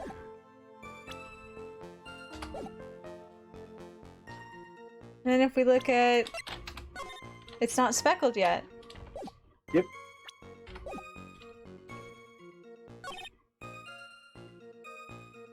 I'm gonna save because I've been too confident before, but I'm pretty sure this is what we're supposed to do.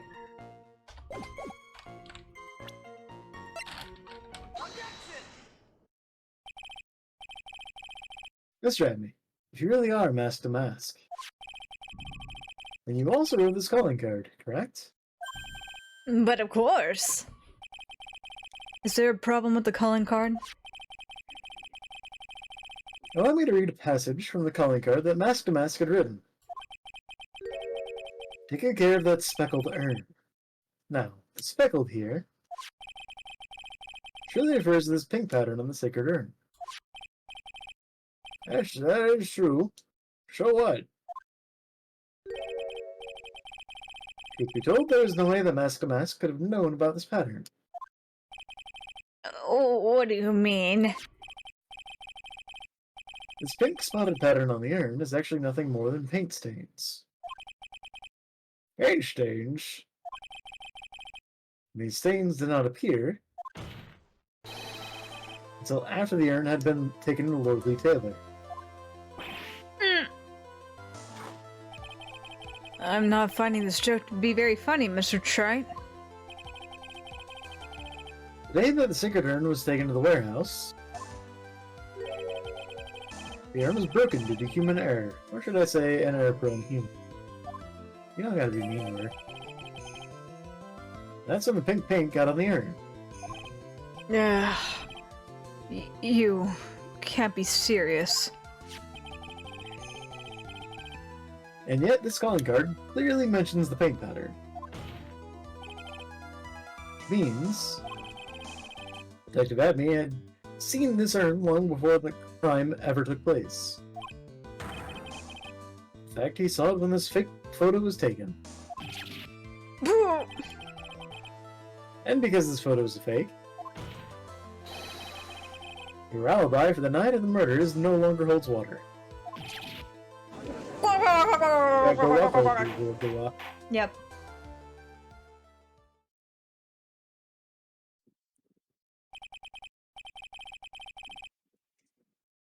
The screaming did not pick up on Discord at all. I had to hear it on the stream afterwards. You could hear my gurgling on stream. That's what I truly need in my life. Mm-hmm. More at me gurgling. So totally. Yeah, that's what I'm here for. Yeah, like how I need, was it old bag ASMR, was it? I still haven't done that, and I'm not really planning to. I would like you to not hang up on me. That is fair. Witness, do you have anything to say for yourself? Alright, that did it. He's broken. Case closed. Nick, I think it's still a little early for a victory pose. Case closed. Huh?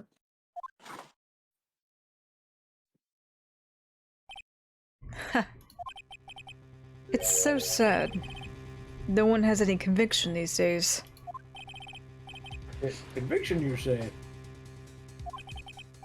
Yesterday, we all decided unanimously that this man was Mask to Mask. And now, we're calling him a murderer. You don't think we're being a tad fickle? That's a good point. No way. Don't fall for that too, Your Honor. You say that Luke Atmey was the one who killed Kane Bullard. Then let me ask you this. Why would he do that? An excellent point. Motive, Mr. Wright, motive? Might you, my merry murderous motive manifest? What? Might you, my merry murderous motive manifest? Okay, I said it right. I didn't feel... it's weird English. It didn't feel right. Nick! He's getting a second wind! If he prepared an alibi and pinned this crime on Ron Delight, as you say, he must have had a very strong motive for murder. The only one with any motive we've seen is Ron Delight. Isn't that right, detective? Indeed. According to my own research, the boy's motive is clear. That motive, it's nearly impossible to prove guilt in a murder case. Now then, maybe you can enlighten us as to what the defendant's motives were. I'd be honored to, sir, old-timer. They're doing everything they can to make Ron look suspicious. Despite our lack of hard information, this may be our only chance. And yet, the blackmail letter was clearly addressed to this idiot, so... Look at me, had no points of contact with the victim whatsoever. Kane Bullard decided to investigate Master Mask and simply mistook who he was. It was Mr. Bullard who wrote the blackmail letter and sent it to Ron Delight.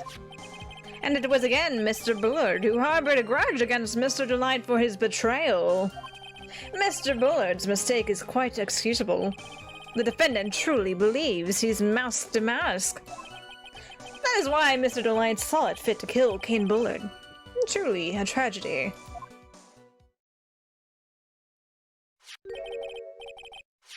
The victim, Kane Bullard, blackmailed the defendant. This is the blackmail letter found in the defendant's apartment. A handwriting test confirms that Mr. Bullard was indeed the one who wrote the letter. What? Blackmail letter updated in the court record. Very well, Mr. Wright. Begin your cross-examination.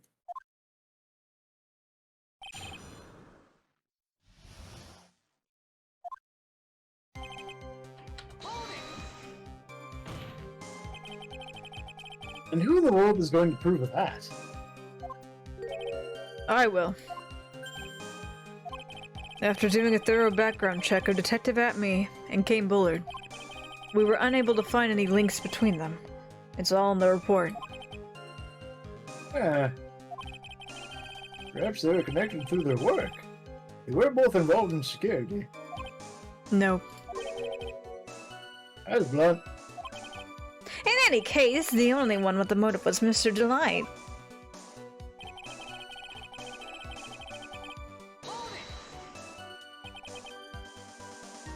Mistook?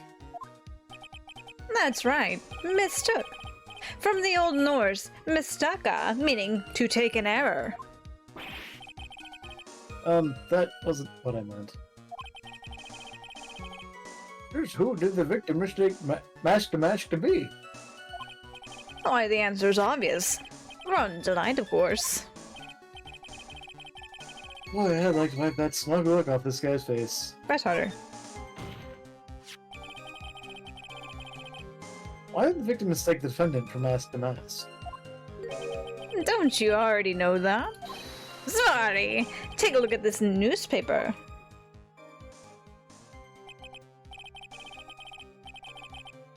Oh-ho! There's a famous tear of Emanon, a magnificent jewel. That photo shows a magnificent detective as well, does it not? Furthermore, it also shows an ugly guard. Namely, the defendant. The defendant? The victim clearly misread this article and, sorry, you got the wrong impression. The impression that this ugly security guard was in fact Masked Mask. Yeah, I see. That was an unusually reasonable deduction.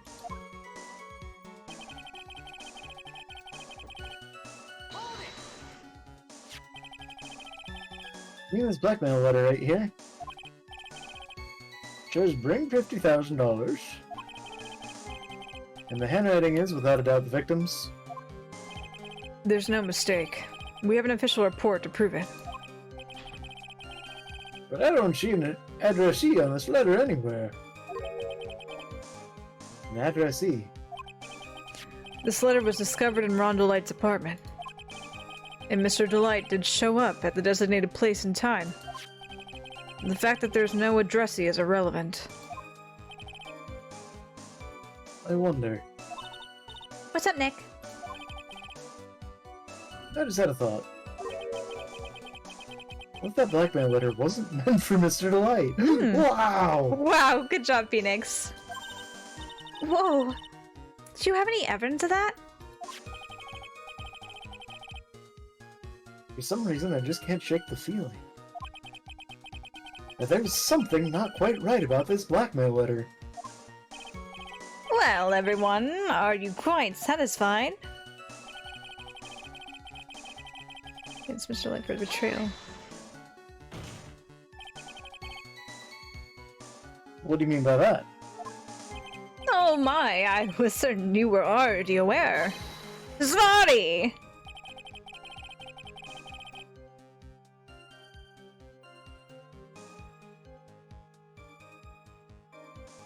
AB Security has a lot of security info on all sorts of companies. And since I was security team chief, I stole data from the company.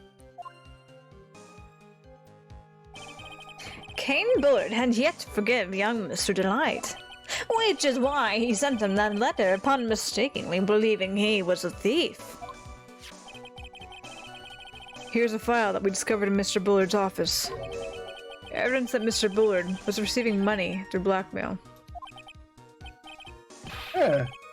However, isn't this a bit odd? Why did the defendant pay Mr. Bullard the money? Even though he wasn't actually mask to mask. On that point, there was an unfortunate bit of chance.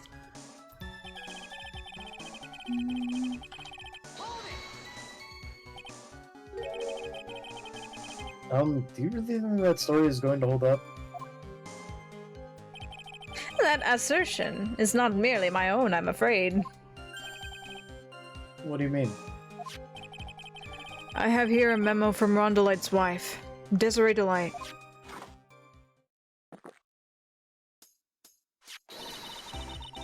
Ronnie thinks he's Master Mask. Don't you feel sorry for him? Please don't think too badly of him. Well, Mr. Trite? Was he trying to act like Mr. Light just now? I thought he was actually pretty convincing. Thank you, Maya. Layers of acting.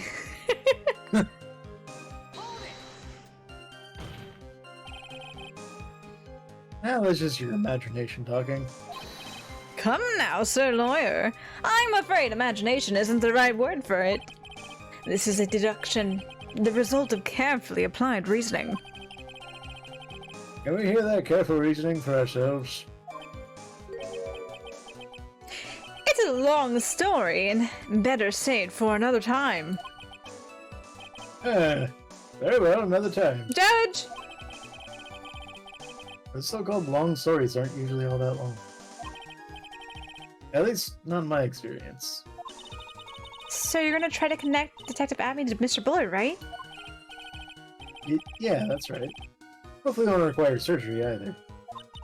In that case, they'll have to talk about the blackmail. That's true. Is that blackmail letter really intended for Juan? Since we don't have enough information, you should press in for more testimony. Maybe I'll be able to shake some contradictions loose that way. Okay, we didn't get any additional information, did we? Off of any of these. Not a lot. Don't think we did. Is that like non-information? Yeah. Nothing was added additionally, at least. Ali got me had no point in contact with the victim whatsoever. Kane Bullard decided to investigate Mask to Mask. Maybe there's a contradiction here. Like what we seem to be seeing more often where it's like, oh yes, you go through it, and you have to come back to this other one that he said originally and question it. Because now you know the information later on in his testimony.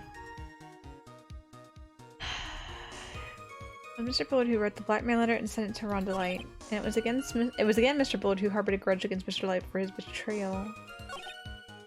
Quite inexcusable, the defendant truly believes he is Mask to Mask. But Mr. Light saw it fit to kill Kane Bullard. What truly a tragedy.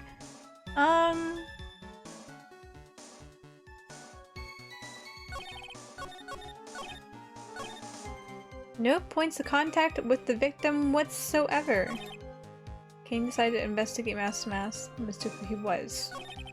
It's Mr. Bullard who wrote the blackmail letter and sent it to Ron Delight. And it was again Mr. Bullard who harbored a grudge against Mr. Delight for his betrayal. Mr. Bullard's mistake is quite excusable. The defendant truly believes he's Mask to Mask. That's why Mr. Delight saw it fit to kill King Bullard. Truly a tragedy.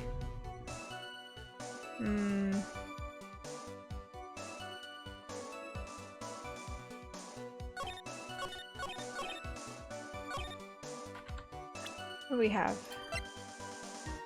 For the highest emblem is top secret. Camera data, Shido. Video camera.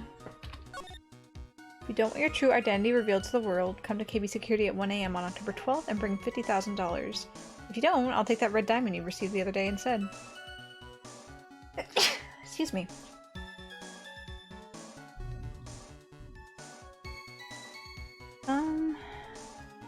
Well, he was just talking about that red diamond, but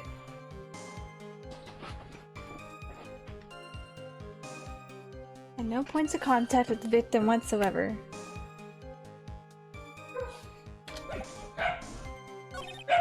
Oh goodness, barking time.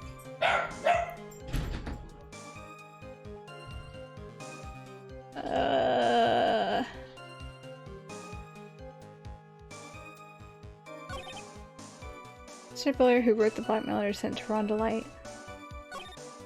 Is again Mr. Bullard who harbored a grudge against Mr. Delight for his betrayal.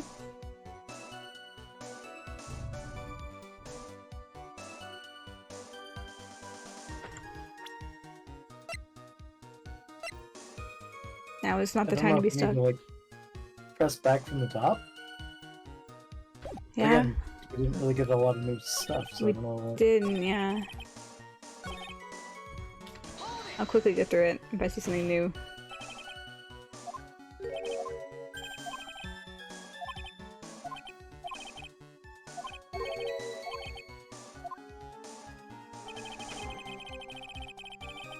Is that the rain?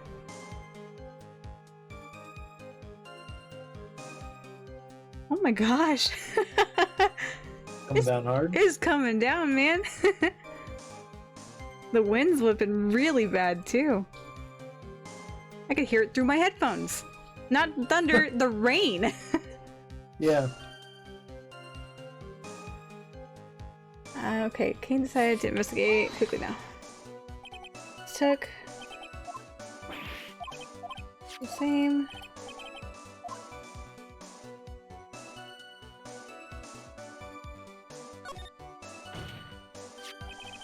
What did it make to spin it? I think we did this earlier. Don't you already know that? Take a good look at this newspaper. Famous tier Emanon. Max of detective as well, does it not? Furthermore, it shows Guard, namely the defendant. The victim clearly misread this article, I'm sorry. He got the wrong impression. Impression that this ugly security guard was in fact Mouse to Mouse. That's good. It doesn't seem very realistic to me. Here, give me just a second again, Soph. Alright.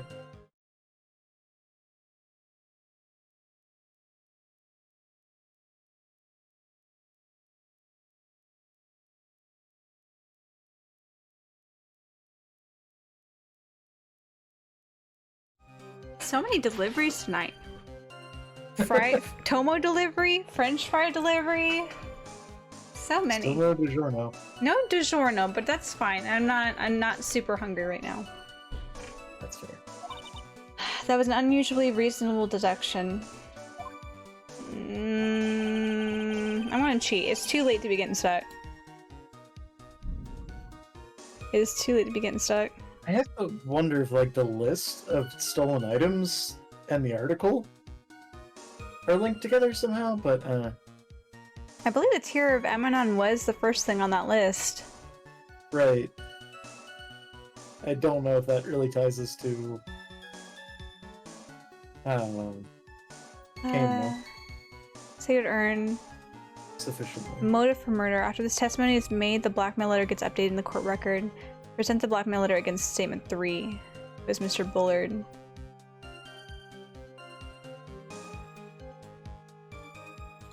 I guess because there's no addressee. That's true, there was no addressee and there was no addresser. Oops, I didn't mean to hit that.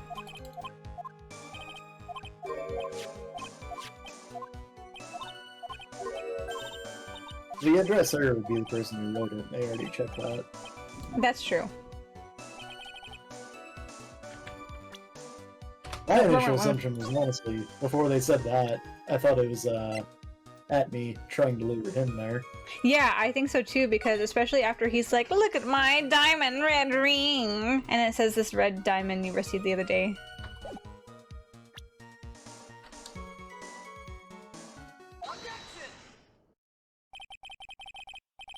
Mind if I ask you a few questions, Detective Atney? As if I haven't been doing that this whole time. Well, if it's just a few, I guess it's alright. When you said this letter was addressed to Rhonda Light, I couldn't help but notice one major contradiction. Contradiction? I don't know where a walking contradiction like you gets off saying things like that. You're one to talk. At times like these, men are made to express themselves with their fists. Why don't you show us what you've got there, Junior? Indeed. Time to man up, Mr. Wright. Show us the contradicting evidence and the content of the blackmail letter. Oh gosh. We don't want to... Your true identity revealed to the world. Come to KB security. $5,000. We don't. That red diamond you received the other day instead. I have a red diamond though.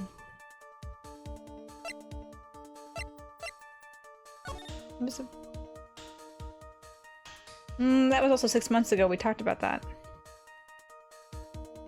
We don't want your identity revealed.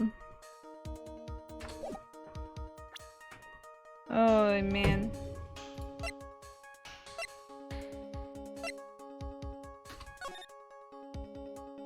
Plus it is the list, because there's no red diamond on there.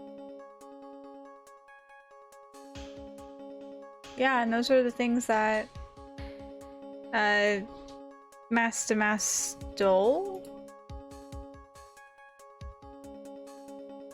Yeah.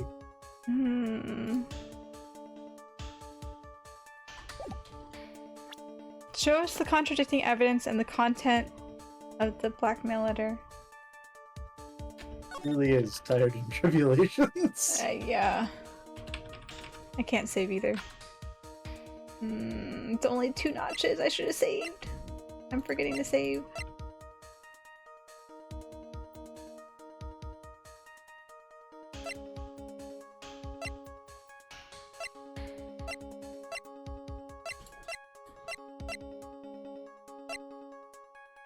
Bible learned. Found in Ron's room. Is this ever gonna come back into play? Who knows?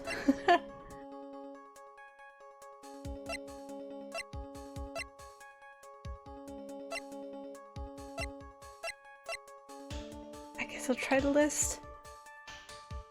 Hope and hope. Ha! A little 2-1 punch like that wouldn't even faze me.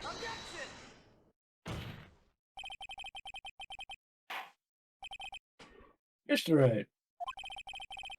Try thinking things through a little more before finding fault with others. Thanks. Ouch. I sure felt that punch, Your Honor.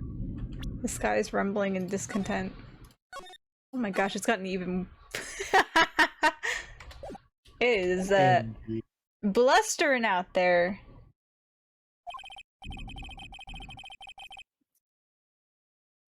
Anyway, let's try reading the blackmail letter one more time. There's gotta be something off about it somewhere. I think we've already identified it, but... Very well then, witness, please proceed with your testimony.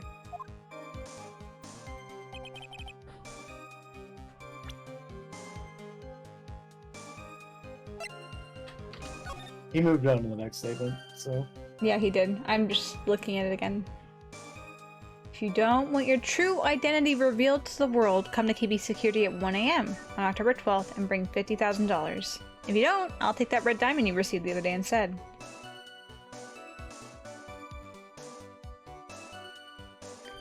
If you don't, I'll take that red diamond that you found the other day, or you received the other day.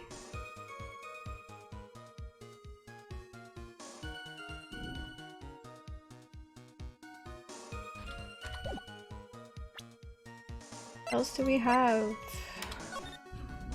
Becoming and purloining the most priceless work of art and display it in your treasures of Korean exhibit. Take good care of that speckled ornament, wouldn't you?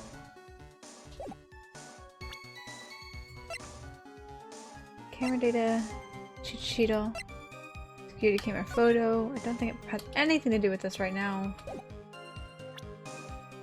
Ron's wallet. Night of the crime, found at KB security. Card that was used at midnight.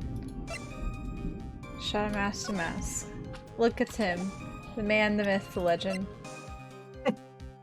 Out in the shadows, Amy's statue. Looks like it was torn off of some clothing. Time of death, 1 AM. Cerebral hemorrhaging. Got the first highest guard in the photo is Ron Delight. Precious gem material eminent priceless. Stolen? The gem and the thief.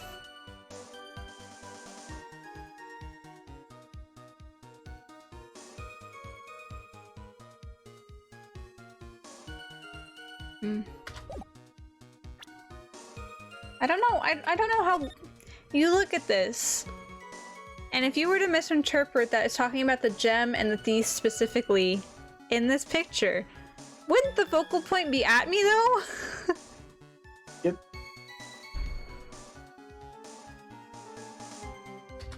I don't know, man. What was the statement again? Bullard was the one who wrote the blackmail letter and sent it to Ron. What was it? We presented the blackmail letter, was it? Yeah. Get back to where we were at least.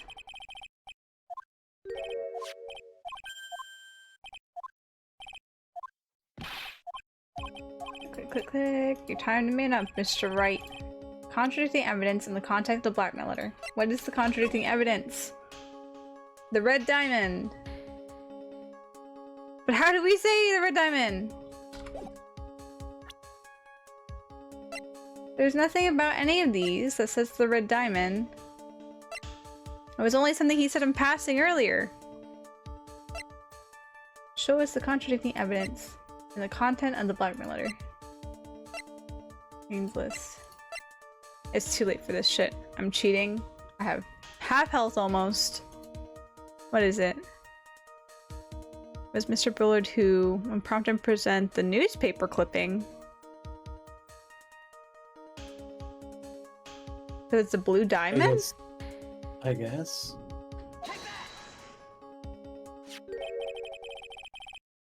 Take a good look at this newspaper clipping. Contains a picture of the Tear of Emanon, the stolen jewel. What about it? The problem is this jewel's color. Color. I'm not much for discussing color myself. According to the clipping, the color of the stolen jewel is blue. However, in the blackmail letter, a totally different jewel is mentioned. I'll take that red diamond you received the other day. Well, he also didn't steal the fucking Tear of Emanon the other day. Yeah. Red? Which means the red diamond described in the blackmail letter is not the Tear of Emanon that Mask to Mask stole at all.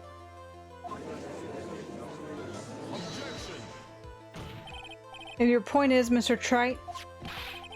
So are you trying to say that this blackmail letter was intended for someone else? That is what you're trying to say, right, Trite?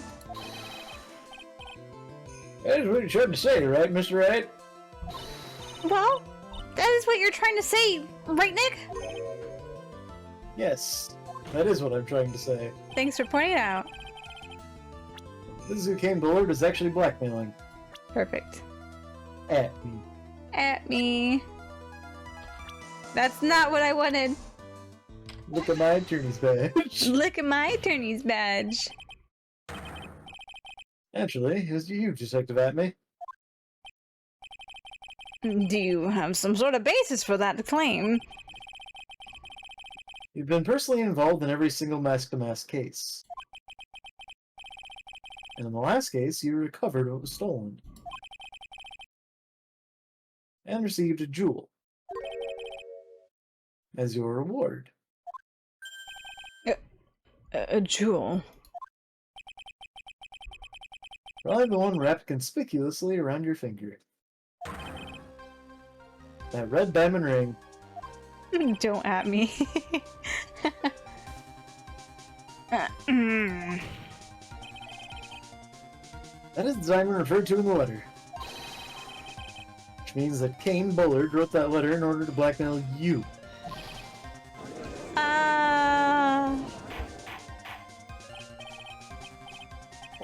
Order in the court. Order. It seems you've gone too far with your childish pranks, Mr. Wright. Hey, I don't like the way you said that. Kane Bullard blackmailing Luke at me? Are you for real? For real? Yes, I am. Nick, come on, stand up to him! Then answer me this. The blackmail letter contains the following passage. If you don't want your identity revealed to the world. Yes, it certainly does. Kane Bullard threatened to make Luke Atmey's identity public knowledge. An identity he wanted to keep a secret. So just what was that identity? Adney killed Kane Bullard because he was afraid of his secret becoming known.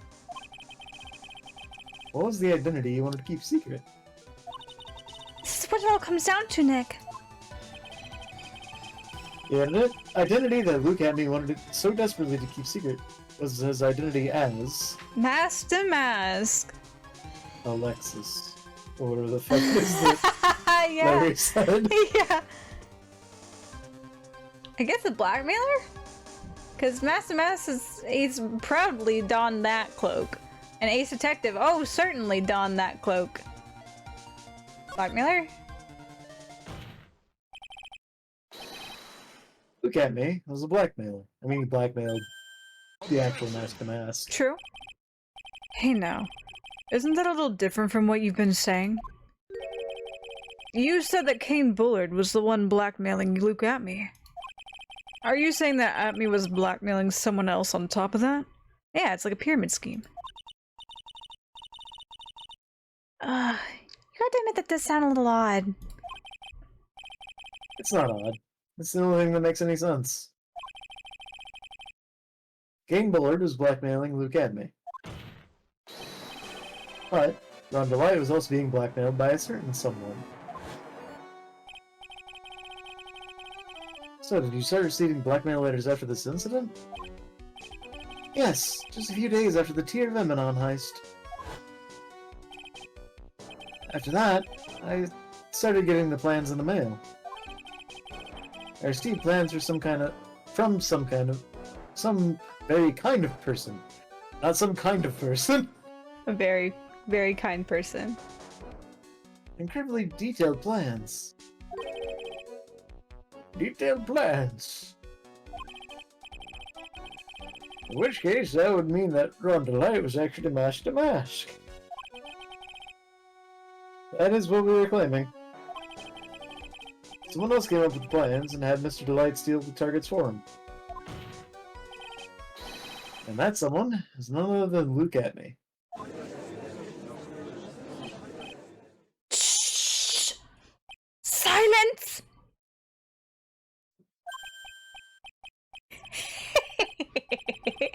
Now I see. It's all becoming clear. But what is... When you were in grade school, you received the same report card every year. Yes, with the tendency to jump to conclusions. Am I wrong? How did you... You say that I, Luke Atmey, was blackmailing Ron DeLite. In which case I would naturally know all about his relation to Master Mask. Well, yes. Ron DeLite started receiving plans from his second crime onward, correct? Which means I learned of his identity when he committed the first crime. Good point. Certainly couldn't have blackmailed him otherwise. In that case, let's see some hot, bitter evidence. During the first crime, how did Look At Me know that Rhonda Light was mask to mask? Is it just the article again? Just the article? Around? Oh, it's Aria rating. Oh man, the ads are going too. I totally wasn't paying attention to that. Womp womp. Womp womp. It's okay. We will say hello for realsies in just a second. Yes. Aria raid. It's you, the bun. I'm not sure she can hear me actually. He's not currently subscribed. Ah, yes. Indeed, we will have to say hello in 70 seconds. Oh, you can. Cool. I thought ads were going. It says ad in progress, so I don't know what's going on. But yes, hello. Welcome in, Aria. I'll do a grander welcome here in just a second here. I can't speak. I said here, what, like 3 times in that sentence.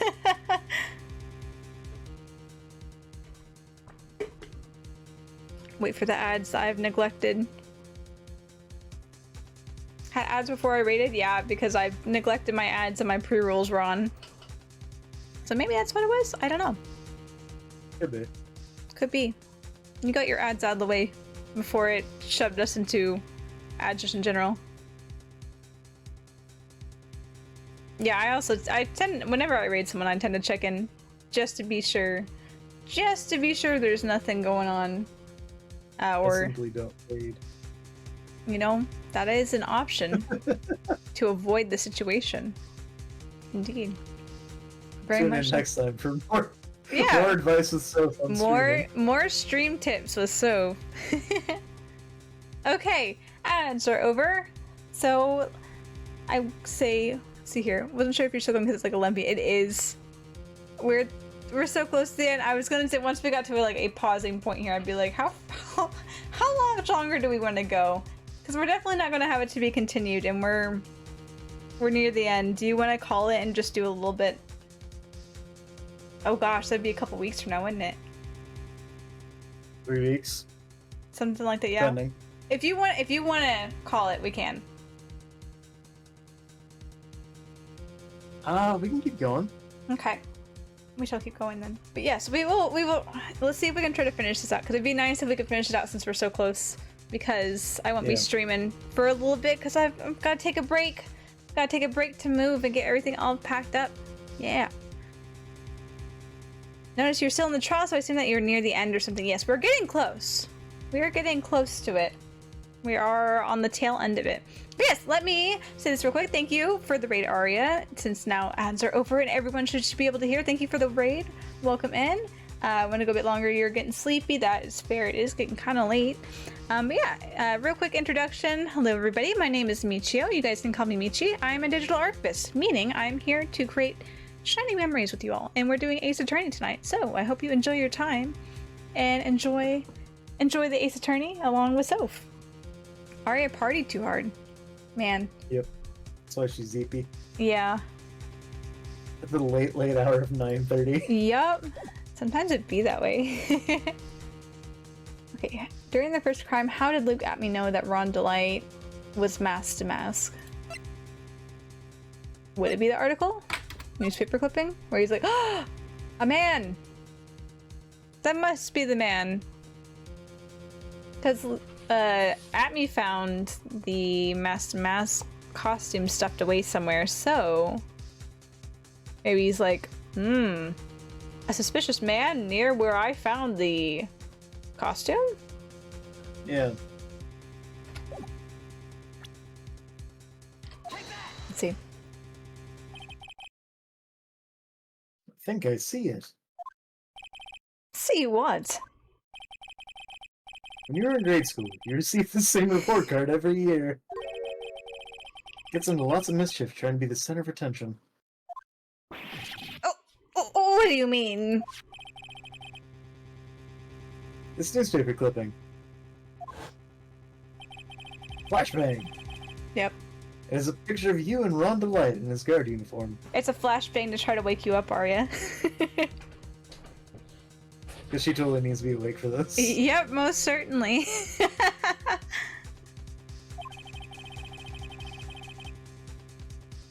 Seems the mask to mask didn't just appear into thin air.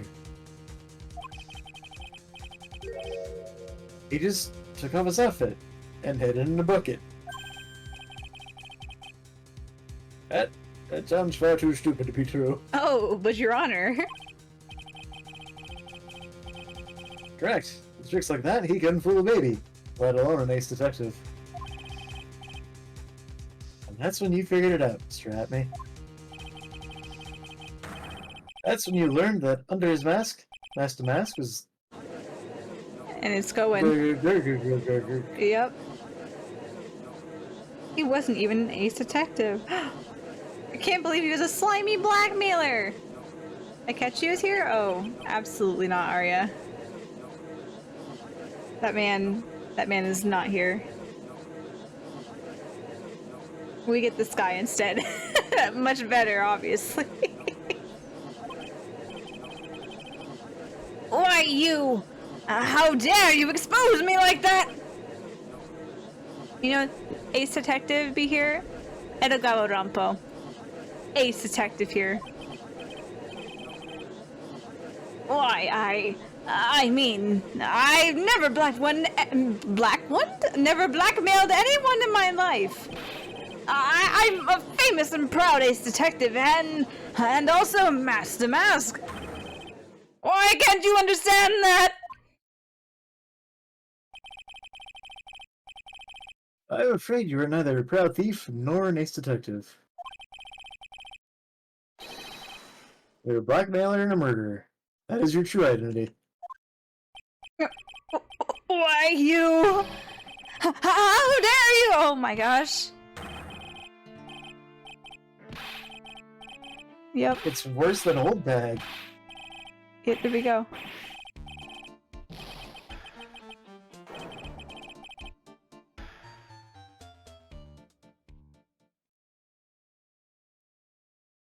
Just click on hyperlink removed. Yes.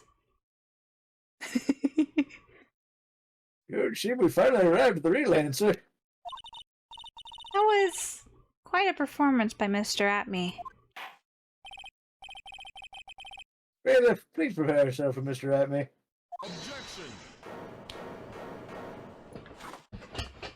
I'm not on my 17th cup of coffee yet.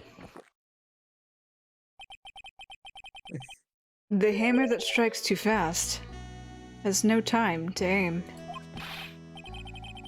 What do you mean? I'm already prepared to deliver my ruling. Allow me to say one thing. I will be the one to judge. No, that's my job. You don't get much more in your face than that. It appears that your claws weren't quite sharp enough, Mr. Try. What do you... It's true that you've proven a lot of things. Things like Luke Atme was a filthy blackmailer, and that he wasn't at Lordly Taylor the night of the murder. That's right. That's why he's the one who killed Mr. Bill. But there's still one thing you have yet to prove. What's that? Just because he wasn't at the warehouse doesn't mean he was at the murder scene. Therefore, if you can't prove that this pitiful excuse for a man was at KB security, then I don't see how a verdict can be delivered. No. No way. Yeah, he made a point to be like, whoa, whoa, whoa, whoa, whoa. Whoa, whoa, whoa. And he made a euphemism about being, essentially, what did he say? Something along the lines of like, what happens when your pants get dirty? You take them off. Something like that. Yep. Order! Order in the court! Well, Mr. Wright, This is it. This is the final round. Realsies this time. Realsies, most certainly. I've got to prove that Atney was at Bullard's office on that night. But can you really prove that? That's long enough. Okay. Well, the power went out. Because why wouldn't it? But yeah, so we're jumping back in here. Let's see. Oh, cool. It saved my ad start time, so ads won't run immediately after starting stream. But yes, let's see. Let's see how far we've got to catch up. Since that just took us out. I sure felt that punch, Your Honor. It's the, no. blackmail letter. Okay, there's gotta be something off about somewhere. Right, okay. That was my last save. It's not a meet to stream without some sort of power internet flicker. Yeah. her internet's been good. Yeah, because I got that cable that connects directly to the modem. But for some reason, Discord still likes to occasionally be like, I don't know what packets are. There's no fast forward button, Arya. This is the last save I made, so we've got to find it again. Okay. It's this. It was... Ah, no! It's not that. Did it again. Ad starts in 50 seconds. Are you joking me? Here. While we catch up, I'm gonna go ahead and run the ad. We'll be right back. Catching up here. And to all of you who are subscribed, you can all hang out. Arya's like, is this not an Atome? Yeah, Atome. Sorry. This was made before the popularization of fast forwarding and Atomes. Okay. It was Mr. Bullet who wrote the blackmail letter and sent to Run to Light. Blackmail letter present.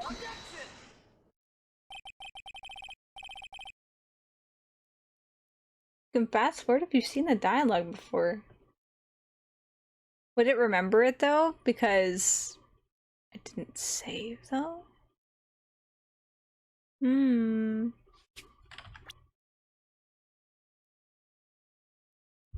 Text skip, full auto skip, single box skip. I have full auto skip on. Is there a way to hit auto skip though? Otherwise, no. In the original, no. Yeah, on PC release.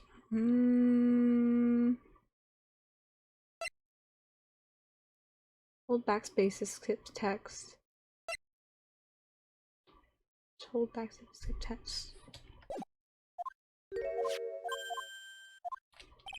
Oh, okay. Well, I can skip through it, but instead of clicking through it, I see. Okay. Contrary evidence in the blackmail letter. This was the newspaper clipping. Yep.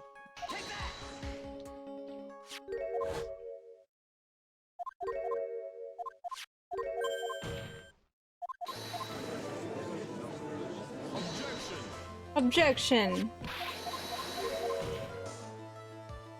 Skipping. Who? This is who came. Bullard was actually blackmailing.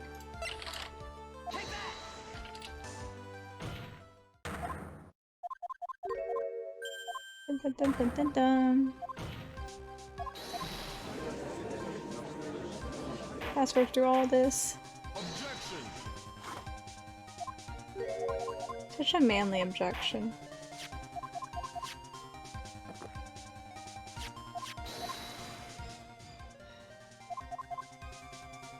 I think my objections aren't manly enough. He's just got a really deep voice, so your objections are just fine.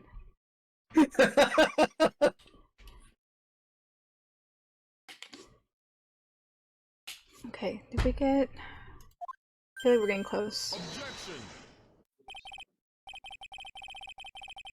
I've been saying, I remember saying that. You said that King Bullard was fun. Saying that on this. You have to assemble on. Yes, we did say all this before. Certain someone. Yes, Tier Eminon. Plans the meal. Duh. I forgot that's what his voice sounded like. Yeah. It surprised me at first how deep it is. In comparison to, like, we have Payne's screechiness, we have, like, Phoenix and Edgeworth that have, like, pretty, you know, just normal sounding voices, like, you know, middle of the road male objection voices, and then Francisca's. His is definitely one that stands out. It's different. Man from Von Karma sounds like Satan himself. Oh, that's true, yeah. Von Karma's was special.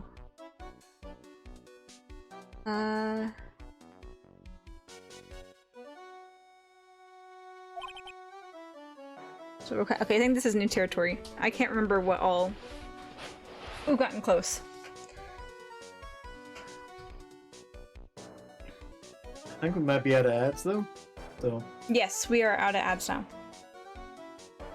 that is what we are claiming. Someone else came up with the plans and had Mr. Delight steal his targets for him. And that someone was none other than Luke Atney. Not quite caught up. We're getting there, though. Shh! Silence! Now I see. It's all becoming clear. What is... When you were in grade... Okay. Here we go, hold on. I see. We gotta get back to Phoenix's retort.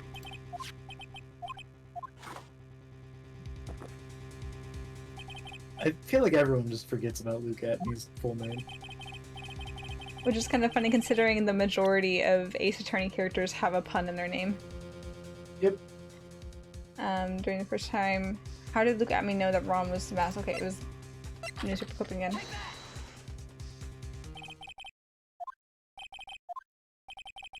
When you were in grade school, you received the same report card.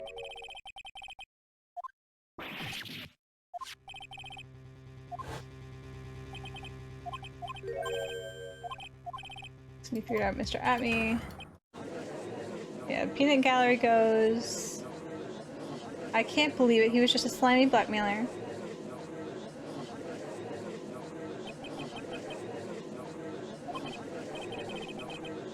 They exposed me like that. They're blackmailing my life. I'm famous, proud, mathematically understand that. The break, yeah.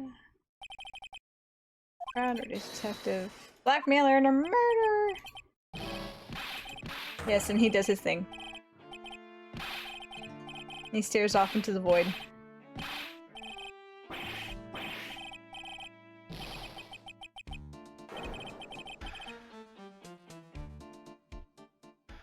Oh, right, we're like, ah, case closed, and Godot's like,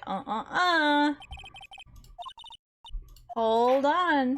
Hold your horses.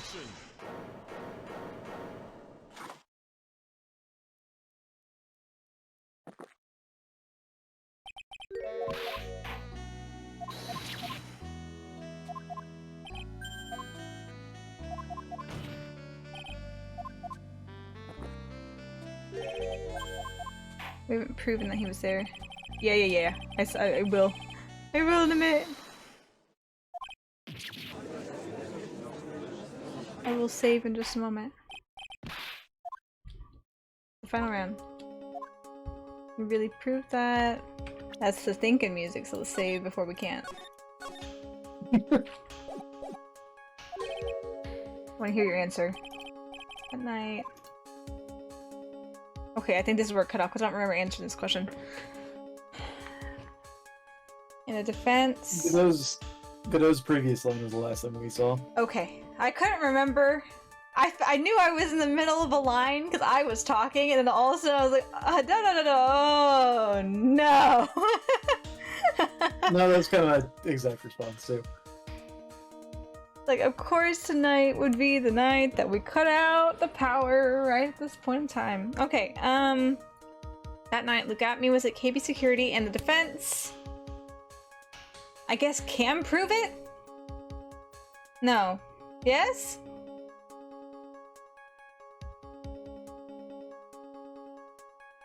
What do we have? Box. We've got box, we've got jar.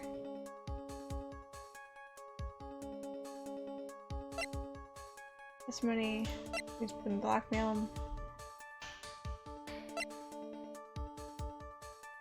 Luke at me was KB security in the defense. Can prove it, can't prove it.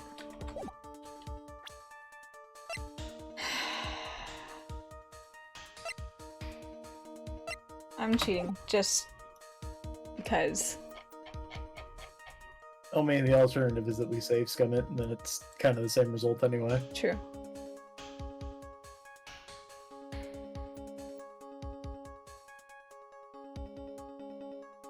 We can't prove it. I don't know why, but we can't. I can't prove it. Just as I thought. You're dumb as shit. Damn. But if you hear more of Detective Adney's testimony, Unfortunately, that's as far as you go, Mr. Trite. what do you mean? I won't allow for any more testimony. That's what I mean. What? Have you forgotten? Luke Atme is here after we interrupted his own trial. And you failed to prove that he committed the murder. I think it's time for this witness to return to his own trial and face his guilty verdict as mask to mask. No. Well now, Sir Lawyer, it seems that love wins out in the end after all. I am the ice detective as well as mask to mask. My verdict will verify that. Just as Ron Delights will verify that he is the true murderer. I declare that with the full force of my ace detectiveness.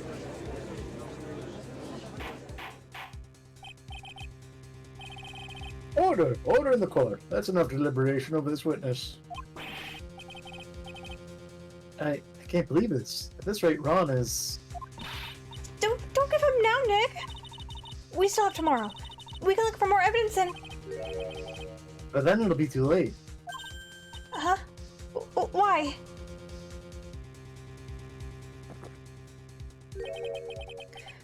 Double jeopardy.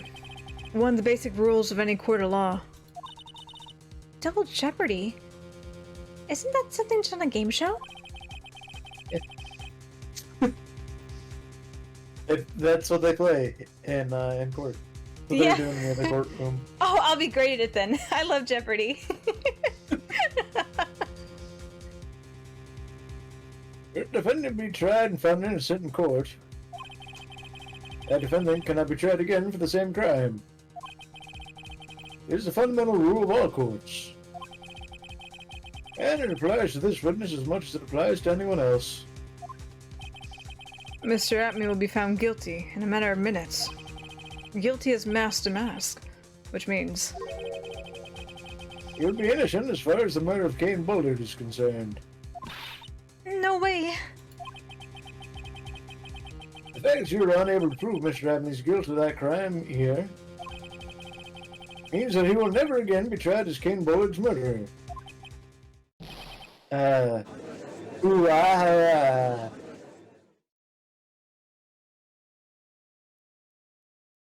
We need a magical objection.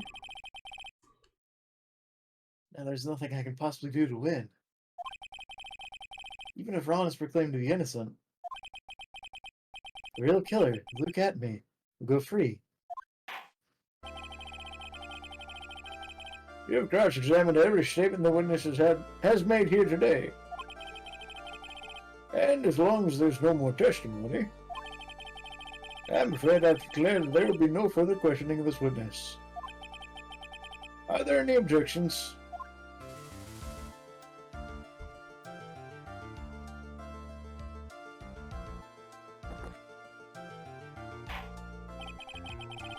And I hereby end the cross-examination of Luke Atme.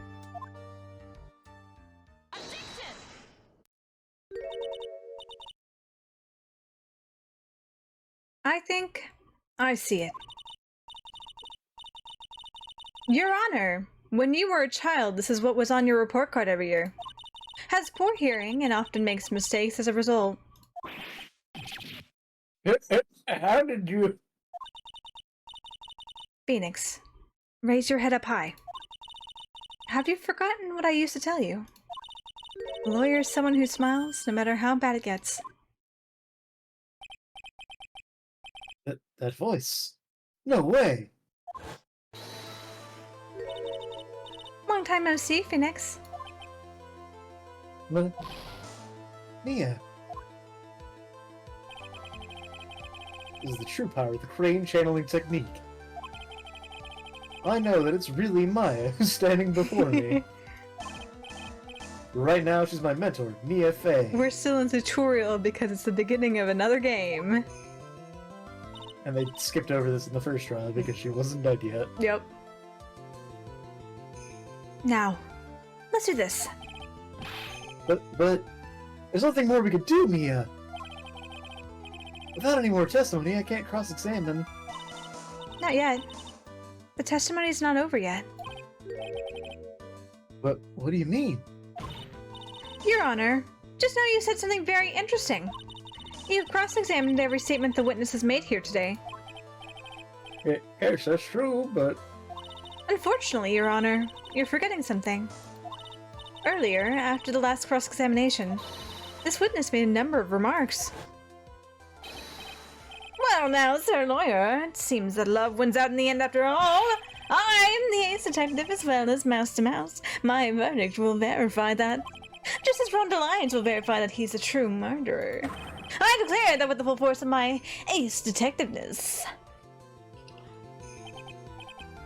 Yes, but these comments appear to have no importance whatsoever.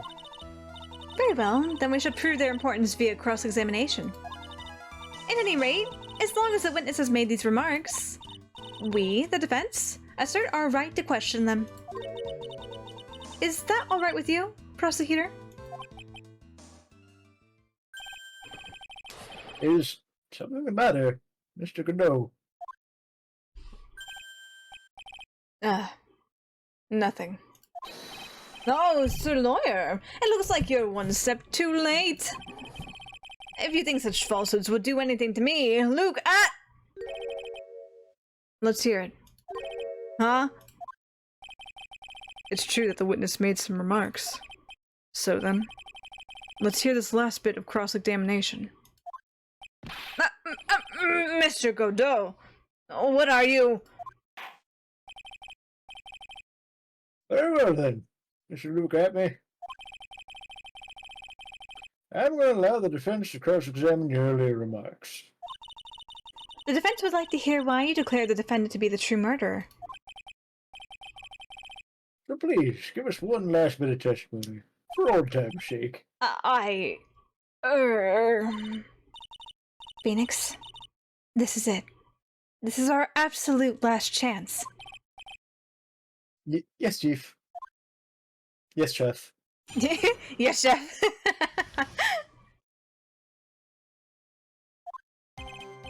Indeed, it is true that I was not a lordly tailor. I had to leave to see about other vitally important job requests. I had known about the date beforehand, so I had this photograph ready. My brilliant deduction was what informed me that the true culprit was Ron Delight. And thanks to the keycard and wallet, it was abundantly clear that he was there. I was also able to make a detection from the buzzer, which only sounded once. The button did not have any fingerprints on it. Why? The victim would have left prints if he sounded it, which means the killer sounded it. Mr. Delight was wearing his mask-to-mask outfit, which is why he left no prints. And the blackmail letter? The victim likely just mistook the color of the jewel. Sorry! Therefore, all the evidence points to that poor boy. Testimony actually seems to hold up pretty well. Witnesses' earlier remarks do not appear to have been hastily prepared. All of his points have been explained, and none of them seem to contradict anything. But of course. But how did you know about the emergency buzzer? The police investigation documents went directly through me.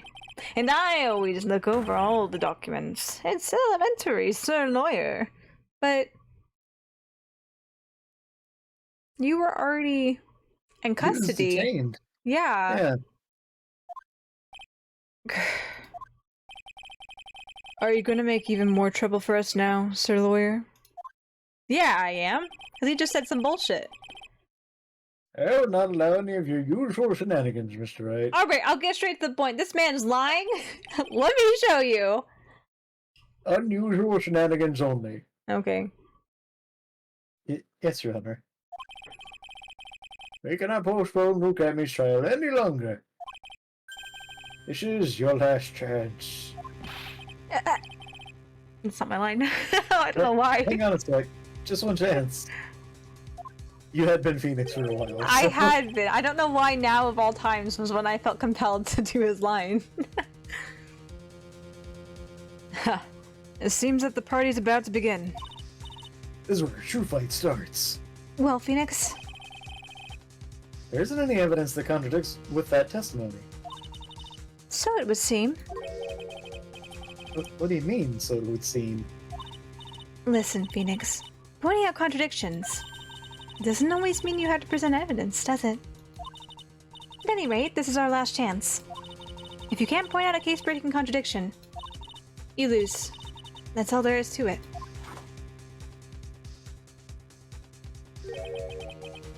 Cup number 17. The last cup. It seems like the time has come to put an end to this trial. I have to find a fatal contradiction in this testimony. And I need to point it out without presenting evidence. Means all I can do is find the contradictory remark and press it. Remember, you only get one chance. Very well then, Mr. Wright. Please begin your final cross-examination. How is he And after alive? this, I'm gonna fucking kill you. Oh. And Mr. Godot's gonna die because he's gonna have his 18th cup of coffee.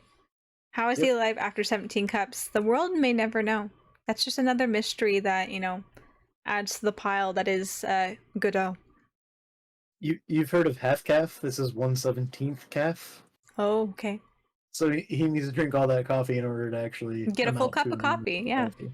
I see. Coincidentally, he also has to piss like a motherfucker. Maybe that's why he wants this trial to end, because he's gotta go.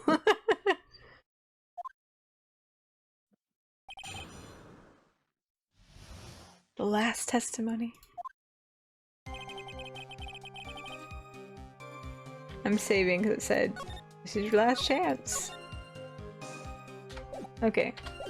Indeed, it's true what I said. I was not Lord Taylor. I had to leave to see about another vitally important job request. I had known about the date before, and so I had to flip and thanks to the keycard, all of them were clear. I was also able to make the decision for the better side only once. The button did not have any fingerprints. Why? The victim would have left prints on the side, which means the killer sounded it.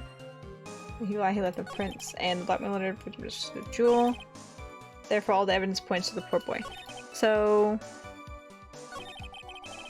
I'm still leaning, especially after that comment he made. It's something about the buzzer. But which one? He's been dead this whole time? Man. Poor guy. He uses the energy of coffee to ambulate his corpse. I guess so. It's like, you know how you gotta add gas to a car to make it go? Maybe coffee is like, the caffeine is just literally the only thing keeping him on his feet. Yeah. Make a detection from the buzzer which only sounded once. Also, how would you know that? How would you know that? It went through him, apparently. Button did not have any fingerprints. He wouldn't have known that either. Left prints when he sounded it, which means the killer sounded it. Mr. Light was wearing his outfit, which he wouldn't have known that either. He wouldn't have known any of this.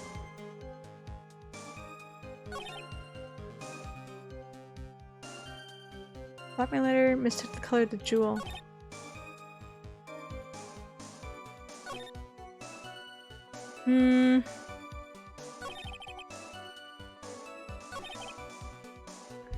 I'm going with the first one. Because that's the beginning of the bullshit.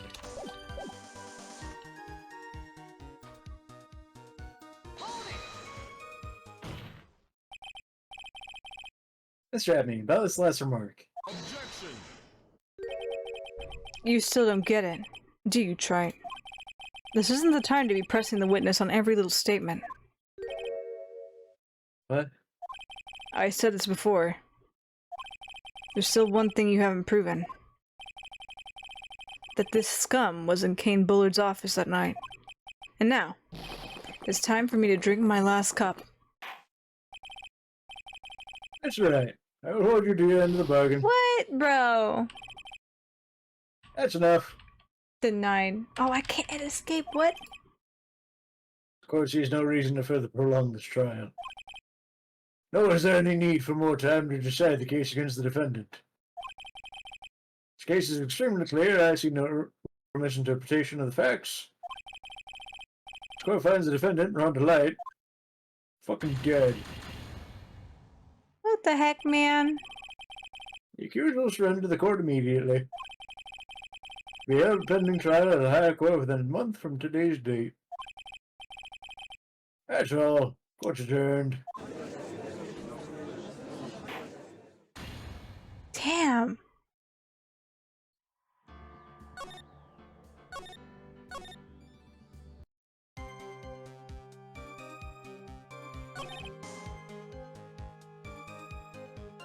How would you have known that, though?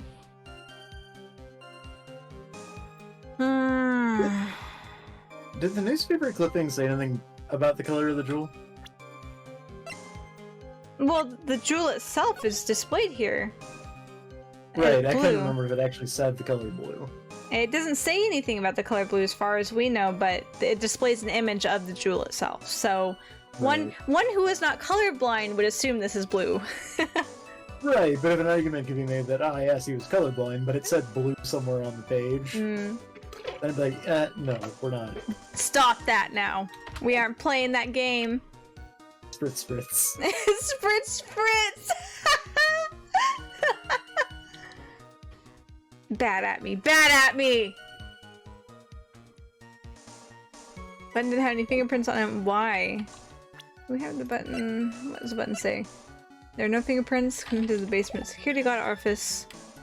The victim would have left prints as he sounded it, which means the killer sounded it.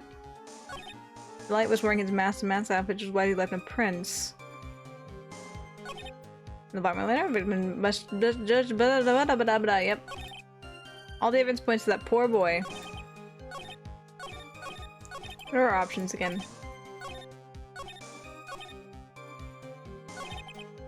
I was not at Lordly Taylor. I had to leave for another important job request. I knew the date beforehand, so I had this photograph ready. A brilliant deduction was informed me that the true culprit was Rhonda Light. That's very vague. Excuse me. You knew about the date beforehand. Why? What? I'm sorry, what? Why that? I guess you knew about the date of his other business that he had to attend to? I guess? You can see the keycard in the wall. It was abundantly clear that he was there. Thanks to the keycard and wallet, it was abundantly clear that he was there. Okay, that's stuff that he would already know about. I was also able to make a detection from the buzzer, which only sounded once, which he shouldn't know about, I don't think, because he was already detained when we started investigating that. The button did not have any fingerprints on it. Why? The victim would have left prints if he sounded it, which means the killer sounded it. Mr. Delight was wearing his mask-to-mask outfit, which is why he left no prints. And the blackmail letter? The victim likely just mistook the color of the jewel. I don't know what to think, man. I don't know about this one. Because it was literally a revelation. Everyone's like, what? That he was wearing his mask-to-mask uniform. Oh, please. Mr. Abney, about this last remark. No. No. Oh? I'm afraid you're the one who still doesn't get it, Mr. Godot. Oh, what? Mr. Abney, seems you have finally admitted that you were in the CEO's office on the night of the murder. Yes. How can you say that? Oh, I'm sorry, I didn't turn on throws, so we can celebrate. No! We can celebrate in spirit. I was working on getting stream up as fast as possible. I'm sorry. I'm sorry. fine. We will celebrate in spirit, though, without concussions. It's all right. Let's review your testimony, shall we, Mr. Atme? The gun did not have any fingerprints on it. Why? Mr. Light was wearing his mask-to-mask outfit, is that correct? Indeed, that is what I said. My deductions are absolute foolproof. Well, if your deductions prove that you're a fool. Guess where I learned that. I'm sorry. Whatever do you mean? For some reason, I'm starting to get really thirsty. When exactly did we learn the fact that Ron DeLay was dressed as mask to mask when he went to the scene of the crime? But that was, It was just a few hours ago. Back when my sixth cup was looking at me with a cold stare. Huh? Oh, did I forget to mention it before? I'm sorry, I just never had a chance to mention it up until now.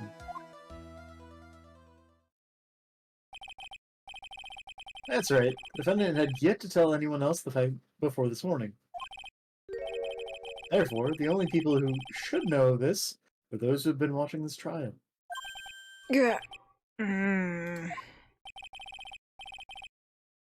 you understand now, Detective Atme? There's no way that you should have known about that.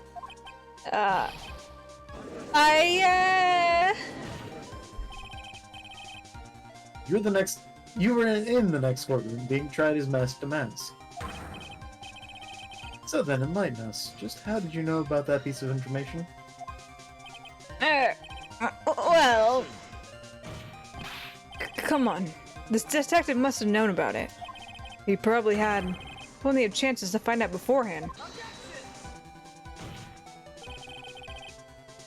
And it's those chances that I want to discuss next. That night, Mr. Delight was wearing his mask-to-mask outfit. There is one and only one way for Detective Atme to have found that out. One way, you say? Please recall, if you will, Mr. Delight's testimony. When I entered the office, there was a suspicious shadow there.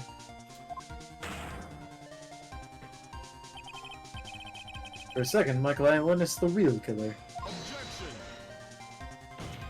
But Mr. Delight never saw his attacker. So there's no way to tell whether or not the real killer was Luke Atme. With that statement, that all turned in this case on its head. Almost a title drop. Just what are you implying? Mr. Delight saw the real killer, correct? Now, if you turn that statement around, it stands to reason that the real killer had also seen Ron Delight. Impossible.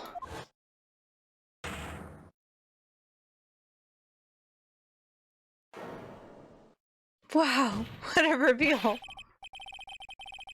Detective Atme, you saw Mask to Mask at the murder scene that night. You saw him when you killed Kane Bullard and assaulted Ron Delight. That was the only way you could have known what Ron was wearing.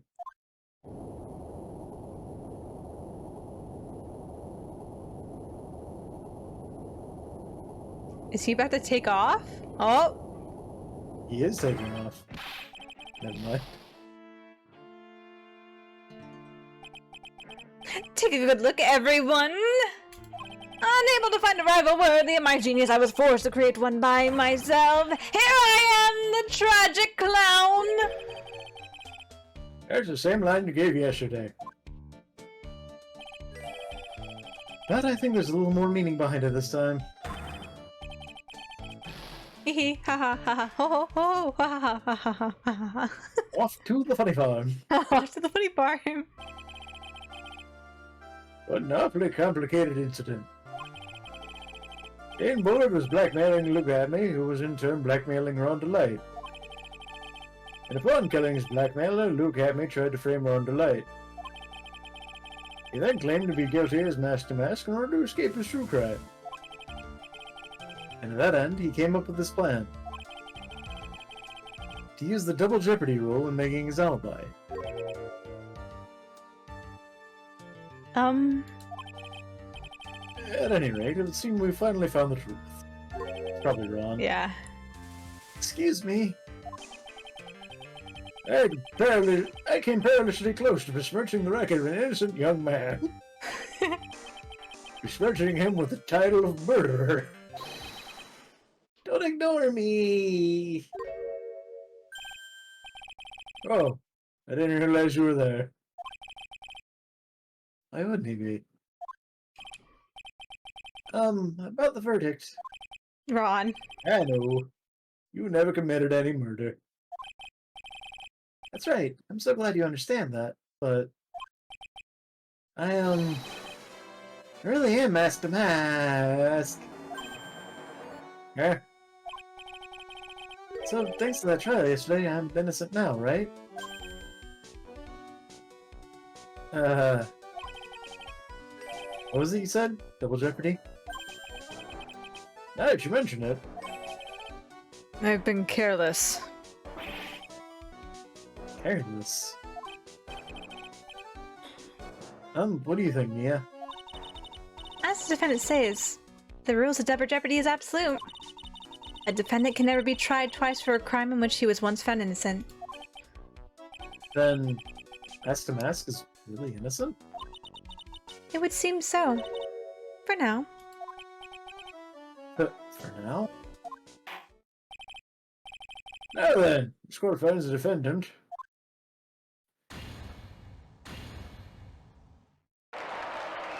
Yay!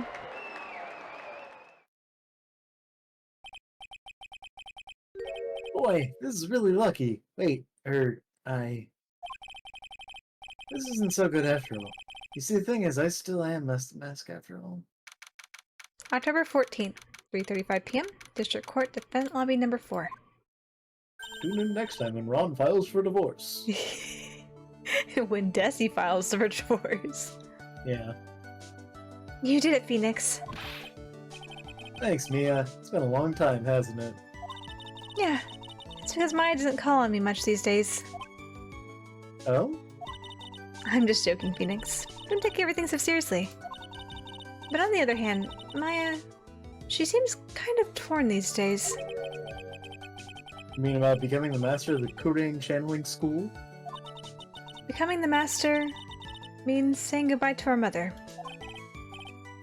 Misty Faye, right? Watch over her. Will you, Phoenix? Of course. Well then, see you around. Mia. Ah! Mr. Wright! Whenever he makes that face, it looks like he just peed himself a little bit. You know, maybe he did. Yeah. You get dogs that are anxious and they're just like, and they pee themselves, so maybe he did too. And now he's ashamed of it. No, he's ashamed of it. I don't know what to say.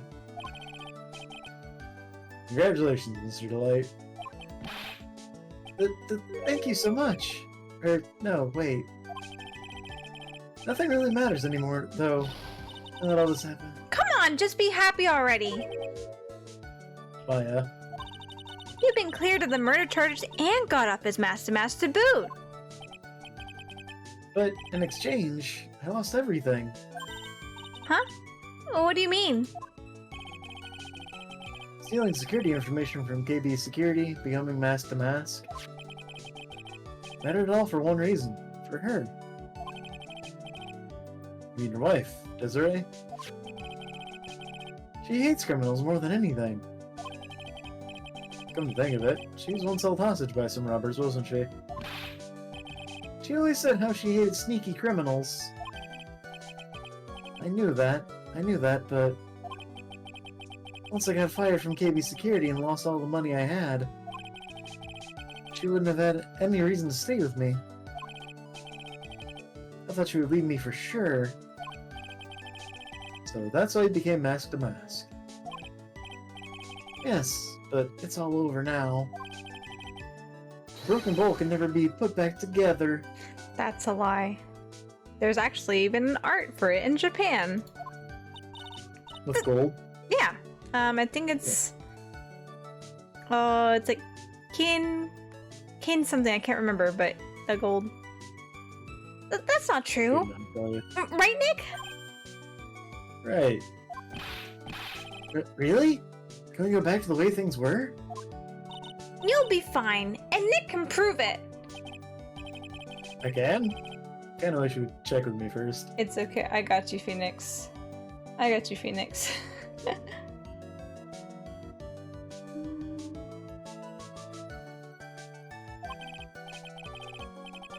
Mr. Delight, even if a bowl is broken, there's always a way to put it back together. Ah, yes. Fucking boss. Please. The sacred urn. Desi was the one who found this.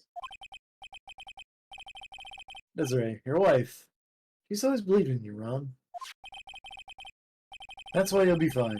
You don't have to worry about anything. There you are. Miss Delight. You did it, Ronnie. You're innocent. I'm so happy. Thank you. I appreciate that, but I suppose you don't want anything more to do with me, do you? Ronnie, why didn't you talk to me about what was going on? I had no idea you quit KB Security. I never imagined that you were really Mask to Mask either. Miss Delight, what are you gonna do now that you know? You're not really going to leave him, are you? Come on, it's obvious, isn't it? How could I ever let a wonderful man like him get away? After all, my bike's really fast. So fast that there's no way he could ever get away. But didn't you say that you hated criminals? Oh, I only hate people who act all cowardly and sneaky. Like that detective. I see. My Ronnie went and declared his crimes before he committed them, like a man. I just love a man who's so chivalrous. Chivalrous? I knew I was right about you. Every day I spend with you is filled with thrills and excitement. Desi. Y'all are fucked up. Desiree, you really do love Ron, don't you? Nicky boy, Yes? I'm really glad I asked you to defend my Ronnie. Thank you so much. I'll never forget what you've done for us. Oh, well, take care of yourself. You too, Nicky boy. Gulp. I can feel my face going red. Mr. Nick! Mystic Maya! Congratulations! Talk about bad timing. Mr. Nick! How could you with another man's wife in front of Mystic Maya? I'll never forgive you! Never, ever! Oh no, he's dead. Oh no! Oh no! Oh no! A raid! Hello! Hello, Neon Nightmare! You've come with impeccable timing. I am so sorry. Hello, everybody. Oh, you're playing Legend of Zelda. I hope stream was great for you. I hope you legend all of the Zelda. Hello, everybody. Welcome in. Welcome in. I'm so sorry. Woo, I can swear. Huh? Woo, I can swear. Woo, I can swear. Yeah, all the fucking swearing, bro. Hello, hello. Thank you for the raid, Neon Nightmare. Welcome in, everybody. Here, I'll introduce myself real quick. Unfortunately, we are getting near the end of our stream, so the timing, I'm so sorry. But yes, anyway, hello, raiders. Welcome in. My name is Michio. You guys can call me Michi. I am a digital archivist, meaning that I'm here to make shining memories with you all. And we are playing Ace Attorney tonight and finishing up the second trial and the third game. So, for the last few minutes that we are here, going through the end of the stream here, I hope we can make some shining memories together. Also, thank you for the follow, Gomez. Welcome to the memory database. I hope you enjoy your time here as well. Yeah, Yeah, he caught me right at the very end here. I am so sorry. How are you doing? Hope you're doing well. How's the Phoenix Wright? The Phoenix Wright has been going well. We're doing very good tonight. We are finishing the end, like I said, the end of the second case in the third game currently. Yeah. I am so sorry. My condolences for coming in this late. We'll find someone good to raid here in a minute. We'll find someone good. Okay. Did you say this line, Soph? But just as the case came to a close, so too did my consciousness. Ah, poor Nick. Ron said a broken bowl can never be put back together. But I know that's not true. I mean, just look. Here's a perfect example of one that was put back together even better than before. I could words good. It's okay. Get better. We're gonna have this for 6 hours. I understand. Look at that cute family photo. They're so stoked. They're so stoked. What an amazing family photo. Episode 2, The Stolen Turnabout, the end. Recipe for turnabout.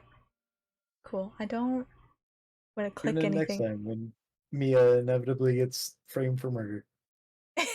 I don't think Maya gets. I remember this was the one that I didn't finish because I got stuck halfway through. So I know about halfway through this, I think. But I think in this one, Maya actually doesn't become a scapegoat for anything. Let's see. Do I need a recommendation for a raid? Sure, that would be kind of nice instead of wandering around. Let's see. Everyone we know is asleep. I'm sorry, what? Everyone we know is probably asleep. Yeah. It is very late. Most people aren't on. Send it in the group chat? Cool.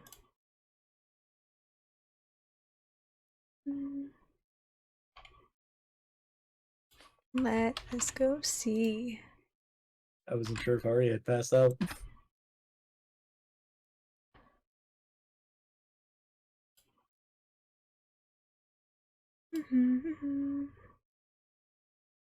Thank you again for the raid, Neon Nightmare. Here, we'll close it out here real quickly. I'm checking out this other stream here to see about raid-in. Yes, I do appreciate the raid. I really do. It was unfortunate timing. I've been pulled through time between the past and the present. Gotta sit through this sick ad. Everything is turning to That's right. And around and around and around we go. All right. Again. You can hear my ad in the background? Yeah, that's great. Let's make sure I get it done. There we go. Okay, cool. Okay, so on Arya's recommendation, we are going to go ahead and raid out to Aqua Sereni. Looks like she's playing Final Fantasy, which I'm not surprised Arya would recommend as a Final Fantasy streamer. So we're going to send the love over there. Oh no!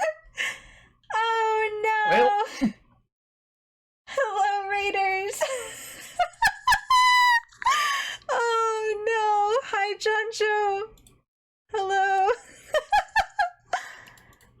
Unfortunate timing. Hello, everybody. Oh man, we're wrapping up here. We're wrapping up here. Oh no. Hello, everybody. Thank you for the follow, German Darth Vader, and also thank you for the follow, Crinma. Welcome to the memory database. Hello, guys. Ah, wow. What a time to be alive. What a time to be alive at 12:30 in the morning on a Tuesday, or I guess an early Wednesday morning.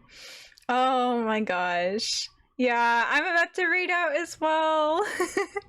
You're the only one left for me. Honestly, like, for me, most people aren't on, so I don't have many people to get to, but we just finished up with our chapter in Ace Attorney, and we actually went a little longer than normal tonight, just to get it finished off, because this will be our last Ace Attorney stream for a couple weeks since I'm moving. But yeah, you got a lot of people online. You see, Arya's just got the midnight connections. I don't know a lot of people that are streaming this late at night.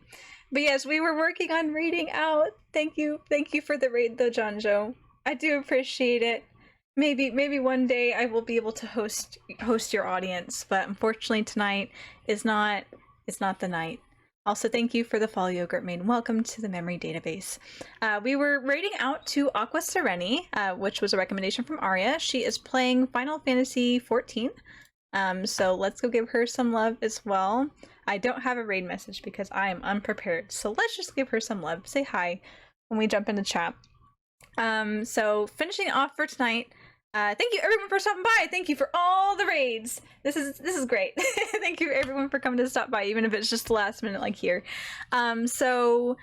Today, like I said, is our last Ace Attorney stream for a little while, but my last stream before going on moving hiatus will be on Saturday. It's going to be at 8:30 p.m. Central Time. We'll be doing our Star Rail Saturdays, so we'll be going through our quest log and just kind of hanging out. So if you want to catch me for my last stream for a couple weeks, come definitely tune in on Saturday. The stream schedule for the week is also posted on Twitter, so if you want to follow me there, it's the best place to see what's going on and when I go live and stuff like that. So Twitter's the place to check that out if you don't remember the time of the day. Soph is amazing here. Soph is amazing here, so you should definitely go check out Soph as well. I linked his Twitch in the chat, so definitely super cool. Thank you for joining, Soph. It was an enjoyable Ace Attorney stream before, unfortunately, I have to leave you for a few weeks. Yep, we're not going to talk at all. Never. This is the last time we're going to talk for like at least 14 days. No less than that. Never going to talk to you. Zero communication. Absolutely zero communication. But yeah, again, thank you everyone for coming by. I hope you guys have a good rest of your night. Let's go give Aqua Sereni some love. And until then, I hope I see you guys on Saturday. And I hope you guys have a good night. Bye, guys. Bye.